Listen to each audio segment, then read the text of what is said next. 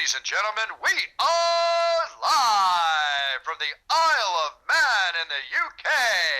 This is John and Mike's MMA Corner.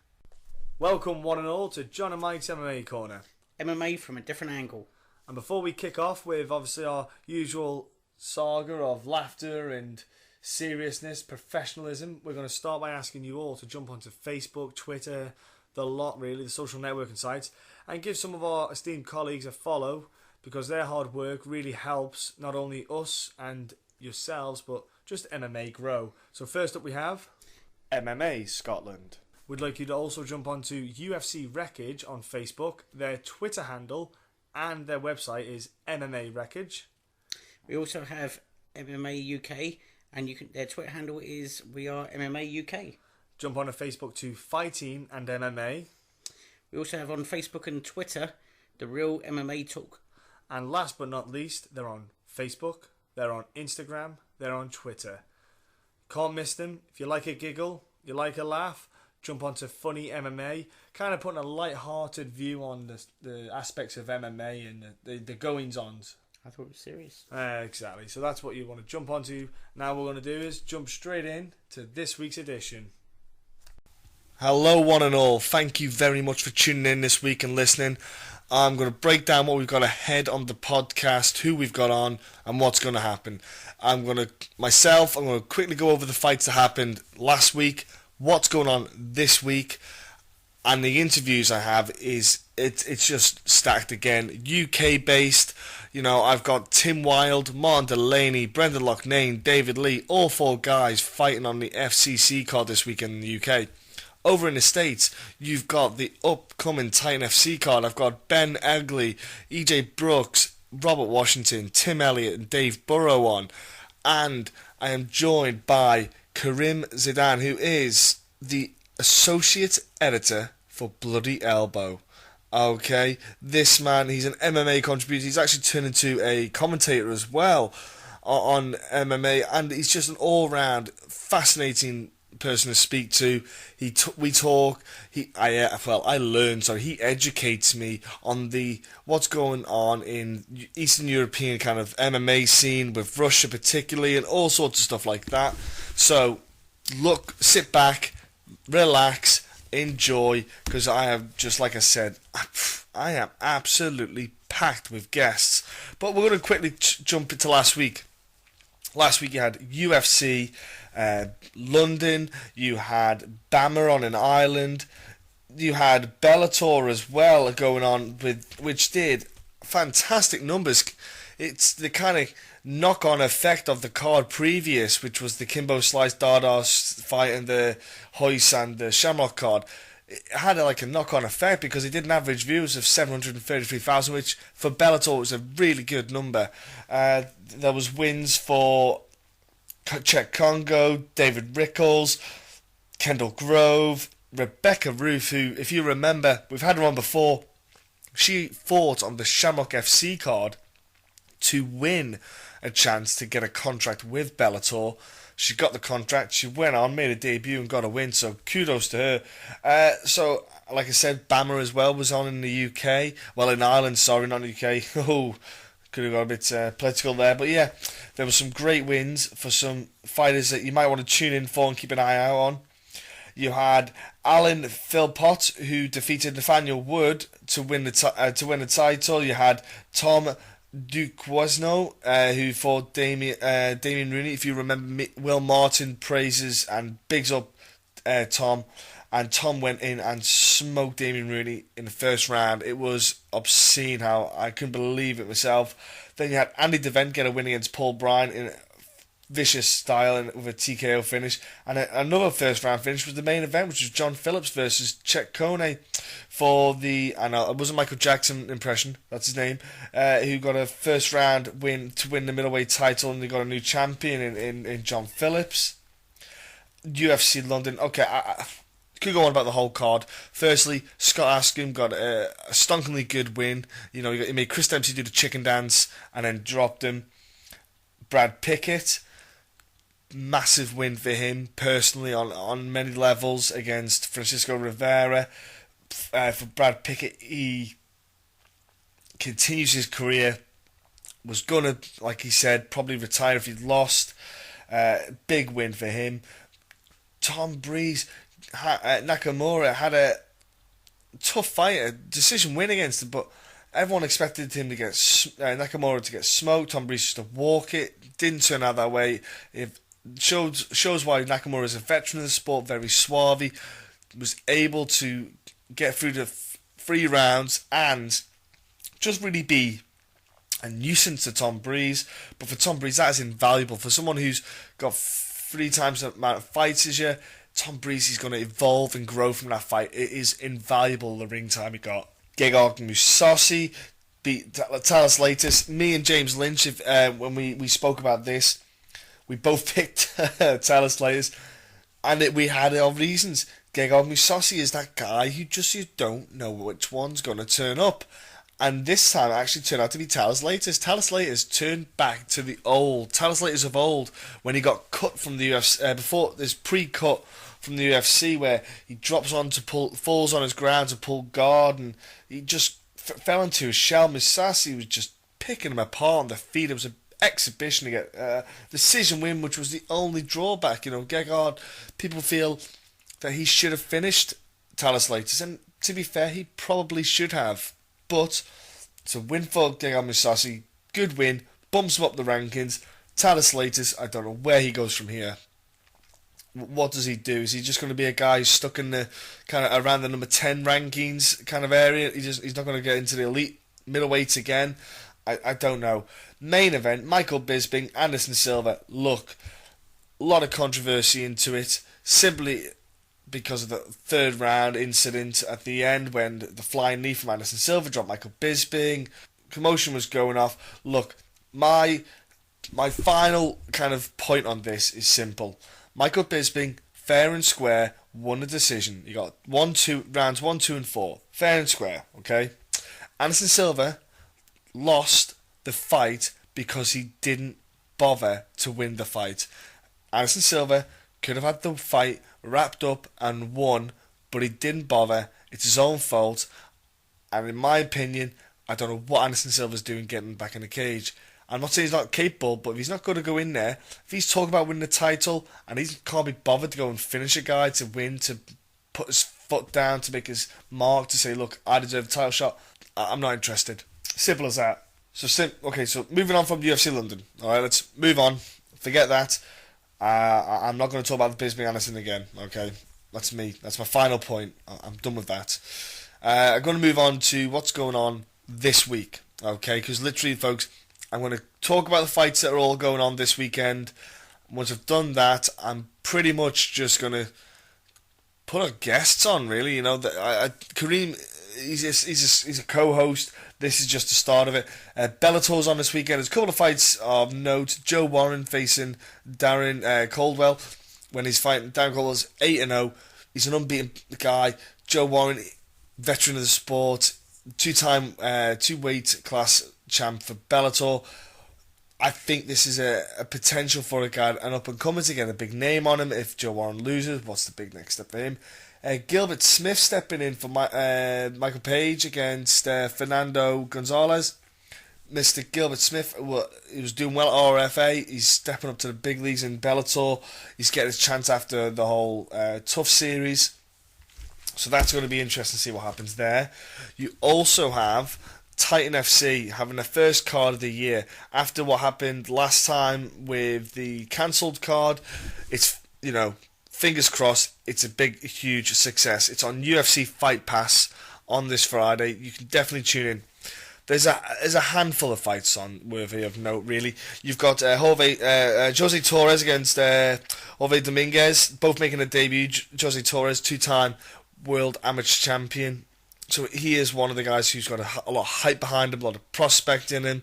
So we'll see what goes on with him. Another guy, Grant Dawson, 8-0. He's a guy who just seems to finish people. He's got a very tough opponent in Robert Washington. Jason Novelli, Zach Bussier. That's one fight I've put down as a potential fight of the night. You've also got, worthy of taking notice, Tim Elliott versus Pedro Nobre. That fight in itself is huge for Tim Elliott, because if he can get a good finish, that can put him back into the UFC. You've got Andre Harrison against Steven Siler, another cracking fight, title fight. Can Andre Harrison keep his belt? He'll be the first guy in a long time for Titan who can keep hold of the featherweight title. For Steven Siler, can he get that title? He lost that fight against Desmond Green originally. Can he get the fight? Can he get the win? And that would really help Steven Siler potentially to work his way back to the UFC as well. Ricky Simone is going to fight Anderson dos Santos, not Brett Johns, as you heard just then. Not Brett Johns, Anderson dos Santos for the bantamweight title. It's an injury replacement. Sadly, Brett Johns had a shoulder injury, couldn't compete. This was something that I knew about, but we were basically I was waiting for him to find out what was going to come off of all these injuries, and then we're going to move on to FCC in the UK on this weekend as well on a Saturday. That, like I said, there's a handful of cracking little good matches there. You've got Ian Williams versus Dan Gibbon. That'll be a cracking little matchup there, one worth keeping an eye out for. You've also got Des Parker against Ratislav Tooth. He's going to be on that card. You've got Ashley Reese against Kamon Day. Who else have you got on this card again? Oh, of course, yeah. You have it's like a double main event really. I don't know which order they're doing. And you got Tim Wilde against Martin Delaney. Hell of a fight. And you got Brendan Loughnane against David Lee. David Lee, UFC vet. You got Brendan Loughnane, who's got the the experience from the tough series that he was in, and he came off that loss again in BAMMA recently last year. He's looking to bounce back. It was a split decision loss. This is going to be a hell of a card in the UK to watch. If you can, I really do suggest you watch that card. And there's another little card going on that people might know about, they might not know about, but I'll throw it out there. The UFC have got a card. It's a UFC 197 pay-per-view card. It's a card that you might want to look out for in the sense of it's not your regular main event for a pay-per-view. It is a non-title fight. Conor McGregor, Nate Diaz, welterweight.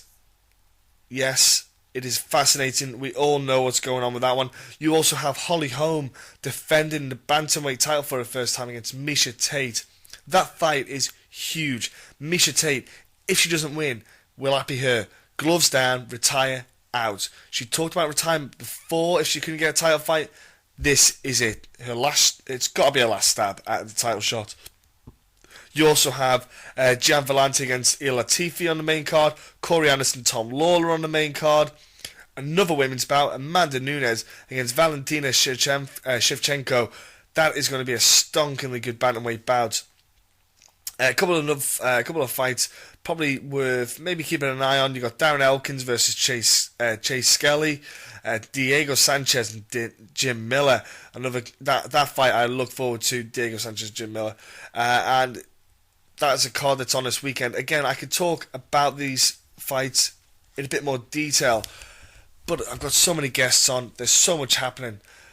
It's going to be interesting to see Conor against Nate, in the fact that I know Nate's stepping up late, short notice, but the first time really for Conor McGregor to fight someone who's taller, with a better reach.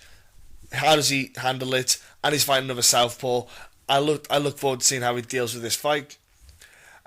For Holly Holm, she's fighting a girl in Miesha Tate who's a little bit more well-rounded than she is better more well-rounded than Ronda Rousey, and I think that's the problem for Holly. Is Miesha will offer a couple more options, a more offensive game plan than Ronda, when Ronda had simple basics: punch, grab, down, submit, out. But with Miesha, it's a bit of a different animal. But I do feel that Holly's boxing probably will get the win there. So I'm going to go on now to the guests that we've got on, because literally I'm going to just stick them on. I'm going to get my co-host, Mr. Karim Zidan, coming on. Like I said, we converse about MMA, fascinating stories about his venture into Russia with his education on MMA there. It literally is an education. Get a pen and paper out. We also talk about Bloody Elbow, the work that they do, the staff and everything they do there. It's fantastic, honestly. Bloody Elbow is a website that I really do kind of push people to go on and look at the great work they're doing. These guys and girls, I really take my hat off to them. Absolutely love the work they're doing there. Also, I've got on, like I said, you've got Titan FC coming up. So I've got Ben Egli against EJ Brooks. So I've got both of those guys come on. I've got Robert Washington. He pops along. Tim Elliott and Dave Burrow. They jump on and have a chat with us as well. Also, I have from the FCC card, I've got Tim Wilde, Martin Delaney, who are thrown down, and Brendan Loughnane against David Lee. So those two guys as well. So again, it's absolutely rammed. Okay, this podcast, but you will enjoy it. It's fantastic to listen to. I had a great time talking to all these guys. Right, I'm joined with Karim Zidan. Sir, thank you very much for your time, ladies and gentlemen. This man is the associate editor for Bloody Elbow at SB Nation, and he is also a contributor for, I believe, Sports on Earth as well. Yes, I am. I contribute, but though most of my contributions for Sports on Earth are quite various, really, when it comes to golf, football, and I mean football, not soccer. Like football isn't the soccer that we'd refer to as soccer here in Canada and the United States, and quite a few other sports as well. I'll dabble in some boxing occasionally, and then here and there, when there's something Rousey or McGregor related, they're very interested in that sort of content for a mainstream site like that. But the majority of my MMA work definitely resides on Bloody Elbow, which is the site that's brought me up over the past few years. I was going to say golf and MMA. What a fascinating combination that would be. But well, people said the same thing to me when I started writing about tennis. Funny enough, I make my living as a journalist, and mostly now off MMA, but the first job I ever got paid for in this business was for tennis, and that was the first sport I actually covered professionally. I mean, I ran my own website for MMA, but the first sport that actually paid me to write about it was tennis, and people used to think that was very odd that I'd write about those two sports, but I never understood what the problem was. I mean, you'd have fighting on one side and finesse on the other one. I didn't understand why I had to be limited to one sport. It was a way for me never to get burnt out of MMA at one time. If I had watched too much MMA, I'd focus a little bit more on tennis, and vice versa. You'd get burnt out after a Grand Slam. You want to watch a good UFC event. So it actually balanced out quite nicely for me, to be honest. It's a very smart idea. When you put it like that, it is very smart. I should probably do the same. Well, I do the same when the NFL's on, but now I'm stuck. There's no NFL on, so I'm just going to immerse myself in MMA until September. And if you're watching MMA from around the world, you'll always find something to view. Yeah, there is always something different. And well, look, you're an editor, and for people who aren't sure what an editor does, I know it sounds silly, but there are people out there who won't know, and it's not their fault. I'm not having to go at anyone. What is your role as an editor then? Well, I mean, I can understand if people don't necessarily automatically associate editor with something specific in their minds, because I mean, there's so many different roles an editor can have. It depends on the site and how the site is structured, to be honest. Yeah. With Bloody Elbow, the way the hierarchy sets up is our editor-in-chief, Nathan Wilcox, is the one who controls the site, and at the very end of the day, he's all of our boss, so everything goes through him at the very end. But below him, there are 5 associate editors. Actually, below him is the managing editor, Anton Tabuena, and then below him are the associate editors, where I lie along with Zane, Simon, Mookie Alexander, Tim Burke. So our jobs vary, and each of us has our own strengths. Like I can, for instance, immediately say that Zane Simon would be the best one when it comes to copy editing and truly restructuring sentence, grammar, whatnot. He loves it. He has a way with words in that regard, and he's very good at looking at a big article and polishing it into something a lot better than the original piece. I use him as my secret weapon for my long forms, to be honest.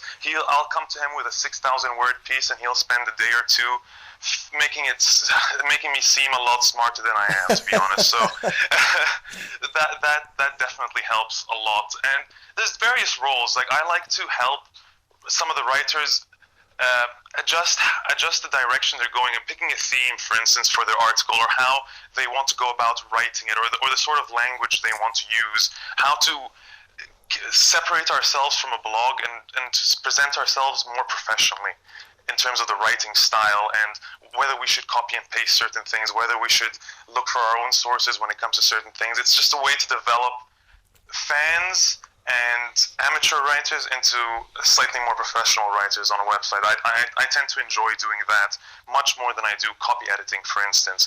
I like to work with, I've had to work with people like John Nash when it comes to setting up some of his UFC finance articles, and that's something I enjoy doing tremendously.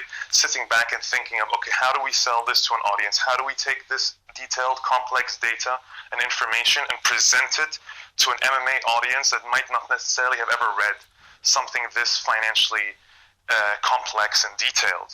And it's a process, and it goes through several editors. I won't pretend it's just a matter of going through me and that's about it. But when it goes through that process, an article can change dramatically. It can go from notes to a draft, a simple draft, to a more detailed draft, to a perfect article that gets the traffic and gets the recognition it deserves.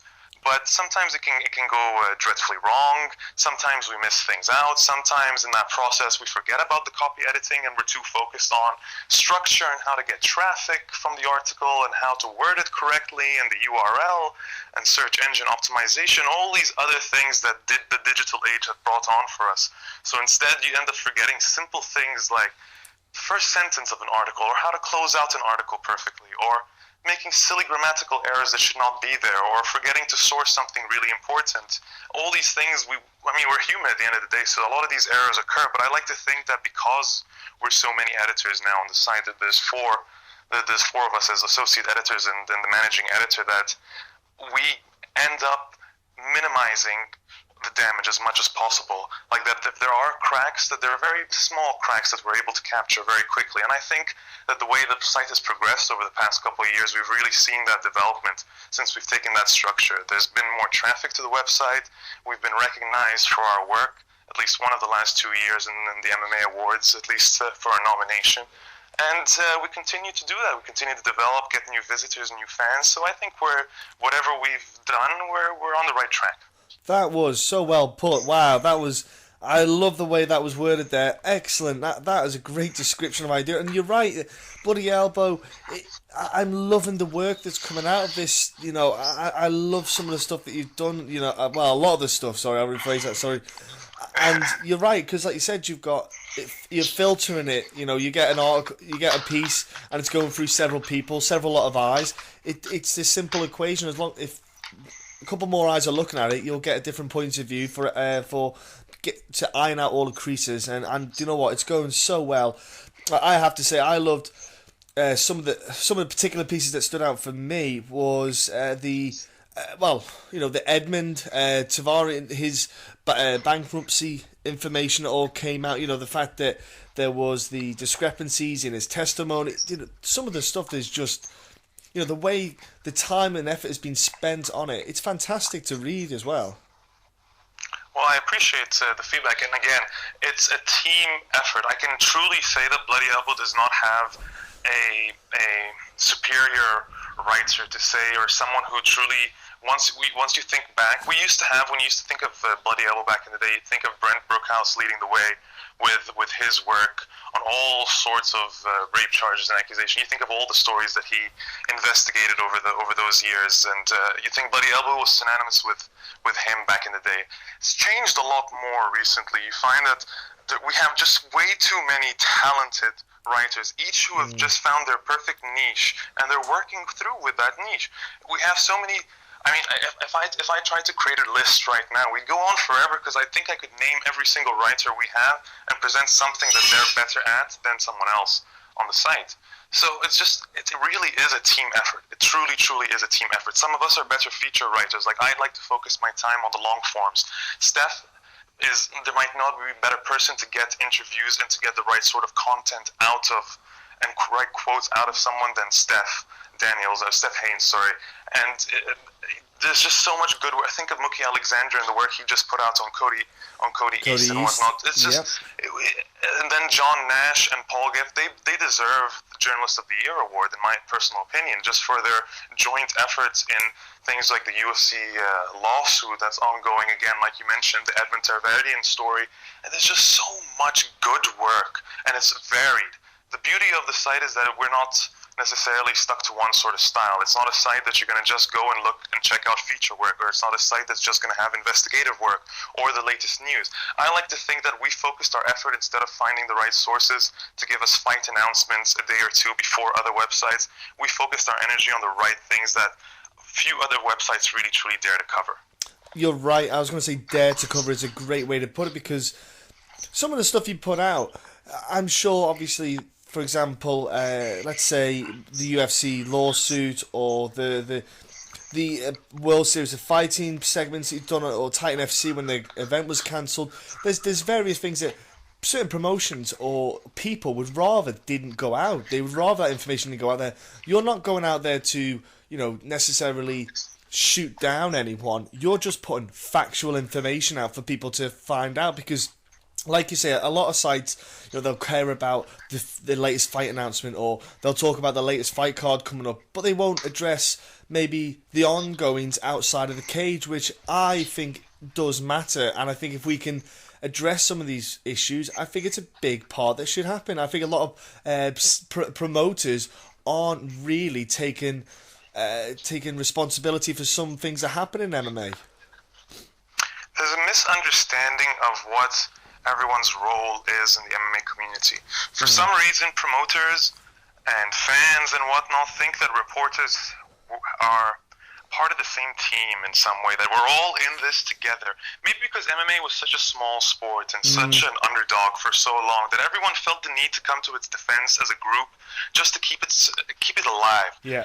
But there was no reason for that past 2005, really, when the UFC took over. It really came by storm in North America, and then it rose to become a legitimate sport. From then on, you should have really separated, church and state, let's put it that way for at least, but journalism is not PR. For the last time, I don't know why promoters and fans seem to think that we have to be on the same side, or that we're looking out for the good of the industry or the good of the promotion. I have no interest in the UFC's survival or its demise, or Bellator's survival, its demise, its problems, its ongoing scandals. They don't affect me personally. They don't. The way I put out the story is not impacted on whether... the last thing I concern myself with is this going to harm or improve the MMA industry? In what way? Is this going to harm the UFC? What if the UFC goes away because of this? What if this promotion goes away because of this? I can think of a small example. When I started with Bloody Elbow, I started a series called the MMA Diaries, where I would, in my own narrative, I would go around, whether I traveled the world or I traveled through different events, and the way I would recap the night, I'd recap it through my eyes and what I saw that night.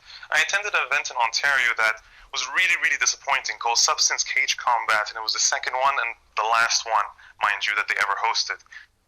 And my takeaway was that this was abysmal, and that this was the result of how bad the Ontario Athletic Commission had handled MMA over the past few years. Basically, any time after UFC 129.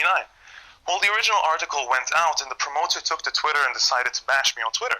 I did not respond once, but he spent about an hour of his time compiling something like 20 tweets against me. And so I thought my first reaction was to ignore this. Then I decided, why ignore this? I'll highlight the article and offer a response directly on Bloody Elbow.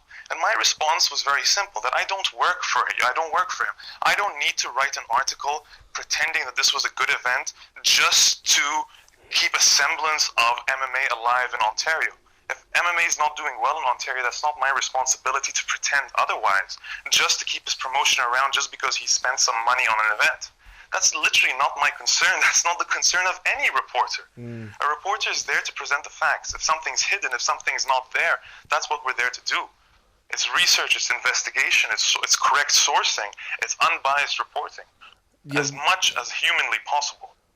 I agree with you fully there. One person who can probably back you up with that was James Lynch. I was speaking with him recently, and we were talking, I think we talked about it off air, really, actually, I'm not sure.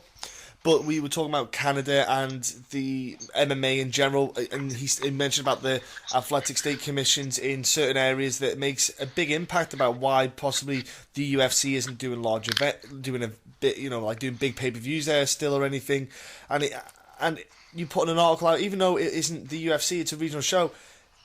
You're still putting the factual information out there, and James put the information out there too, and I don't think that you should be shut down. Especially, I noticed as well, as soon as this Cody East, article went out, which, I read about, and, I've absorbed it, and Mookie is straight away on Twitter explaining and defending what about the defend himself about the article. I don't understand why you'd have to, because it's not the article itself. It's not a biased article. It's just putting out this simple information out there that the criminal convictions, etc. And that was it. There's nothing saying.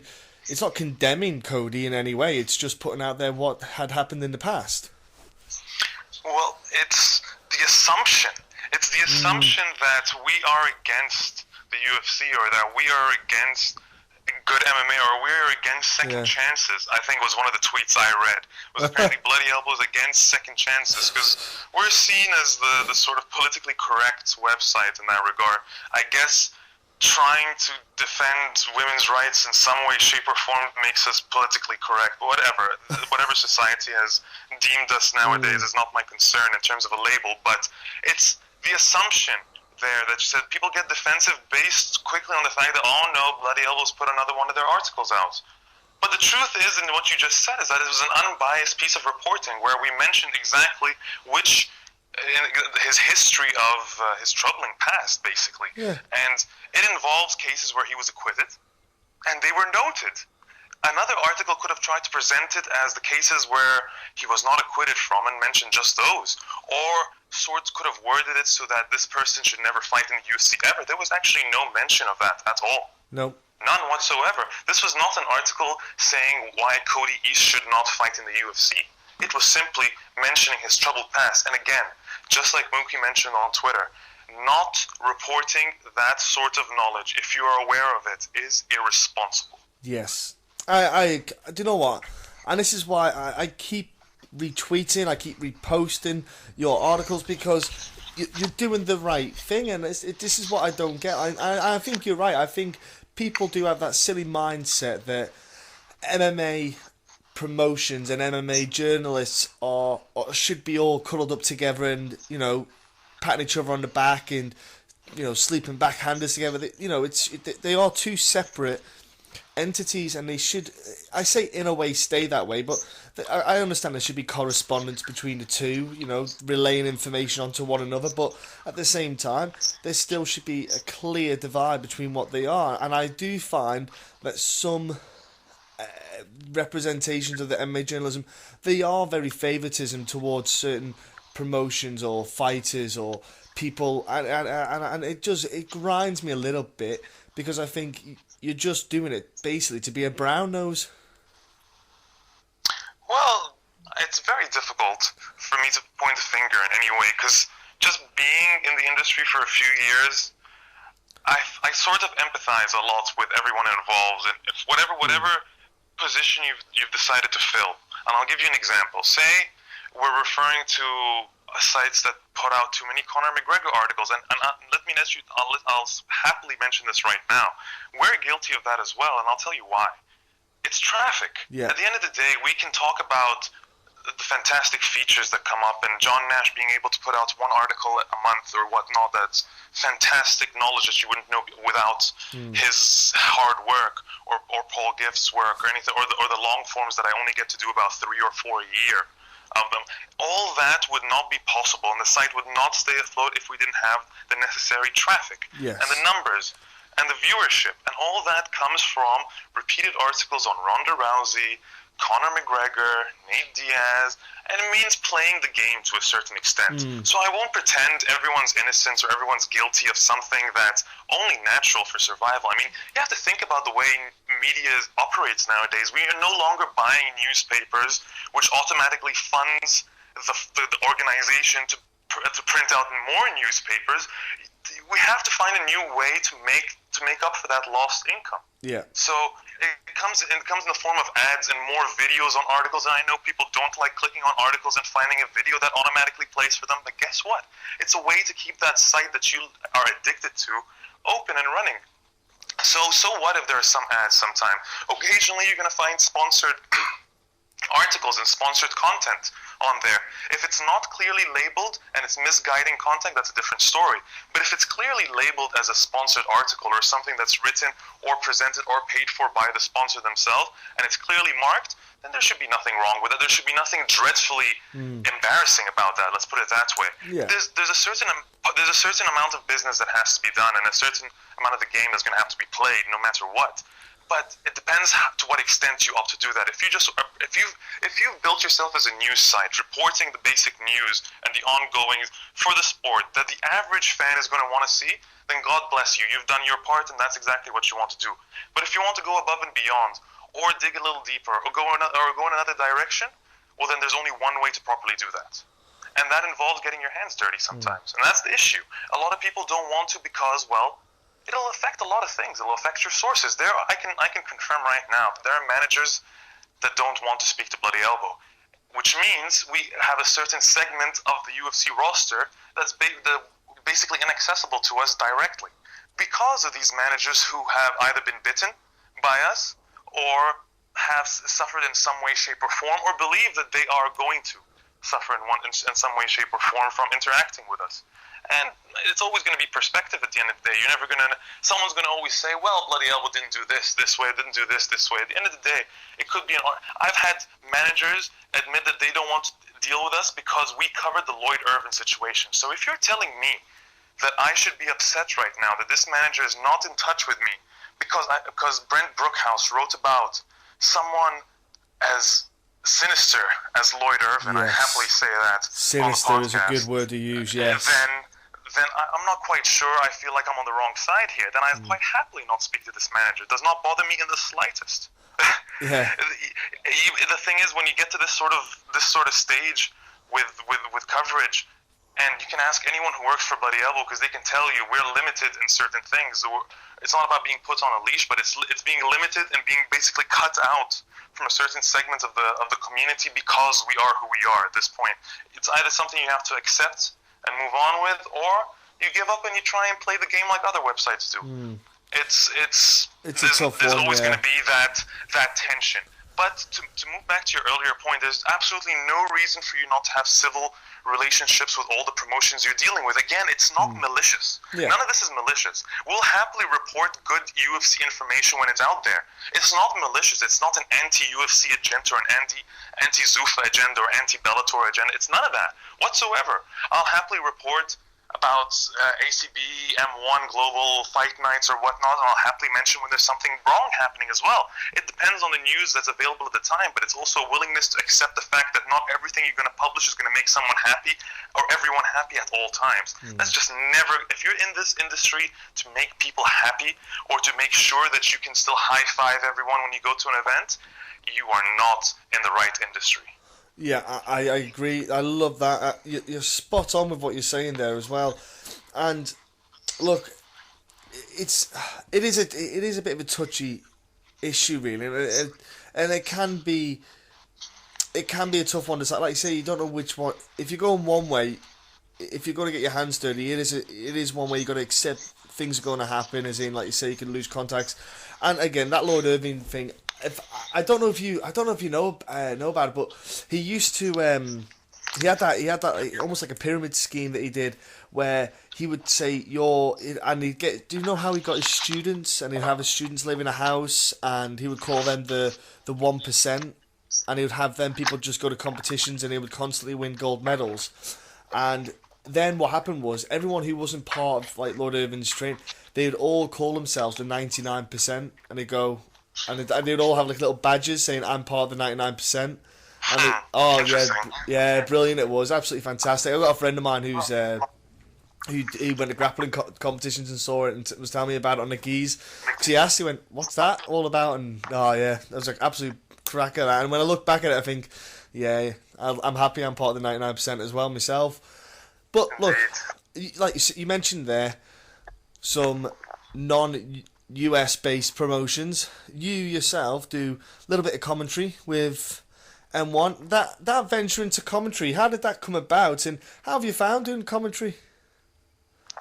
How it came about was really, really interesting, actually. I was in Russia on holiday in St. Petersburg. It's been a place I wanted to visit for a very, very long time, and I do not regret that decision. And I had been in touch back and forth with M1 Global on Twitter beforehand, and they knew I was coming over, so they said, well, why don't you come spend a couple of days in our area in St. Petersburg? We've got a show we're putting on. We'll happily, give you all the coverage you want to do, speak to whoever you want and whatnot. Just come and introduce yourself to us. And I said, well, why not? I don't know that many people in Russia that I'm going to be that busy the whole time. So I do end up making an appearance, and this happened to be the event where Cody McKenzie actually was there, so it added a little flavor to the show as well. It wasn't all just Russians and whatnot, so it was quite an interesting experience. And I think on the second day I was there, I got to speak to Vadim Finkelstein, the infamous Vadim Finkelstein, who used to manage Fedor Emelianenko, and it just surprised me how very different he was to what I'd been told, and the image of Vadim that you think of based on Dana White's impersonations of him for all these years, and the sinister man who didn't allow Fedor to fight for the UFC and whatnot. So it was a very, very, very different person to that entirely. I ended up drinking tea with him and having about an hour-long interview that later went up on Bloody Elbow. But at the very end of the interview, about the last 10 minutes, Daria, who was the PR person, came and sat down right next to Vadim, and they had a quick conversation, and then they turned to me, mentioned my name in Russia, and then they just kept going back and forth, and I started asking, what's going on? So Vadim responds, and he's like, do you like doing commentary?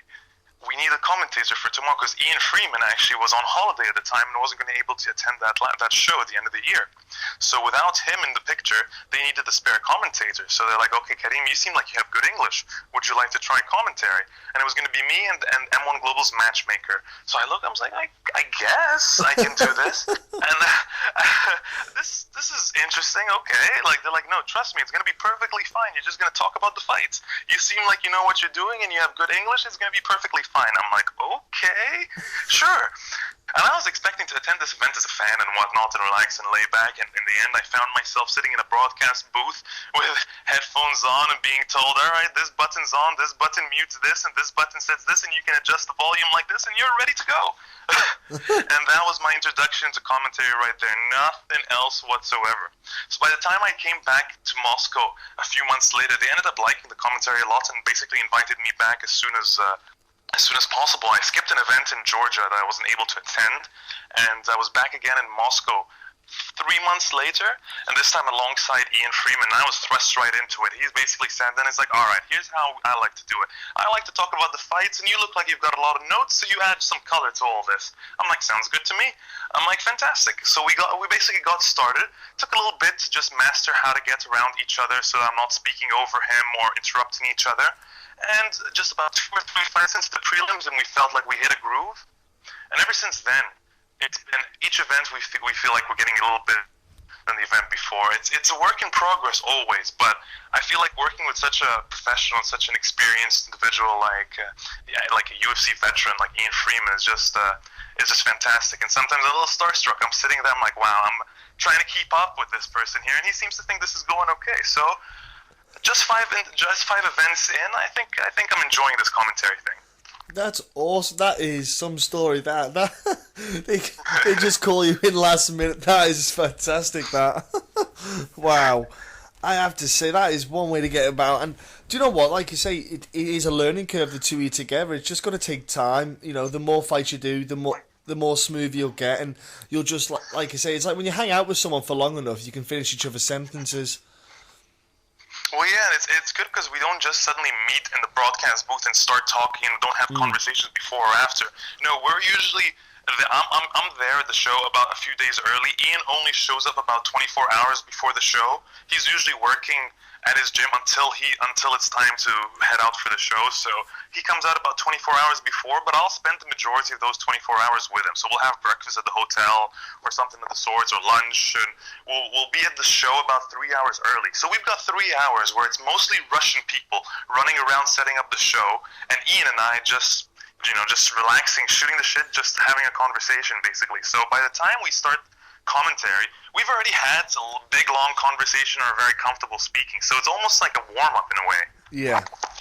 No, that sounds great. That does. Now, like I said, you go to Russia. You covered a lot of the Eastern Europe kind of MMA scene, and that's something that doesn't, I say even in the UK, get enough coverage of. And there's a couple of, like for example, the UFC have stretched out to Zagreb, and they're starting to push out there for that market. They realise that there's talented guys out there.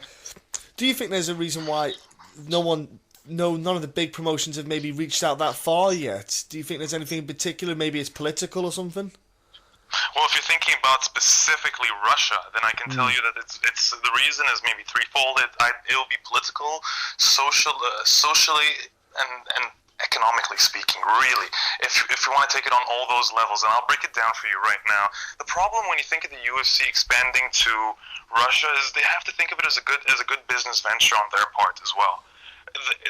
They're expanding to ensure either a new fan base entirely, a new broadcast venture, a new deal of some sorts, or something that's going to benefit them in the long term. So they've established a broadcast deal in Russia that they had to renew recently because the network that they established it with shut down. So they just re-established their deal. So you'd want to cement something like that with an event. The problem with setting up an event in Russia right now is the current recession happening in Russia. Yeah. So when I go, and it's easy for me to notice being in Canada, Canada's suffering right now versus the American dollar, but just traveling back and forth to Russia, I see how the ruble is affected, just basically on a daily basis. So it's been slashed significantly. There's no way that you can put on a show in Russia and expect many fans to attend at UFC prices and actually feel like you're going to profit off that sort of an event. They're not the sort of promotion that will go in and co-promote, which would be the easiest way to actually enter Russia. So when you talk about promotions like Ryzen and Sakakibara's interest in doing an event in Russia, that actually makes a lot of sense. And if you had to ask me which promotion is more likely to put on a show first in Russia, I would say Ryzen is the correct answer. Why? Because they'd be willing to associate themselves with either the Russian Union of MMA, which is with the union that Fedor is president of.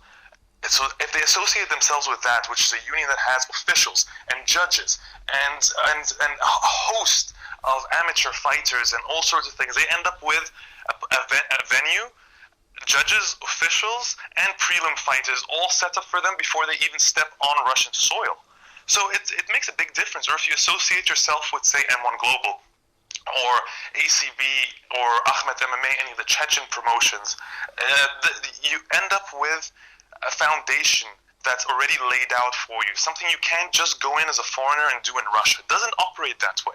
It's not an easy place. First of all, it's not a place where English is commonly spoken. English is spoken by people who went to schools, either private schools or foreign language schools that had English in the first place. Other than that, government or state-sponsored English programs were next to nothing. So generally, you'll have people with just the very, very, very basic English, and there's no English signs anywhere.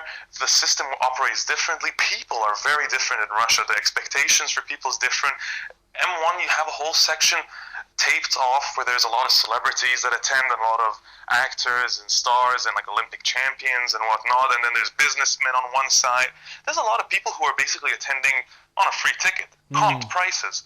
So the UFC is going to have to learn that there's a lot of you scratch my back, I scratch your back when it comes to a place like Russia. And whilst I understand that they've gone in and operated in many different countries, Russia's a very different place.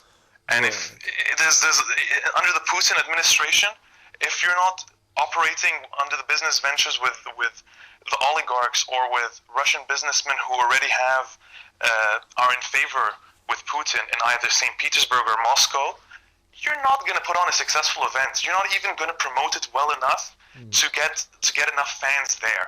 Why? Because the UFC is on very, very late at night in Russia. Not a lot of people watch the UFC.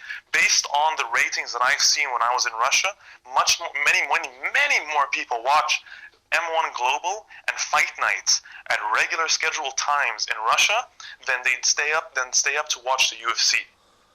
So that's why when they had to redo their deal recently, they struggled to get the right price that they wanted, because it was a losing venture for Match TV, which is the Russian broadcasting company that bought the rights to the UFC. It was not an essential get for them. It wasn't. So the UFC is already struggling as an entity in Russia. Whether they succeed or not, people will watch big fights. People will watch Conor McGregor. It's all everyone's talking about in Russia right now, comparing Conor McGregor to the Russian fighters and whatnot. People will always watch a star. People will go out of their way to watch a star. But Russia's a place where copyright doesn't apply the same way at all. So there's always videos of all the events and all these YouTube clips of all the fights, all the UFC fights, always posted everywhere. So just for them to profit off a place like Russia is going to be very difficult. I think it is the most difficult country they're going to try and venture into in the next few years. By no way, shape, or form can I imagine another country that's going to be more difficult than Russia. Because I was going to say, because Bellator, they it seemed they invested, especially in the Bjorn kind of reign, let's say. He invested into a few Russian fighters, and I thought that there might have been a venture to Russia at some point, because it seemed like he was putting an invested time looking at these kind of Russian fighters coming onto the promotion, but nothing ever came through, and Bellator now have looking to do the tour in Europe, Scott Coker, and then obviously, sadly, Shalemenko, failed test, etc., and he went to M1, but I thought that was going to happen, but it never came through, really. A lot of the reasons that I mentioned apply to Bellator as well. Yeah. Except the fact that during the Bjorn Rebny era, Russia had not hit the recession yet, so they were actually a lot more likely to go then than they are now. Yeah, because I heard the I think it's like down 50% in the last couple of years. It's the value of it. Yes, indeed. It's between the sanctions and between the wars that they're involved in, and I mean, we can go on the list of things going on in Russia right now.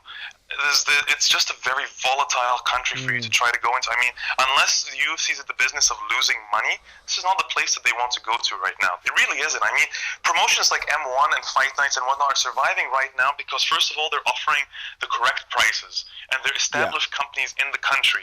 So, for instance, the show that I was just at, and I just did commentary for, was M1 Challenge 64, which was headlined by Alexander Shlemenko versus Vyacheslav Vasilevsky. And it had Alexander Volkov on the card and whatnot. I know that M1's budget had increased significantly just because of the currency that they're paying their fighters in, be it euros, be it dollars, versus the ruble. That's just an easy assumption to make based off the recession. But the fact of the matter is they sold many more seats now than any other event I saw myself that I was at for an M1 show, because of the fight card that they had and because they had put the right effort into promoting it and going about it at the right time and offering the correct prices. There was a lot of research involved into this most recent event, and they ended up with a 7,000 seat crowd instead of 2,000 or 3,000 like they had done in the past two shows in St. Petersburg. So it makes a big difference when you apply it correctly. Now, the UFC is not even aware of all this, and if M1 can go about making mistakes every other event for the past year, is the UFC going to... How costly would the UFC's mistake be if they go into their first venture and they screw it up immediately? Yes, especially if it did 2,000, it would be just be a mess. It would be terrible for them, especially if you had the cameras on there and it's just empty seats. But then the question for me then with Russia would be: is then MMA kind of volatile? Is in the sense of could M1 maybe have to stop doing as many shows? Could you see a decline in MMA in Russia due to the recession? Obviously not due to the lack of talent, because there is talented fighters out there, which is what's so frustrating. Actually, I would say the opposite, and for two reasons. And they're split into ethnic Russia and Chechnya. Now let's start with ethnic Russia, which basically has the two big promotions being M1 Global, the biggest in Russia, and Fight Nights. So both of them have acquired new sponsors, or actually, let's not call them sponsors, new investors recently. Very significant investors in the Russian market in general, whether it be infrastructure, steel. Without getting into specifics, each of those companies acquired significant investors that will help with the finances during hard times. So I don't think they'll necessarily be in a lot of trouble as long as they can continue to pull off events like they're pulling off right now. These past two events, Fight Nights just put on an event in Moscow, and so did M1 Global, both very successful shows. If they can continue to do that, they should be in minimal trouble considering the circumstances. Now, on the other hand, we've got Absolute Combat Berkut and Championship Berkut and Ahmed MMA, both of which are in Chechnya. One of them is funded by the Chechen leader Ramzan Kadyrov. Now, that's a very, very, very controversial figure. Very controversial figure. Many human rights allegations and accusations levied against him over the years.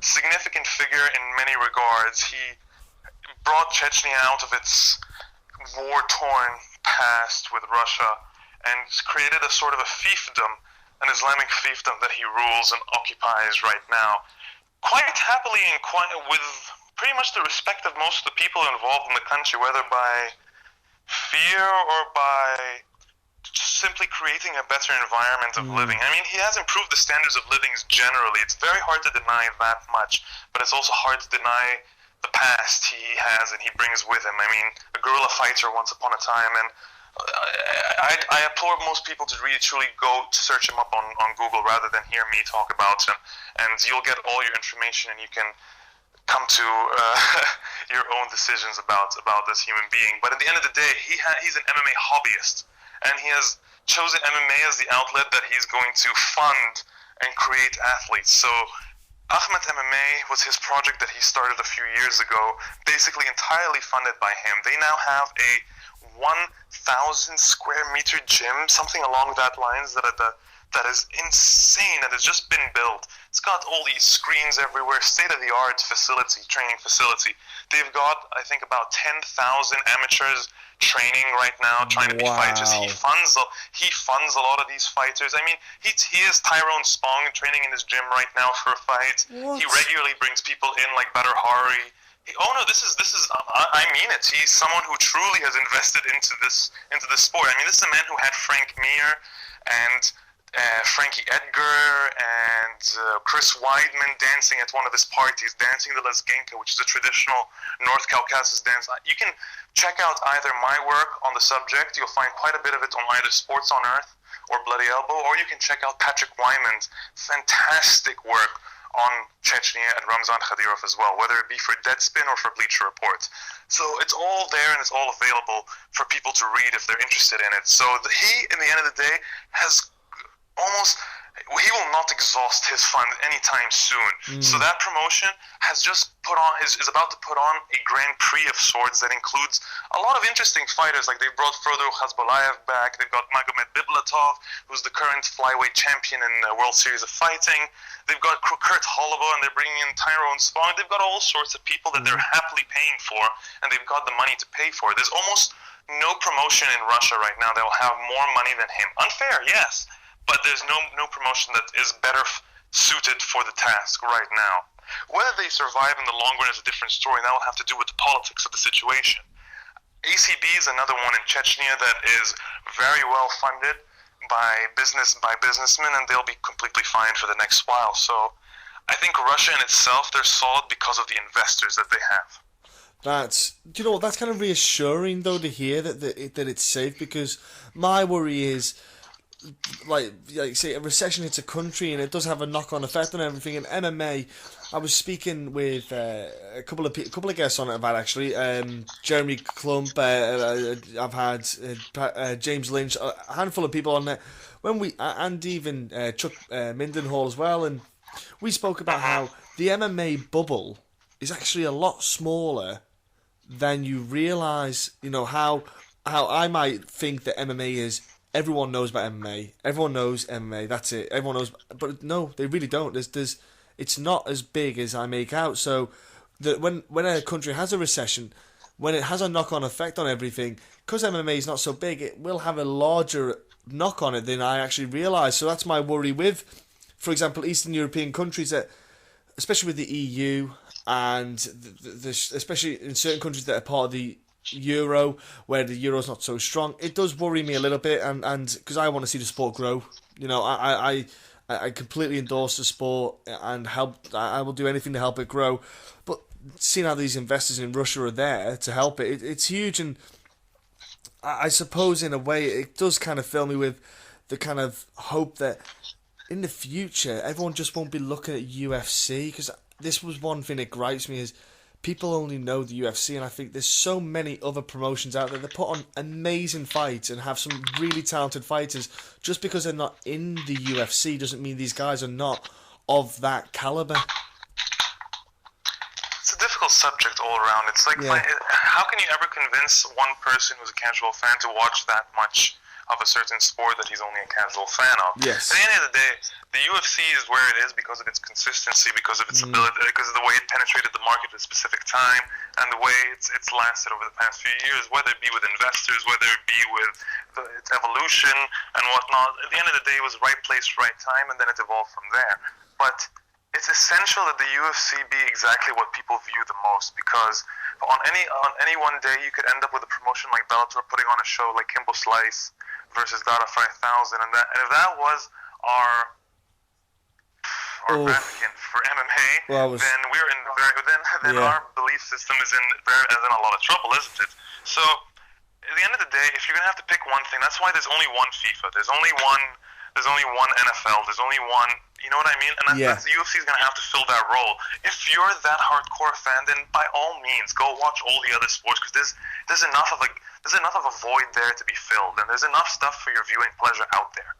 But it's important that the UFC be the main thing that people focus on, because it's the most successful. And as long as it's the most successful entity, MMA stays alive. MMA stays alive as long as the UFC stays alive. Everything else that you want to view on the side is fantastic and well and good, because you go, just as I mentioned, you go to places like Russia, and M1 Global and Fight Nights are bigger promotions there than the UFC is.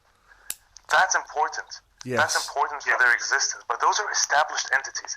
M1 Global is 18 years old. 18 years old. That's longer than Zuffa's had the UFC. So it's again an established entity. That's the only way you're going to survive in a market like this with a sport that's already a niche sport. It's regulated violence. And I'm not here for the distinction between whether it's violence or sport. At the end of the day, it's a somewhat violent sport. Combat sport. So it's never going to be for everyone. Yeah. It's never going to be for everyone. It's like boxing. As much as boxing can be popular, or your grandfather watched it or whatnot, it is still a violent sport. Yeah. It's not tennis. It's not tennis. It's not basketball. Yeah. It's never gonna be FIFA. It's never gonna be the World Cup. No, it's not. But as long as there are certain countries out there, think of KSW. We haven't even mentioned KSW and how successful they are in Poland, and how much of a sensation someone like Mamet Khalidov and Mariusz Pudzianowski are in Poland, how important they are to the community there, and how much the Polish fans prefer an event like a KSW show than a UFC show like the ones that went to Poland. It's important that all these other promotions be there. But when fans tell me that, I just know UFC or I just watch UFC, that doesn't bother me in the slightest. It's to be expected. And as long as that still exists, that people at the very least tell you they watch the UFC, you know the sport's at least at a healthy stage right now. It is. Now, you mentioned FIFA there, and FIFA are a governing body, and it's something that has been simmering on the MMA scene for a while now. People talking about an MMA governing body. I put it out there before as well. Do you think it will actually happen?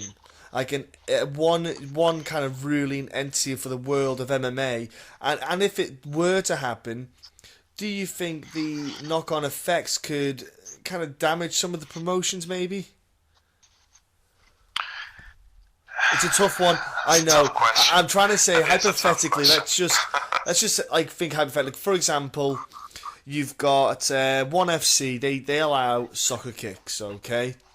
But this kind of like let's say FIFA came along, they wouldn't allow soccer kicks. So that would take away that niche market that ONE FC offer of having head kicks in. Or, for example, the M1 and Risen, they like to use the ring. They said, no, we're using cages because it's safer, no one can fall out, etc., blah, blah, blah.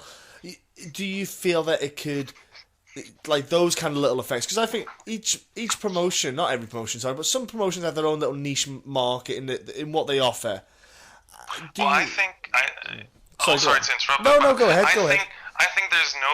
I'm not quite sure that it's ever possible because of the reasons you just mentioned. That it's ever going to be possible for a body, a sort of a world organization to control a sport globally like that. I don't think it's ever going to be possible because, and again, separated in many different ways. The UFC at the end of the day has to answer to athletic commissions, which is basically a part of the government. So. Yeah.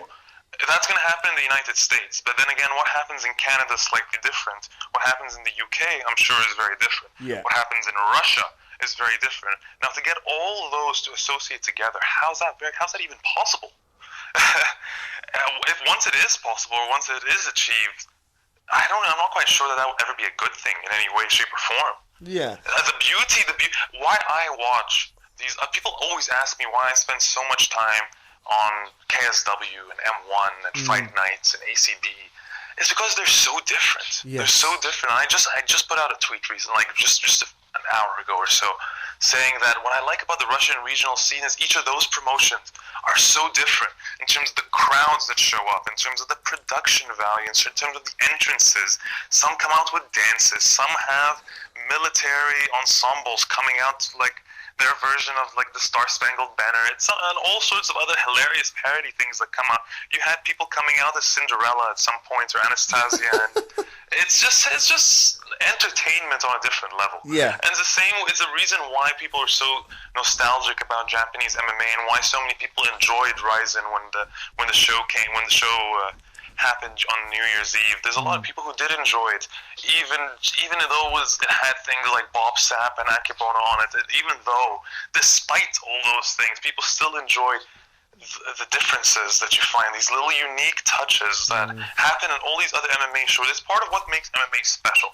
MMA, as much as the UFC and as much as Dana White will try so hard to ensure that this is nothing but a sport, at the end of the day, this will always be sports entertainment. It'll be so much closer to the WWE that anybody who's a hardcore MMA fan will be comfortable admitting. Do you know what? You're right. When Risen came, I loved it. Yeah, Bob Sapp bit, I wasn't super happy. But the fact, actually, I'll tell a lie, I actually enjoyed seeing Bob Sapp because he actually fought back. He fought back in that fight. He did. That was why I literally could not believe my eyes. I thought, hang on a minute, why is he throwing a punch? Usually he's lying down now, grabbing something, pretending he's hurt. I couldn't believe he was fighting back. The saddest bit, the whole thing, I think even you'll admit, was the Sakuraba bit. That was... Oh, that should never have happened. I agree. Exactly. That put a damper on the whole thing. Yeah. I agree 100%. I don't accept any of those things happening. And the saddest thing is, apparently, it's not done for Sakuraba. Apparently, he's going to be fighting again. Yeah. I hope it's just some sort of exhibition thing and not something. I would like it to be grappling. Putting him up against Aoki, really? I'd like it to be a grappling. I wouldn't mind him if he just did grappling. I agree. Sakuraba's fun to watch, and his entrances are great, and the crowd clearly loves him. Yeah. But my God, please, let's not have him die in the ring. Unless please. It's Hoist Gracie or Ken Shamrock, I don't want to see it. I don't even want to see them involved in anything anymore. That Bellator show had me so uncomfortable I couldn't even watch it. Well, other than the fact that I was in Moscow at the time, I still had no interest. Like, I came back from that M1 show, and usually we're all bubbly, and there's an after party that happens and whatnot afterwards, and you're drinking, you're up late. Yeah. I could have easily tuned into that show, and I chose to sleep rather than tune into that horrible show. I don't regret it in the slightest. I didn't watch it either. I literally woke up the next day and looked at my phone and went, oh, what's the results? Oh, there we are. That's good to know. And I thought, I saw TKO and I thought, well, I've got to see how that was a TKO because I don't know how that happened. And that's how I know how it finished. But obviously, I had to watch that bit. I was thinking, Hoist with a TKO. I was like, oh, that's interesting. I never thought that. Out of all the options of the way it would go down, I never thought that one. But okay. Yeah, the first knockout of his career or something like that. Yeah, and it was not even that. It was just embarrassing, to be fair. But the whole thing was an embarrassment. Yeah. Do you know what the sad thing is, though? It drew in 2.3 million viewers. Good for Spike. That's what they're in, and that's what they're in this for. Because at the end of the day, Bellator could put on these amazing fights that hardcore fans love and whatnot. But if they don't bring in ratings, then the promotion is more likely to die. Spike's in this for the ratings. Viacom in particular, with their crashing numbers right now, they're in it for the ratings. Yeah. So it's important that they pull off numbers like that if people want Bellator to stick around. To me, I'm not concerned. The problem is getting people to trust the promotion and tune in again after what they saw that time. It's one thing for 3 million people to peak watching the Kimbo Slice fight. It's another thing for you to convince those 3 million people that they did not just burn their eyesight or drop a few IQ points watching that, and it's worth trying again. Yeah, because you can't keep finding a new 2.3 million, a new lot of people, a new lot of eyes every time. It is a dangerous one. Okay, well, we said it's near enough impossible for a FIFA, but there is that fighters union that keeps getting spouted about as well.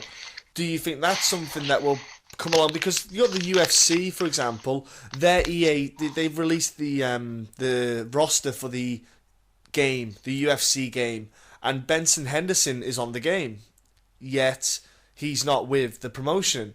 Now, is that because of his contract signed with them beforehand, where they might have his likeness for an extended period of time? That I don't know how that works, but do you think something like the fighters union will come about? And if it does, do you feel that it might have a good thing? It might be a good thing for MMA. It might not be. Hypothetically, again, it's just it was difficult to speak on the Benson Henderson case just because we don't know what the contract states. But we'd have to assume the UFC had full control of using his likeness for the EA game without paying him, mind you, and that the game, just because it was released now, it was probably something that was dealt with and that came about in the first place when he was still in fighting for the UFC. So I don't know if that's something we want to focus on too much, but to take it to this really important point about the fighters union, it's essential. It's absolutely essential, and it's going to have to happen at some point, whether people believe it is or it isn't. There was once upon a time where all our favorite beloved sports now did not have unions and did not have associations at the very least. Now, a lot of them, we refer to them by the association. We think of the ATP in tennis. That's the Association of Tennis Professionals. That's the men's association that was created in the 90s that changed the way the tennis tour was structured, changed the way purses were handed out in tournaments, that changed the way changed everything. Basically, it changed how much money was split between the tournament and the players, and what rights they had to their things, and what they were allowed to do and what they weren't allowed to do. Everything changed when the players actually had a say, and it involved a lot of. It was not easy. It was very difficult, and it changed multiple times. I've written a series of articles on Bloody Elbow actually that deal with what happened in tennis and how MMA could basically learn from it when it comes to a fighters association, because it didn't just happen for the men, it happened for the women as well. There's a reason why Billie Jean King is hailed as one of the greatest sportspersons of all time, is because of her involvement in many things, not just the battle of the sexes, but without her, the Women's Tennis Association would never have been formed. It was formed by her. It was formed by her because of the discrepancy in pay between men and women in tennis. And they changed that. If there's a sport now where women thrive in the most, it's tennis. Yes. It is tennis. And there's no way you're ever going to get to that answer without an association. It's just never going to happen. A business is never going to hand over its profits to you for the sake of it, for morality's sake. Never. Don't expect that. That would be ignorant, naive, and you deserve what you get if you start thinking like that. It's never going to happen. Without banding together, without the concept of collective bargaining, you're hopeless. You're hopeless. It happens in the NBA all the time. It happened in football. It happened in all sports. It is bound to happen one day in MMA. Even though MMA is an individual, people talk about MMA being an individual sport and not a team sport. Well, tennis is an individual sport. It's an individual sport, yet there are now, the ATP now has executive committees that every year has a different player representation assigned to it, and they come up with different ideals and different policies that they want to implement. And when they have a discussion, if a player says a gay slur, for instance, in an event, if they deal with how he should be punished, it's not just suddenly the association coming out with an answer. There are stages you go through, and it's a hierarchy and a process. It's no longer Dana White, whether he's angry one day or isn't angry one day, showing favoritism one way or another. It's a process done professionally, and one day, whether the UFC likes it or not, they're going to have to play the game. It's just going to happen. But when it happens, it's a different story. Yes. Well, one man that keeps sticking out there, the idea of it and talking about, is John Fitch. He's very much adamant about that fighters union and all this, and he's a smart man as well. And I'd be interested to see if he kind of when he retires is when he'll be more proactive in making it happen. I think at the moment, while he's still training, prepping for fights, I think that time that he's spending doing that, when he retires, I think it's something that I think he certainly could be the spearhead for this. You know, he's very adamant in it and very proactive in getting his voice out there about it. Retired fighters will be far less significant and pivotal to the process of an association than active professionals, particularly at the top of their game, would be. There's just, if you're ever going to convince the active roster that has something to lose to get on board, then you also have to show that you have something to lose and that you've joined the fights with them the same way.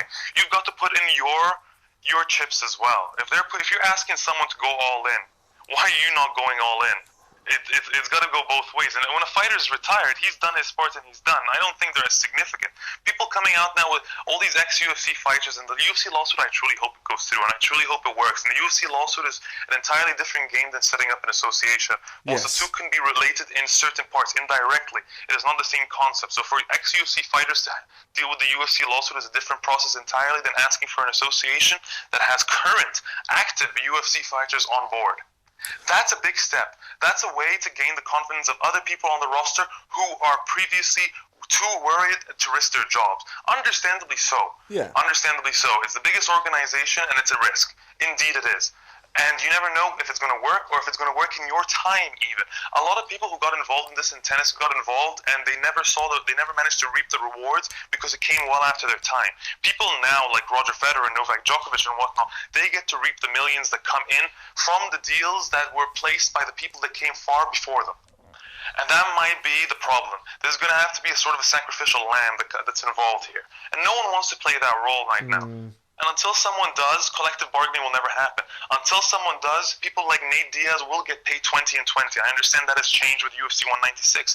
But up until then, just because of a bad manager and a certain issues with the UFC, he ended up being one of the most experienced lightweights on the roster and was making an abysmal 20 to show, 20 to win. That is pathetic. That would never happen with collective bargaining. Would never happen. Yeah. There would be different minimums. There would be mandatory minimums to be met at different UFC fights. There would be so many things that the UFC could not go about just for the sake of proving a point or placing someone in their place or putting someone in their place. It's just never going to happen that way. And Aljamain Sterling would never have had to struggle so much to get a deal that he believes he is worth. A possible future bantamweight champion struggling to get a proper deal for the UFC, unheard of. It should never happen. Yeah, but it's going to continue to happen until collective bargaining is the issue. People think it's a matter of them and their individuality and their branding. It's not just about that. That is if you're the 1%. What about the rest of you? What about the rest of you? The rest of you want to make a good amount of money as well. You're punching yourselves in the head. You're losing brain cells. You're suffering like irreparable damage to yourself. Yes. Whether it be people don't even account for all the different things you're going to be in hospital for when you're 60 and 70, the operations you'll have to take, and hip replacements and whatnot, things that the UFC will never fund for you then. But guess what? If you had collective bargaining, you could have had a contract that could have changed all of that. Yes, well, in fact, think about it. You don't have to even be in your 60s. Mark Coleman, he had to get his hips done, and he set up a GoFundMe account, and Mark Hunt donated $5,000 towards it. Exactly. Imagine he had to go. It's almost, for lack of a better way of putting it, really almost begging. Yeah. To get something. It's not right. And he literally. There should be a player's pension, just like there's player's pension. Should be a player's fund left over, and the UFC should be held liable for a lot of these things. Well, you got to think they're not going to until pressured. And I think Coleman's a good example in a sense of he was. For example, a Hall of Fame, just a legend of the sport. Let's put it this way: the godfather of ground and pound, etc. He was on the Tough series with Penn and Edgar, and he was on Team Penn, and it was literally about 6 months after that show or whatever, how extended period of time it was, when he had this operation, had to basically ask for the money. And you think he was literally just on with helping guys out to get in the UFC, and you think it was only about $50,000 he needed, I think, off the top of my head. I can't remember roughly how much it was, because it was not just the operation, it was the rehab afterwards. And you thought, Dana White, he probably blows his nose with $50,000 bills. You know, it's, come on, what is going on here? And you think, like you say, if there was a contract in place for when you retire, you can get medical treatment, maybe the UFC, you know, kind of helps out with it. Maybe they're not saying they pay for everything, but they maybe take a brunt of the money, stuff like that. It would be something that will happen. The NFL, look, the NFL have those, I'm not sure what they're called. Is it walkouts or something? I'm going to figure out what it's called now. Before the season starts, and there's always, yeah, there's always talk about if the season's going to start, because all the player unions, players join exactly. the Well, the NBA had one as well, basically, and it's just the ability to have something like that where you know the players will unite for a certain cause. Yes. And there's a lot of causes that, when you think about the fact that the WWE wrestlers have more rights than UFC fighters, it really makes you wonder what it means to be a part of a professional sport versus part of sports entertainment. Yeah. And you got to think there's imagine 550 people, I think it is. I forget how many the UFC have got signed. 550 fighters standing all together as one. That's a powerful number. That's a powerful figure to have. Indeed, and that's a figure that would be very, very costly to the UFC as well. So, and they know this. So they're playing their cards correctly for their part, from their perspective. Yeah, you can't fault the UFC for trying to profit as much as possible. Oh, you no. just simply can't fault them for that. It's not their fault. Blame the fighters for not collectively associating themselves together at this point. Honestly, at the end of the day, it sounds harsh, but it's the truth of the matter. They're the only ones who can be out there for themselves, and if they don't come out and protect themselves, no one else can. There's only so much you can rely on the media. You can rely on the media to do things like what we're doing right now, coming onto radio shows and preaching these topics and talking about them and talking about their importance and writing about them and investigating and doing our part. But at the end of the day, we don't work for them, just like we don't work for the promotions. Yes. we don't work for either side, and whether they succeed or don't succeed, at the end of the day, it's no skin off my back. Right. But No, it isn't. No, absolutely. Move forward correctly. That's all we want to see. We want to see this move in the trajectory that professional sports tend to move in, and this is just another layer to the legitimacy process of MMA. Exactly, and that's what I mean. It'll add legitimacy. It will make it look a lot more professional, and I think it would probably encourage more people to be participating in the sport more, knowing that they've. I say call it a safety net. If you have stuff like a fighters union, so that if things do happen, you've got that kind of people to look after it, and I think it makes a difference. But look, we'll forget about the imaginary things that are going to happen. I'm going to ask you, can you give us 5? Go on, we'll try and narrow it down then, all right? If you can narrow it to 5, if you can't, it's fine to name out more. 5 fighters that you've been watching on the kind of Eastern European MMA scene that we should maybe YouTube, look into, follow a bit more, and pay a bit more interest in. That's a very, very interesting question. There's quite a few of them, and what disappoints me is that a few of them lost recently. So hopefully they can avenge that over the next while. One of my personal favorites has always been Musa Khamanaev. He's a featherweight fighter. He's a Chechen featherweight fighter who's fantastic. He lost his fight at Titan FC. But other than that, he was a fantastic fighter. I think he won his most recent one as well. One to watch out for, in my opinion. Another one is a 19-year-old who I actually called, in my first commentary gig, I called one of his fights for M1 Global. His name is Yusuf Furaisov, also a Chechen. He took over Adlan Amagov's his nickname, the Boar's nickname, which is actually Wolf in Chechen. So it's quite an honor to have that name passed on to him by Amagov. Amagov basically believes in him very much. So a really talented 19-year-old kid who just looks he's just so experienced and so wise for his age. It's very, very impressive to watch. He's managed and funded by the ACB team, and they look after him very well. They see him as their prize possession, basically, in terms of prospects. So he's definitely one to watch out for. You'll find him on the ACB shows. It's very difficult to think of who else that you really want to watch out for. M1 Global has a fantastic bantamweight who actually put on a great fight recently. His name is Pavel Vitruk. It's a fantastic talent as well that you want to watch out for. Hussein Khaliv is another Chechen featherweight that's really, really talented. He's actually the younger brother of Adam Khaliv, who was signed to the UFC a couple of years ago, a middleweight with fantastic spinning kicks, but actually has not debuted yet. So those two fighters I'd add to my list as well, Adam Khaliv and Hussein Khaliv, and those are the 5 fighters I'd say you check out. And notice 4 of those fighters are Chechen fighters. Hey, do you know what? That's my weekend now filled up. Thank you for that. No, it's something. You know what? This is what I mean. I'm writing. Honestly, I've been writing notes as we've been conversing because it's more a lesson for me as well as everyone listening. Because, like we said before, people, a lot of the traffic you see online is UFC, and I literally I want people to learn about everything, every angle of the sport, and every kind of. There's fighters out there who I think deserve the attention. I can't get these guys on because I don't speak very good Russian, so I can't get them on. But the thing is, if I can get the name out there, that's something. That's something. That's at least. It certainly is. And it doesn't sound a lot, but for me, it makes me feel a little bit better inside. Now, I'm not going to keep you here forever because I could literally. I'm not even lying. Speak about MMA for a lifetime. I love it. I'm terrible for it. I've had people on before where I said, we'll be on for 15-20 minutes, and I've had them on for a lot longer. I had Brad Pickett. I remember when we got Brad Pickett on the first time, and we said, we'll be about 20 minutes, mate. 1 hour later, and we're just still talking to him. He doesn't mind. He's a great guy, Brad. But it's one of those things. Look, I'm probably going to get you back on in the future because I really enjoyed talking to you and finding out information that you just dropping a lot of information bombs here.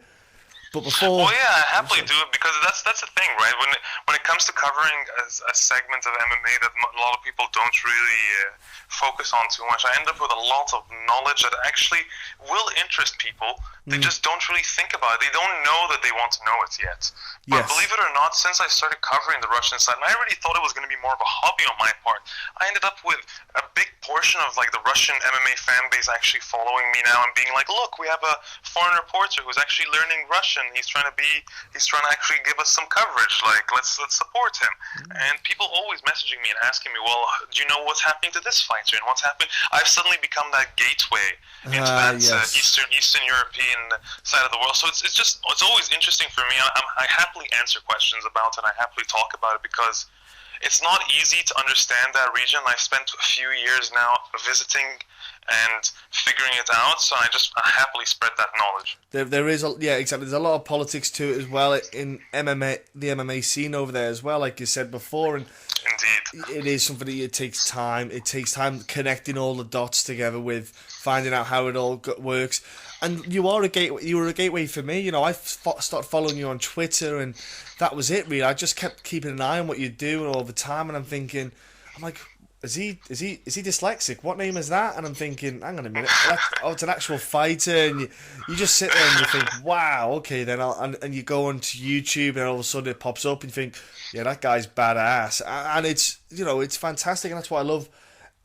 Yes, social media is a bit of a virus at times, but at other times it's it's yin and yang.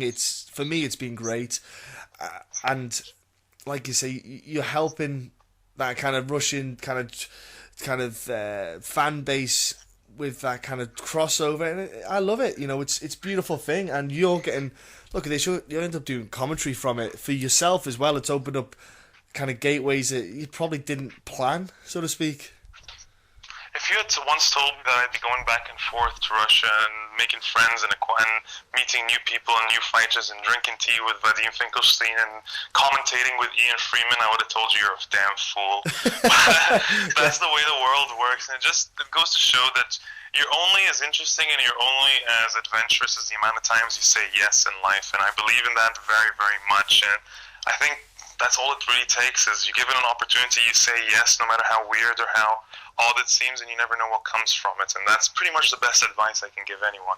Look, and before I let you go, I've got to ask, how do people connect with you on Twitter? So what are all the links that people can jump onto to read your, the stuff that you've been doing with Russia and everything really? Just put them all out there.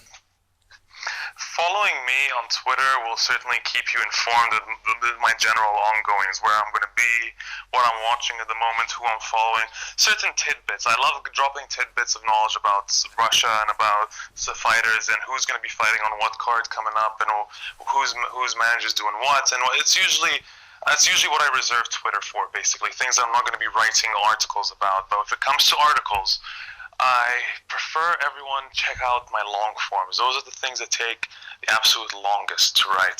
They all go on bloodyelbow.com. I've had 4 of them so far. Each one is over 6,000 words long, and each one dealing with a story that I find very close to my heart, each one of them. And I've got one coming up very soon as well, but that's pretty much my favorite work, and that's what I enjoy, people reading that and coming back and giving me all sorts of feedback, whether it be good or bad, or things I can improve or things I can change. That's my favorite thing to hear from people, basically. But in general, you can find all my work on Bloody Elbow, or if you're interested in more sports coverage in general, whether it be a FIFA scandal, whether it be some golf or tennis or whatnot, the rest you can all find on sportsonearth.com. There, jump on it, get on your laptops, your phones, whatever. If you don't already follow Bloody Elbow, I will give you a bloody nose with my elbow. It blows my mind if you're not, folks. I love the site, love the work you guys are putting out. Honestly, this has been fantastic listening to you. I literally been smiling the whole time because it's just great information. And for me, I just love learning something new about the sport. You know, you can never get enough information, I find, and I'll keep learning all the time. I'm loving this. Well, it's my pleasure, John. It's always good to connect with new people and share and spread different knowledge and converse about different things and debate topics in MMA. We all love this sport. We're all in this for good reasons, and some of us will just have a little more trouble making friends than others, it seems. Yeah, we will. Hey, look, thank you again for your time. It's been fantastic, honestly. My pleasure, John. Take care. 4th of March, Titan FC, I've got a fight on. And one of those, well, they've got a fight card on, let's say, and one of those fights, they have a man who I'm going to name as the Submission Ninja. That's what I'm going to call you, the Submission Ninja, my friend, because you just, but the thing is, you've got KO power, it seems, as well now. You've started to bring a nice mix of both. Ben Egli, sir, you are fighting EJ Brooks on this card. Firstly, thank you for coming on. Thank you for coming to talk to us. You must be pretty pumped to get on the UFC Fight Pass with Titan. Oh yeah. This is going to be great. UFC Fight Pass is a big deal. A lot of my buddies, are subscribers to that, and I think there'll be a lot more too after I fight on this card. It's a great opportunity, and it's going to be close by to my hometown. So, it's going to be great. And it's a good test for you with EJ Brooks. He's a guy who's had over, I think it's like 13 fights or something like that. He's a nice experienced fighter. So you're going up against someone who's, let's say, seasoned in a sense. So he's seen a lot of tricks before.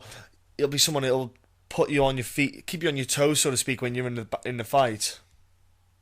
Oh yeah, absolutely. Yeah, he's had a lot of experience, and he was on a winning streak for a long time, and he's fought a lot of tough people. His losses, have been close decisions for the most part. He seems pretty game to fight anybody. So, we're with any opponent, no matter who it is, I'd say we're always on our toes, always ready for whatever's coming. But, it's going to be a good fight against, like you said, a seasoned guy. Now, these submissions that you just keep throwing out at people, it seems, I imagine then your background or your kind of passion is the grappling side of things. Is it just the fact that the fight ends up there and that's just the way it goes? What, are you just a fanatic with the jiu-jitsu side of things? All of those things are partially true. I am a jiu-jitsu fanatic. My strong base coming to MMA was wrestling. And the way I wrestled was kind of more counter wrestling. I was pretty sneaky. I was a lot better once I hit the ground. My takedowns didn't develop until I really started MMA and got really confident with that. But I love jiu-jitsu. It's what I do, 5 to 6 times a week in addition to my other training. I would say that I usually don't even necessarily look to take it to the ground, so a lot of the times it just ends up that way, whether I take my opponent down or they take me down.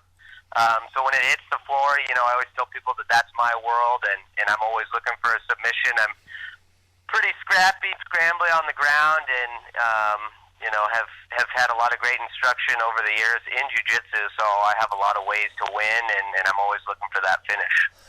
Now, are you a gi or no gi, or do you do both? That is a great question. Yes, I prefer the gi, which a lot of, I came from wrestling. I like no gi. I train no gi, but I do the majority of my rolling in a gi. That's just something that I would say has made my game that much better. There's a lot of different philosophies now. Well, two main philosophies: either train in a gi all the time, or not. Never train in a gi. But the gi is something that's I feel made my game a lot better.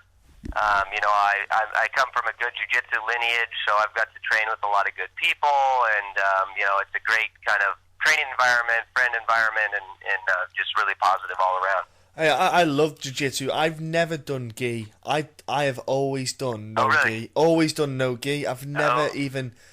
It's never, for some reason, because crossed your mind. Yeah, I compete, and the thing is, I always said to myself, if I get in the habit of grabbing a gi, I don't want to be in the cage and rolling with a guy, and I grab his shorts just out of.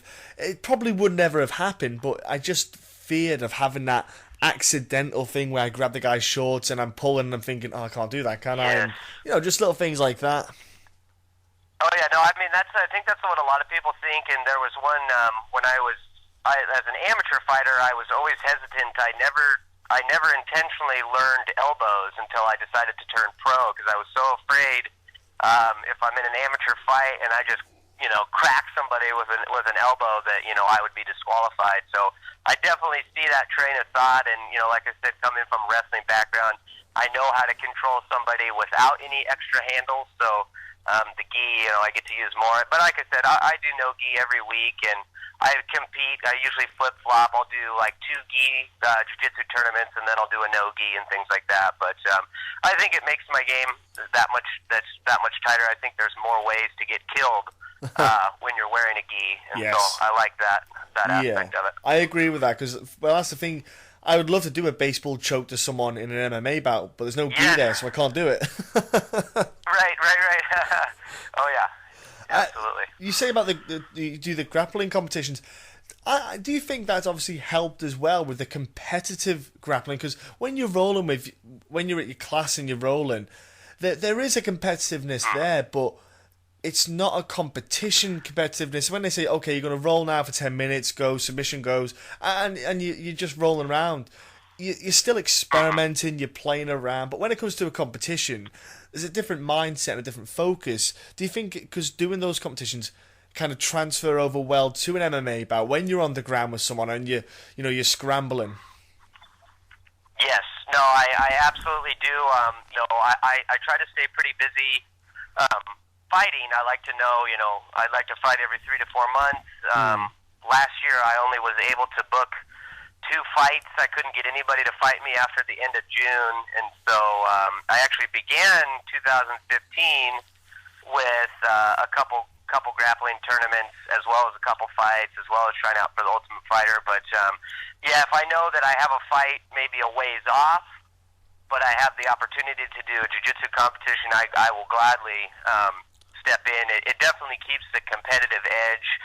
You get to go against people with different styles, and my perspective is, and this people might disagree with me, in a jiu-jitsu competition, you're in a lot more danger, I believe, of getting submitted than you would be in an MMA fight, because that's all you can do. In an MMA fight, you got to watch out for the submissions and getting hit and things like that. But in a jiu-jitsu competition, that other guy is there to do jiu-jitsu to you. So you really got to be ready for whatever they throw at you. So I think they help me a lot. No, I think you're right there, because I'll put it this way to anyone: if you were left in a room with Marcelo Garcia, I guarantee you will not enjoy it. Right, exactly. He's not going to want to. He'll hug you, but not in a nice way. Right. Oh yeah. He'll hug your neck for about 5 seconds, and he'll take a nap. The tough tryouts you said there, was there a reason why did they say why you didn't get through, etc.? Was there any talk to you afterwards? So no, it was it was a great experience. They cut a lot of people. Yeah. I made it through the grappling round. I dominated the guy I grappled. I made it through the striking round. Made it through the interview process.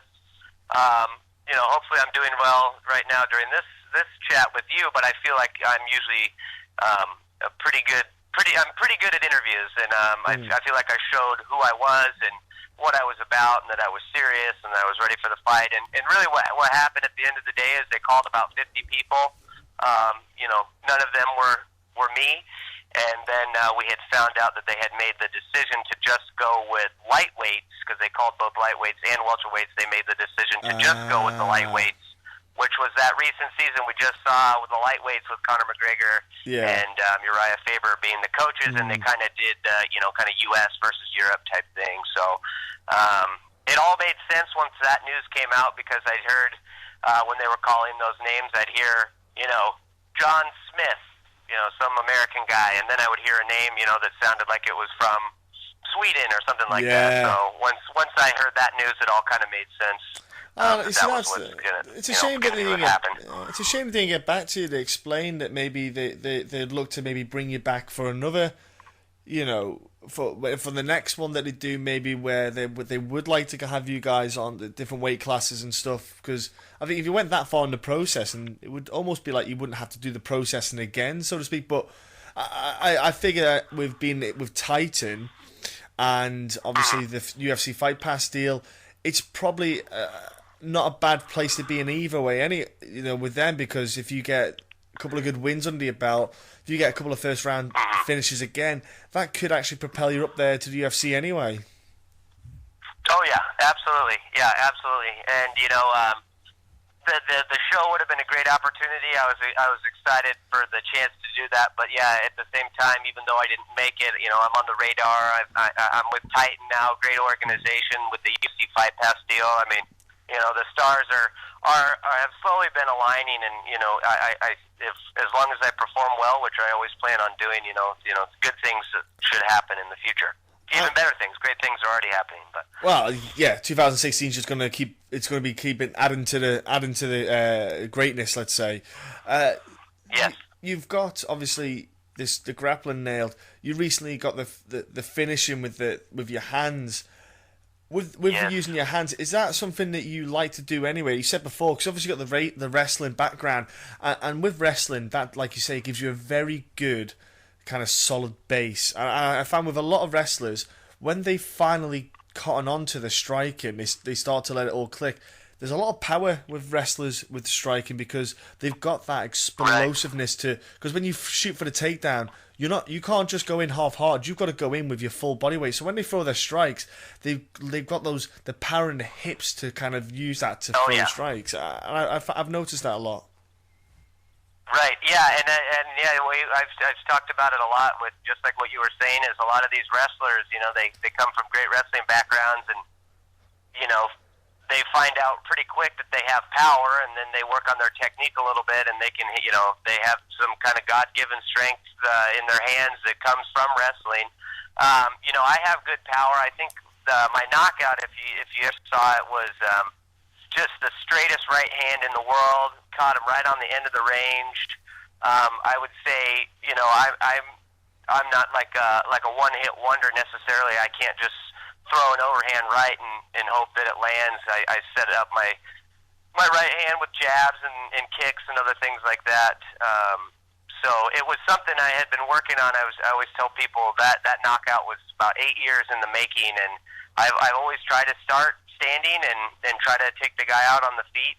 And if it goes to the ground, great. But yeah, that one, that was a sweet knockout. It was something that's been on its way for a really, really long time, and it happened on that night, so that was great. Yeah, it's crazy when, like you said, 8 years, that people probably don't realise that, even a simple combination, like a double jab and a cross. You know, doubles. No, they're the very basic. The basics always work. I tell people that as well. When you watch fights, you see guys. I'm like, look, if they use fundamental basic striking, they would dominate a fight. A jab is the most powerful weapon. It's not used. And like you said, 8 years. You could have learned that in the first year. Double jab, right cross. And it just took time to learn how to measure the distance, learn how to get the hands positioned on the opponent when he blocks as well. And it's all like your footwork. There's a lot that goes into it that a lot of people don't realise. And I'll tell you what, like you say, it was like a sweet moment when it happened. Mm-hmm. Oh yeah, and that's all absolutely correct. You know, it's I knew what a double jab and a cross was for forever, and you know, just after lots and lots of practice, 10,000 right hands or more, who knows? And that was the one that finally did the job, and everything was right, footwork exactly like what you said. So it was great. Because I was gonna say I've hit the pads a lot and I hit the bags a lot, and I tell you what, I always hit the bags right, but when it comes to the fight, somehow you're like, man, that dude is not. He needs to stop moving. Yeah. Oh yeah, and that is frustrating. I remember that too. Being there's like, all right, I can hit it on the pads.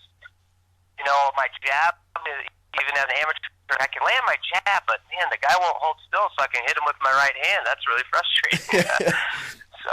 And I think the thing with MMA, the basics is what a lot of fighters are missing in their repertoire, because they think they need to do more, and I'm like, you don't really. If you start with the fundamentals, you can progress. Like a lot of fighters, they don't use the jab enough, they don't set up with the jab enough, or they don't use simple, like the kicks, simple little kicks. Calf kicks are so effective that they're not used enough. And another big thing is head movement. Just a simple slight movement of the head when you throw your combinations, so your head is not in the line of the returning fire. It's huge, and it's not done enough. Even at the high level, even in the UFC, there are guys that still have very poor head movement. When they step back, their chin's up, everything. There's a lot of basics that just it's weird. They kind of go over it, and they think they need to know how to do a spinning heel kick. Oh, I need to know how to do I need to do a drop kick off the fence and then land on his head and then win. They need to do these crazy things. I'm like, nah, not really. Right. Yeah, I would much rather have a good a good 1-2 than a back spinning anything really. Yeah. So. And I agree with you that even at the highest levels, there's little things on the feet as far as not jabbing enough and not setting up kicks with punches or not punching after they kick and things. And similar on the ground, as you see, I scream a lot at the TV about jiu-jitsu, like big holes in the game and a lot of loose half guards that should be passed for better position and things like that. So everybody's got stuff they can work on. I know I'm still working on everything all the time too, but the little things are really what matters, and that's what I try to put my focus on in training is the little technical parts that'll keep you safe first of all, but also make you very dangerous as well. It is key. I find that people who don't bother putting trying to fight for underhooks, it blows my mind. And like you say, the half guard to the side, there's so many. But I found a lot recently when you watch it is when people seem to transition from half guard to side control. I've watched in a few fighters, a lot of guys are exploding out of it from the bottom, and I'm like, it's because the guy on top is not keeping that tight. When he's transferring over, he's taking his weight off, and the opponent is just taking the opportunity. He feels weightless, and off he goes. Mm-hmm. Yep. Oh yeah. It's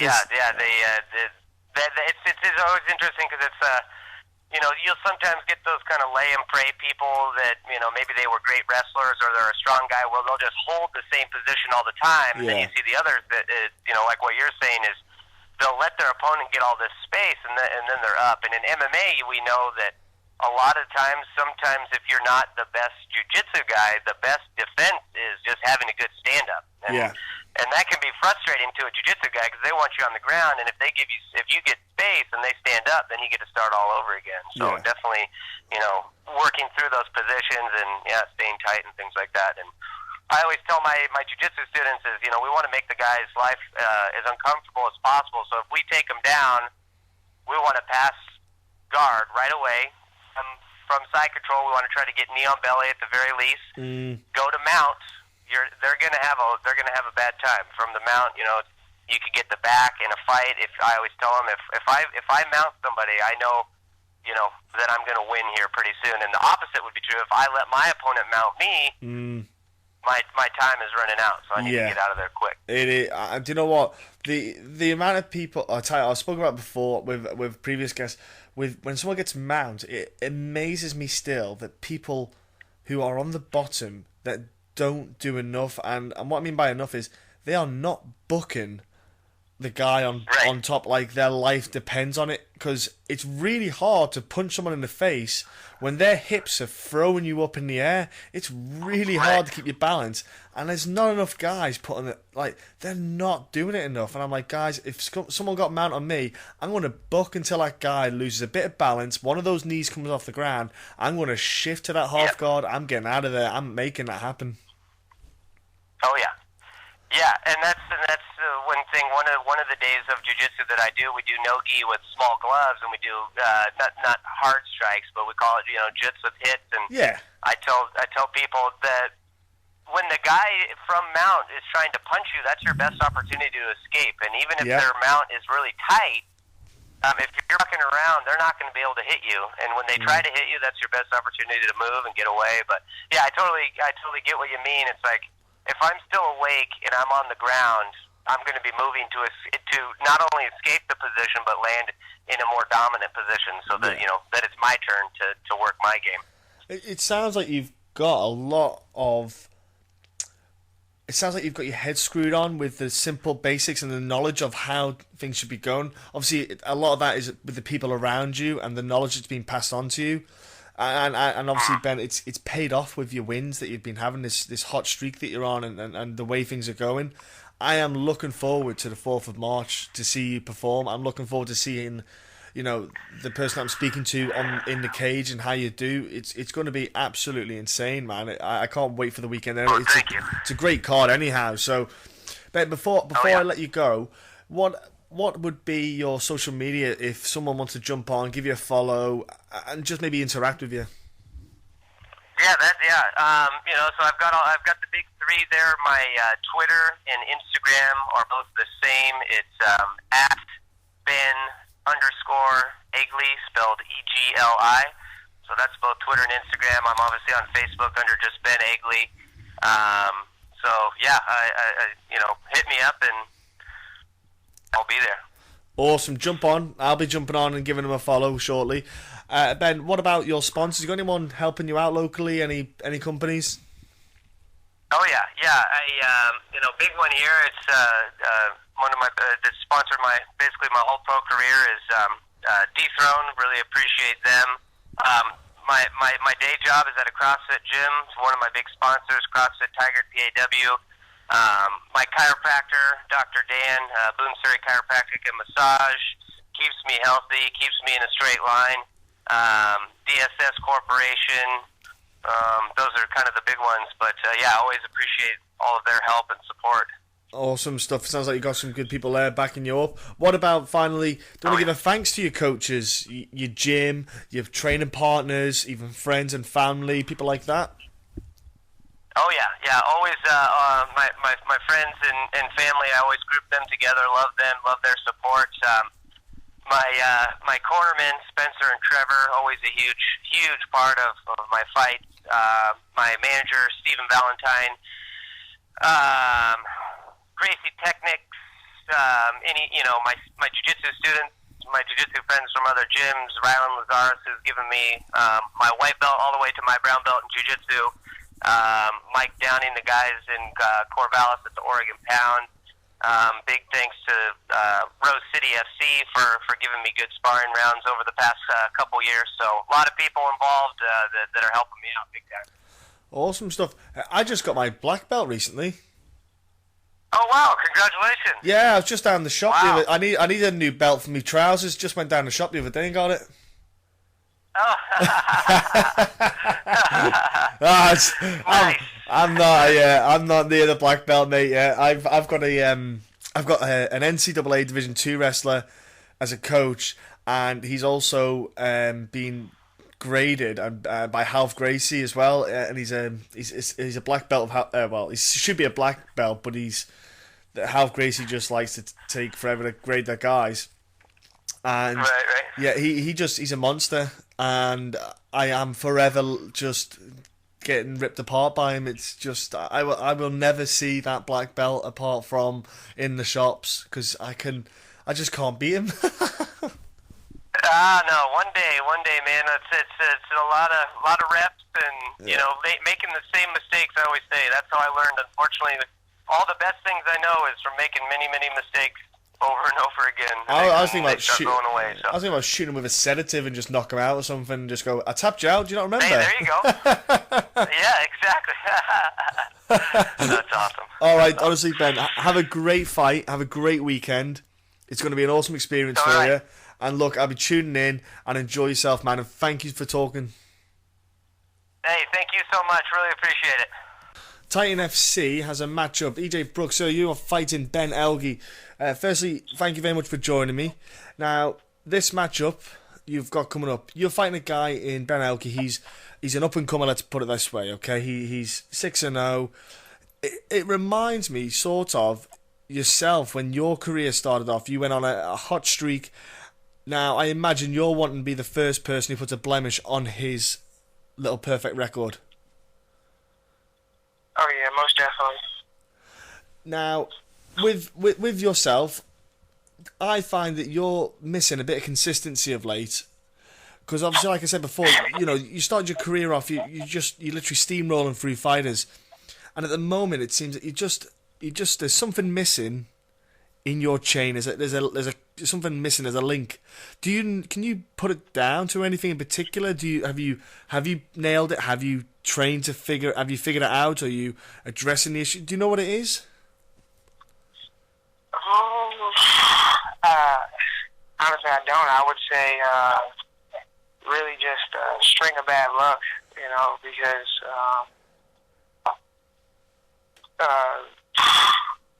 I don't know, man. It's just one of those things that I would say half of those fights, people thought I won. I got screwed on a lot. I don't know. Just best way to explain it is bad luck. That's the only thing I can attest it to. Well, that's the thing. It's not like you're going out there and every guy is just, they're just clobbering you to, and that's it. They're walking away with victory, their hands held high, and you're lying there, fast asleep. It literally is, like you say, it's these decisions that are just, cursing you. Let's put it this way: you're being cursed. Now, do you think that again falls down to the education on the judging side of things of MMA, and it is one of them things that plagues, the scene really, because there's still judges that aren't fully educated in the sport, and it's something that happens when it goes to a decision. These things happen. Does it for you feel like that needs addressing? Like, for example, you feel like, do you want to go to a judge after a fight and ask them how they scored it? Would you like to be able to sit down with judges and say, right, can you tell me how and why you scored it? Sometimes I do, and but in my experiences, I don't even think it's been because they didn't know what they were doing. I think it was just because they were in favor of the other guy. Ah, like a hometown crowd kind of thing. Yeah, I've had a number of those fights where I got out of the cage and the hometown people told me that they thought I won, and if I was somewhere else, I would have won. Now, your opponent that you've got this time, Ben, he's a guy who's finished his opponents, all 6 of them. So he's definitely someone, and he's done it with, submission. He can do it with his hands.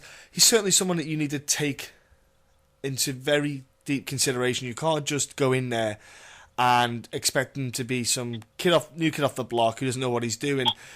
How's your training camp been in preparation for this fight, then? Honestly, no different from any other. I know he finishes a lot of them, but I just don't think he's ever encountered anything like me. And I've faced guys with similar records with better competition. So I'm respecting like I treat any other opponent. Well, the thing is, he has got to see you, as basically the biggest fight of his career, the biggest like feather in his cap, let's say, because you're a man who's got experience. You've been on the bigger stage with Bellator. You fought some, like you said, you fought very reputable opponents. And do you feel then that for him, he'll come in here with this eagerness? Because, like I said, you're the biggest feather. He'll probably want to try and get this win just so he can get. So it'll help probably him establish where he is in his career. But for you, beating a guy who's undefeated, I think it really does bode you well for 2016, getting that victory under your belt. Yeah, I definitely see him trying to boost his resume, like some guys have had the opportunity to with me because of unfortunate judges. Honestly, it's just not going to happen. Well, the thing is, with Titan FC, what I like about this is they'll put these matchups on. And this matchup itself I love it because they're putting a kid who's up and coming against a guy who's got a very solid record. And like you said, you've got some not fair losses on your record is the best way to put it. But the thing is, you're a guy, it's not like he's going to be able to go in there and just punch you and that'll be it. You know, if he hits you, he's better be expecting you to hit him back because I'll be honest with you, mate, you're a tough bloody cookie to put down. Say that again, repeat that. Oh, I'm basically saying, mate, my friend, you are a tough cookie to put down. You are, I'll admit, man, you're not easy to basically carry away. You're a guy who, if someone comes at you, you're game to throw back. And this is what I think. This is the reason why I think Titan FC signed you as well. I have you on their cards in the past as well because you're a guy who is wanting to fight. You're a fighter, really. You don't go for the easy decisions. You will throw down until that last bell. Yeah, that's definitely true about me. And honestly, like I said, I'm a fighter. He hasn't fought anything. I mean, not just like me as a fighter, but as an athlete. I don't think he's fought an athlete like me. You know, I mean, if you look at my decisions, like my close losses, I have close losses with top-ranked fighters in the world. You know, like not a bunch of like 0-2 fighters like he has on his record. I was going to say, well, when you see guys with, for example, let's just do a hypothetical idea, okay? You see a guy with a record of 10-0, but then you see that, like you said, their opponents there either 0-1, 0-2, or maybe even 1-8, or etc. With these high losses and minimal wins, maybe none even. Do you find that these guys who do get these records, they're kind of disrespecting the sport of MMA itself? Yeah, I wouldn't necessarily say that, but I would say it's kind of hard to take them seriously when they step into a fight. They're very confident. Because yeah, it's like I find it frustrating myself. You know, whenever I go into research, maybe some fighters or I heard about fights, etc., and I see these guys with certain records, it kind of puts a damper down because I think if you're in the game or in the sport of MMA, the idea is part of the reason why you should be getting into it is to challenge yourself, to test yourself, to see how far you can actually get. And even if you come up short, you at least found out where you got to. And for me personally, it bugs me when guys don't test themselves against tough opponents. Yeah. Well, this is his first test, and I think he's going to fail it. Well, I was going to say that this is his biggest. Like this, he's stepping up. He's stepping up anyway in competition. He's stepping up with the kind of stakes on a promotion. It is like he's in the big lights. Let's say it's his first time, and he's got a hell of a fighter in you. I have to say he has got himself into a pretty tough corner, really. But what I love is, you know what, he's going to be game to fight, and I look forward to watching it because even though we're in the UK, even though I'm in the UK. I've got Fight Pass, and I'm a little bit addicted to it. That is if I could marry something, it would probably be Fight Pass. I'll be tuning in to watch it myself. And ladies and gentlemen at home, if you don't have Fight Pass, I do strongly suggest you do get it quickly. Get that 1 week free trial or where it is. You can watch this card. and you will get to watch Mr. Brooks here take on Ben Egli, and I'm sure it's going to be an absolute hell of a fight, and we'll definitely see Mr. Brooks come out shining, I'm sure. But sir, before I let you shoot off, can you give me your social media, if you have like a Facebook, Twitter, Instagram, or whatever else you have? Yeah, my Twitter, Instagram is ejizzle149. It's EJIZZLE149. That's my Twitter and my Instagram, and my Facebook fan page is Pretty Boy EJ. But yeah, just definitely give me a follow and check into the fight and watch me put on the show. Definitely, ladies and gentlemen, do it. And any sponsors helping you out? Yeah, I'm sure I've got a few, but I don't know what they are right now. That's okay. and buddy, do you want to give a shout out to your gym, your coaches, any training partners, friends and family, etc.? Oh yeah, St. Charles MMA, American Top Team, Glory, my management company, of course, Poster Boy Fight Management, and that's about it right off the bat. There we go, sir. Look, thank you very much for your time. Have a fantastic fight at the weekend. Enjoy yourself at Titan FC, and have a great 2016. Thanks, man. I appreciate it. March the 4th, Titan FC returns with Titan FC 37, their first show of the year. They have got Robert Washington facing off with Grant Dawson. I am joined by Robert. Thank you very much for joining me and giving me some of your time to talk. Now, you're coming back to the promotion. You must be looking forward to getting back on to Titan FC, getting yourself into 2016 into winning ways. And you've got yourself, though, a good opponent in Grant Dawson. He's undefeated.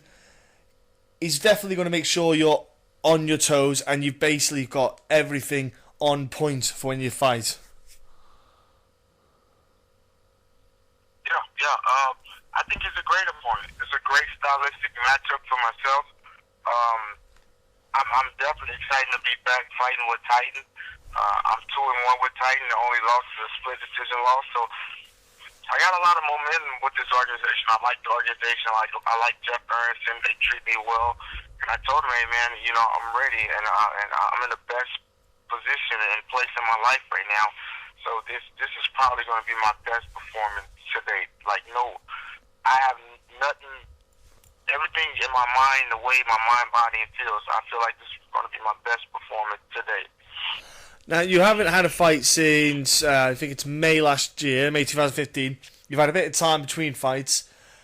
In that time off, is this the reason why you feel mentally you've got your mindset and everything in the right place with the time off, training? I imagine you've went and addressed some issues in training. Is that what it all is? Just a collective of things have fallen into place? Yeah, so, during that time I was able to find a lot about myself. I was helping other people at the gym, and I was able to learn a lot about myself through helping other people. For one thing, the last 5 years of my life, I've been going to school full-time, working full-time, managing my family, and trying to be a full-time fighter. This is the first time in 5 years since I was 9-1 that I'm not going to school or grad school or anything like that. So mentally, I'm in a different place. My last fight, I had just bought a house. I was in the process of buying a house. My wife was 9 months pregnant. I was in grad school, finishing up my MBA. There's no way I should have fought that last fight. Even the fight before that with Titan, I was never mentally stable enough to fight. And now, I can focus on my family and train. That's all I do now. I watch videos and hang out with my family and I train. So there's no side distractions. And I was always physically fit, but I would break mentally and fight mentally.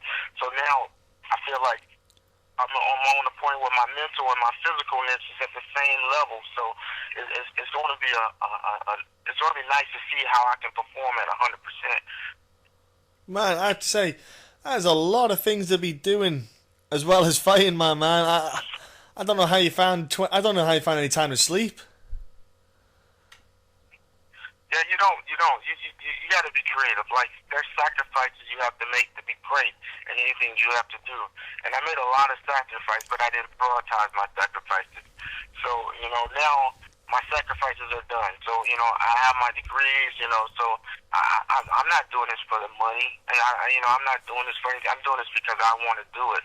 So, I sacrifice time away from my family for this. So, even for this fight. So, I want to go out there and I want to perform. This is something I want to do. And when I perform and I do a great job, hopefully I can inspire others, to get off the couch and do something, Hey, I got to say, firstly, congratulations having the little one there. I'm sure your missus and you are very happy with the little one, and congratulations on your course. You passed. Now you finished your qualifications. Well done on that as well. Thank you. I appreciate it. Now, like you say, you've got time to focus. You want to get to winning ways, and the fight game shouldn't be about the money. The fight game should be about the fight in itself, the passion for competing, and that seems to be where you are mentally, with that mindset. You're competing and want to put on a performance. What have you been looking to address then in your time? I say your time off, but I mean, since you last competed, what have you been looking to address, and what kind of areas you've been working on? So me just being more relaxed in my fight and training properly. So not just going, resting my body and being able, just even small things like stretching properly. Like, being mixing up everything, my training routine, not just doing the same thing over and over and over and over. So I was able to do different things. I was able to diversify my training, which then helps diversify my attacks when I fight. So I'm not going to be the same fighter that you saw before. I have some things that I've been working on, and I really want to showcase them on March the 4th. From my wrestling to my striking to my ground game. So. Now, your opponent, Grant Dawson, like I said before, he's undefeated. He's got a lot of momentum. He'll have a lot of confidence going in. When you're going to fight an opponent like this, is there something in you that says, I can be the first guy on his list? I can be the first guy to take. I could hand the first loss. Is there like a little mini incentive in the back of your mind, thinking, I want to get the win first and foremost. It's all about me. But there's something about taking someone's O. Yeah, I mean, there's always, I think for me it's just getting the win more than anything. I could care if he was 8-8 and I got another. The win is the win, and it's how I perform. So I have it doesn't make me feel any better by being an undefeated guy. At one point I was 8-0 in my career, so and I took a loss, a devastating loss. So being 8-0 is nothing to me. I mean, you 8-0, but me, if I was 8-0 and I was UFC champion, I was 8-0 and I beat 4 top 40 guys in the world, 4 top 10 guys in the world, then that's something, okay, patting on the back. But being 8-0 is nothing to me. You look at the competition you fought and stuff like that. That's an achievement in itself, but the records mean nothing in this sport. It comes down and strategic game planning, and in that case, who wants it the most, who can cage. So that 8-0 record and taking that 0 from him means nothing. The record itself means nothing. I looked at his style, and I said, this is a great fight for me. I didn't even have to look at the record. It could have been 20-0. I would have said, this is a great fight for me. And that what it came down to.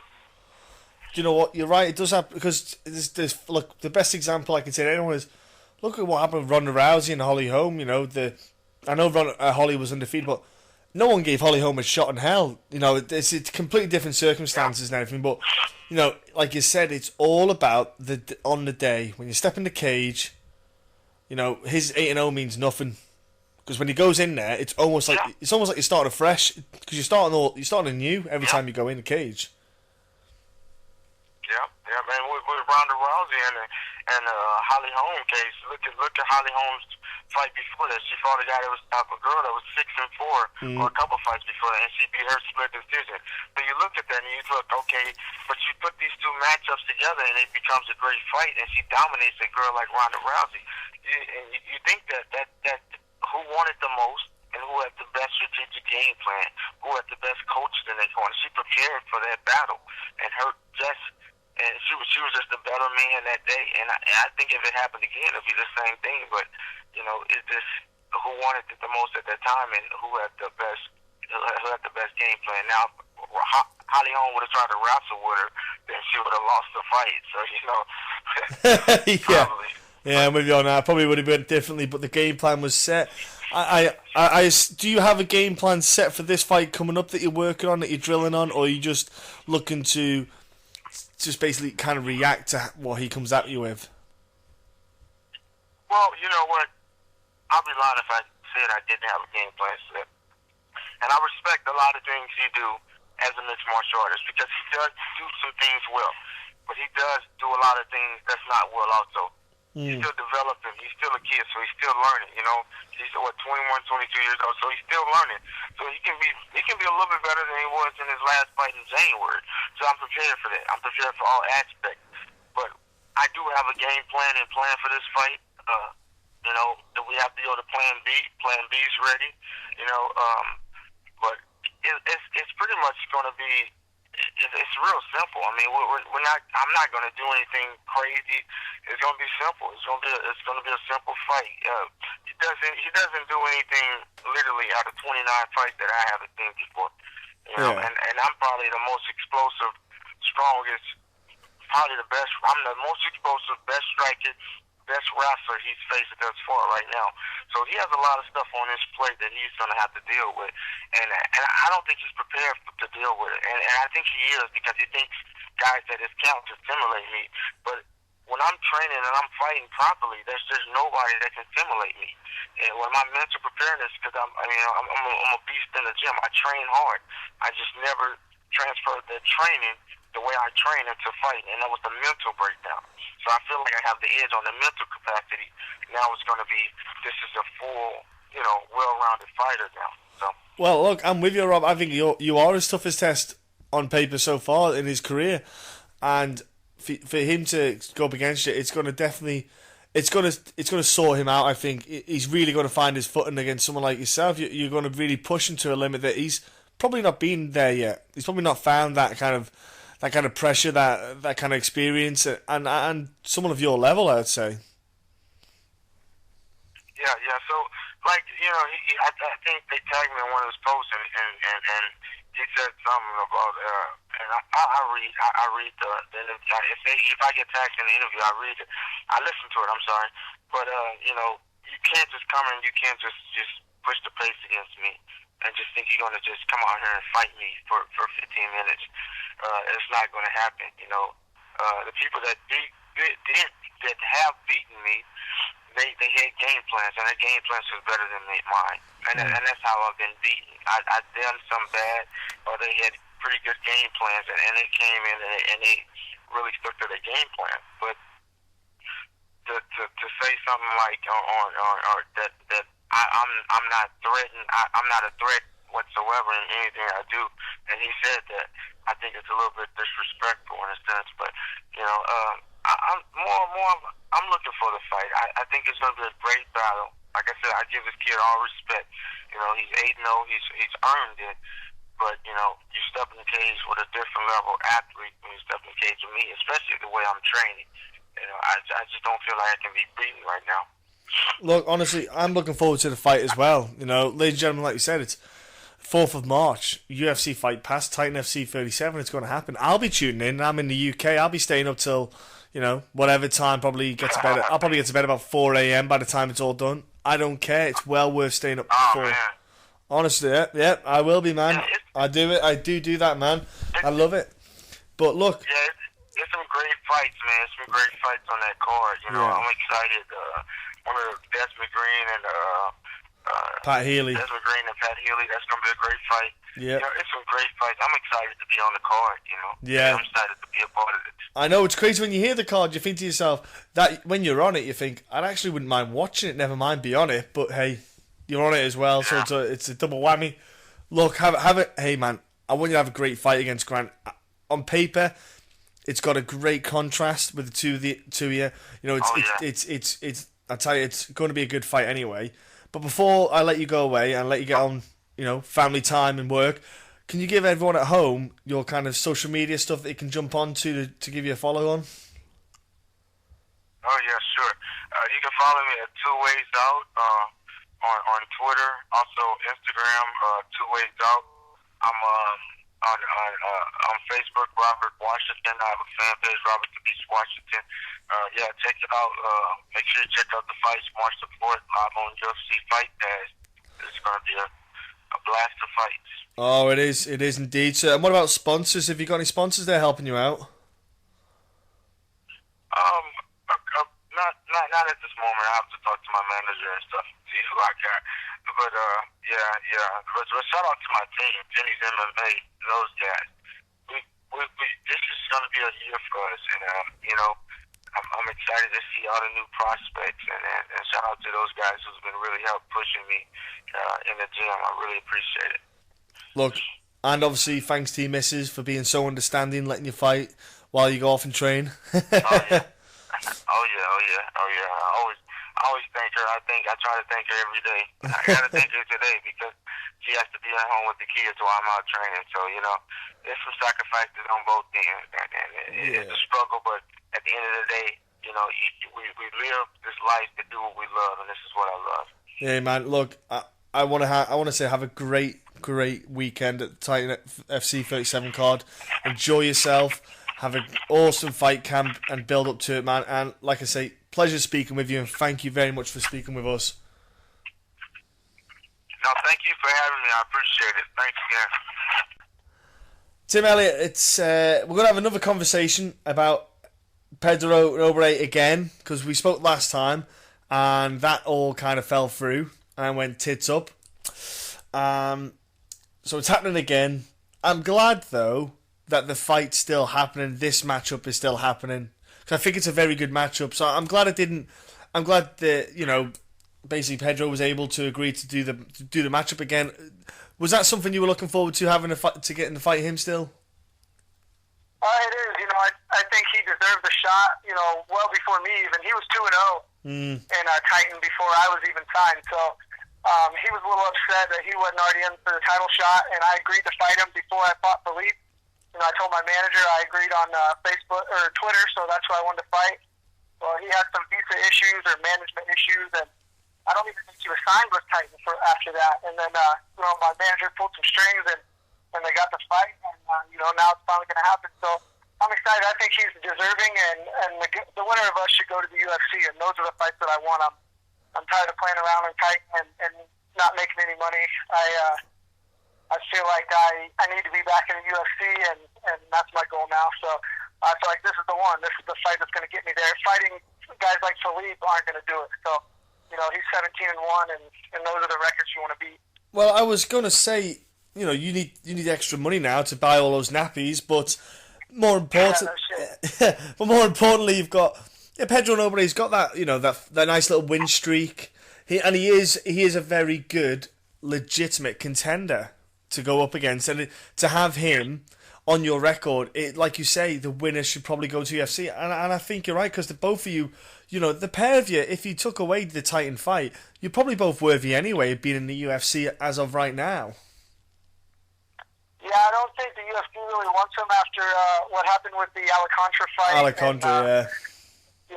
So even if you beat me, I don't know that he would get the call, but I'm not worried about him. I'm thinking about myself in a situation and beating a guy who's 17-1, whether he's on the UFC radar or not. He's a highly ranked guy, and fighting good guys brings out the best in me. I was worried in the Philippe fight. I didn't feel like he was deserving of a title fight. He was a young kid, and that makes me nervous. I want to fight good guys. I rise to the level of my opponent, and I was a little nervous in the Philippe fight. I have no nerves in this fight. I know that this guy's good, and that's exactly what I want.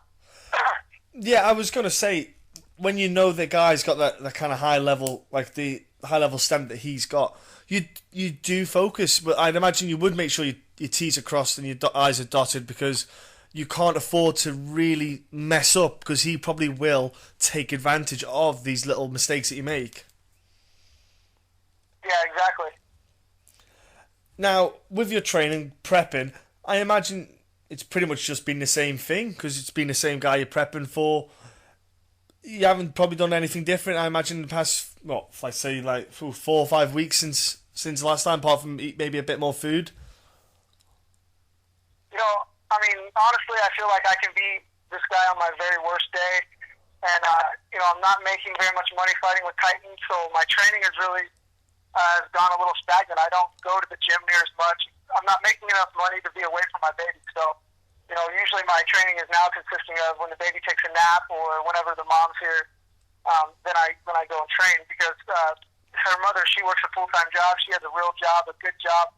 And me fighting is more like a hobby. So taking care of the baby and being a good parent has kind of taken over being a good fighter. And, if I get back into the UFC, maybe that'll change because the pay will go up. But as of now, I'm not making enough money to spend the time that I really should be spending in the gym.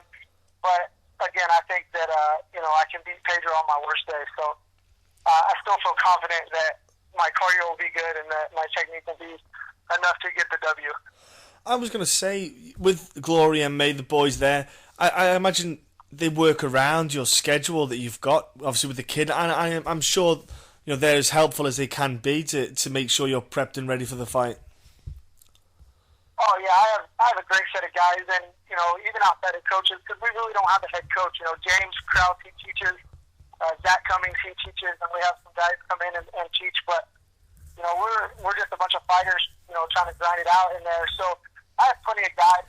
It's not for lack of having guys in the gym. It's just more, the time the time is valuable to me. I know I'm not going to be fighting forever, so I should be, training my hardest point right now. But again, this is my first baby, and these things that she's doing now, she's starting to talk, she's starting to walk. So, I don't even miss the gym or the training. I'm still getting in some cardio and my technique stuff, but I'm not in there busting heads every other day like I was before. And my training is starting to get better because of that. I've noticed my technique has gotten better.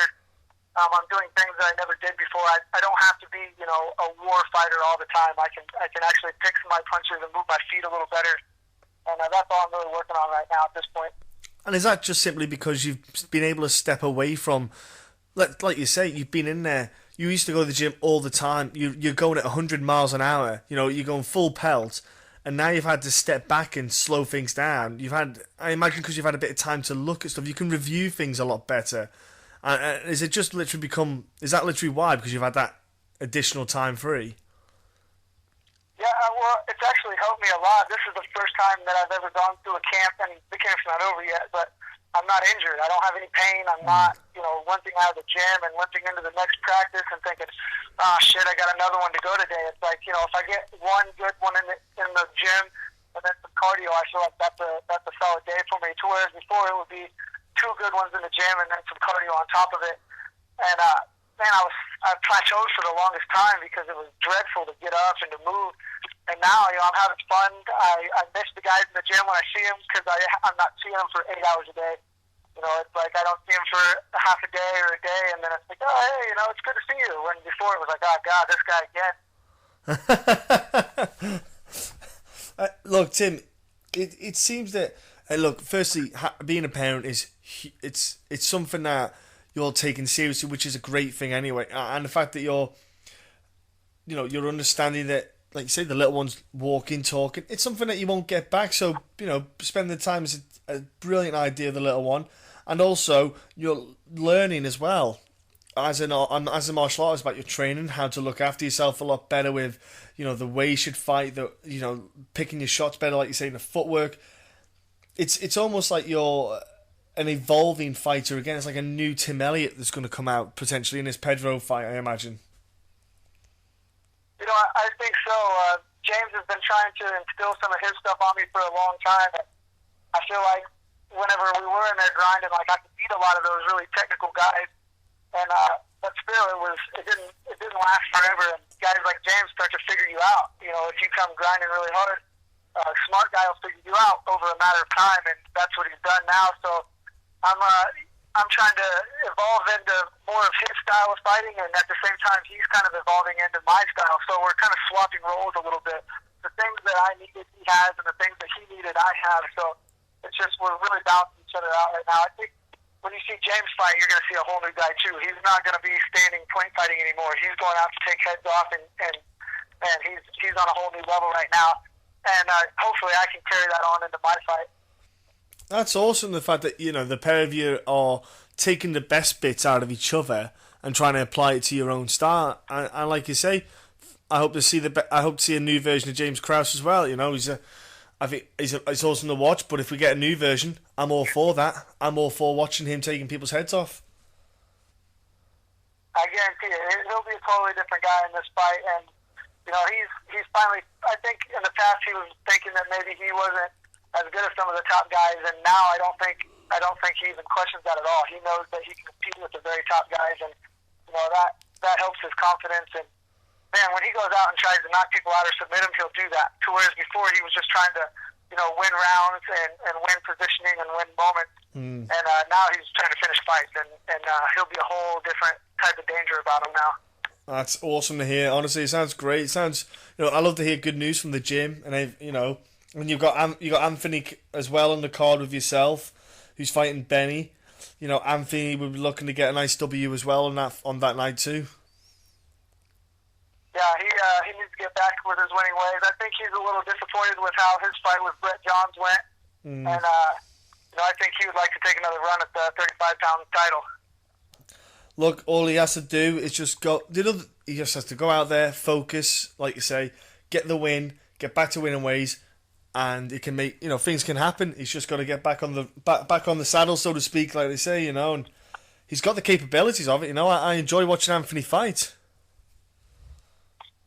He definitely has all the skill sets. With him, sometimes I think it's more in his head a little bit. He gets too into this is how things are supposed to be done, and you know, it takes away from his creativity a little bit. And that's a good thing about us not having a head coach, is we don't have somebody in there saying this is the way something is done, and this is the only way something is done.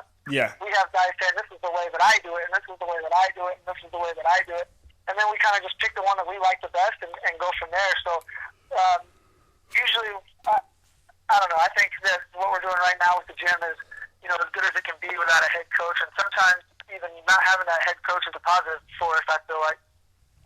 Because you're all working together, that's the key.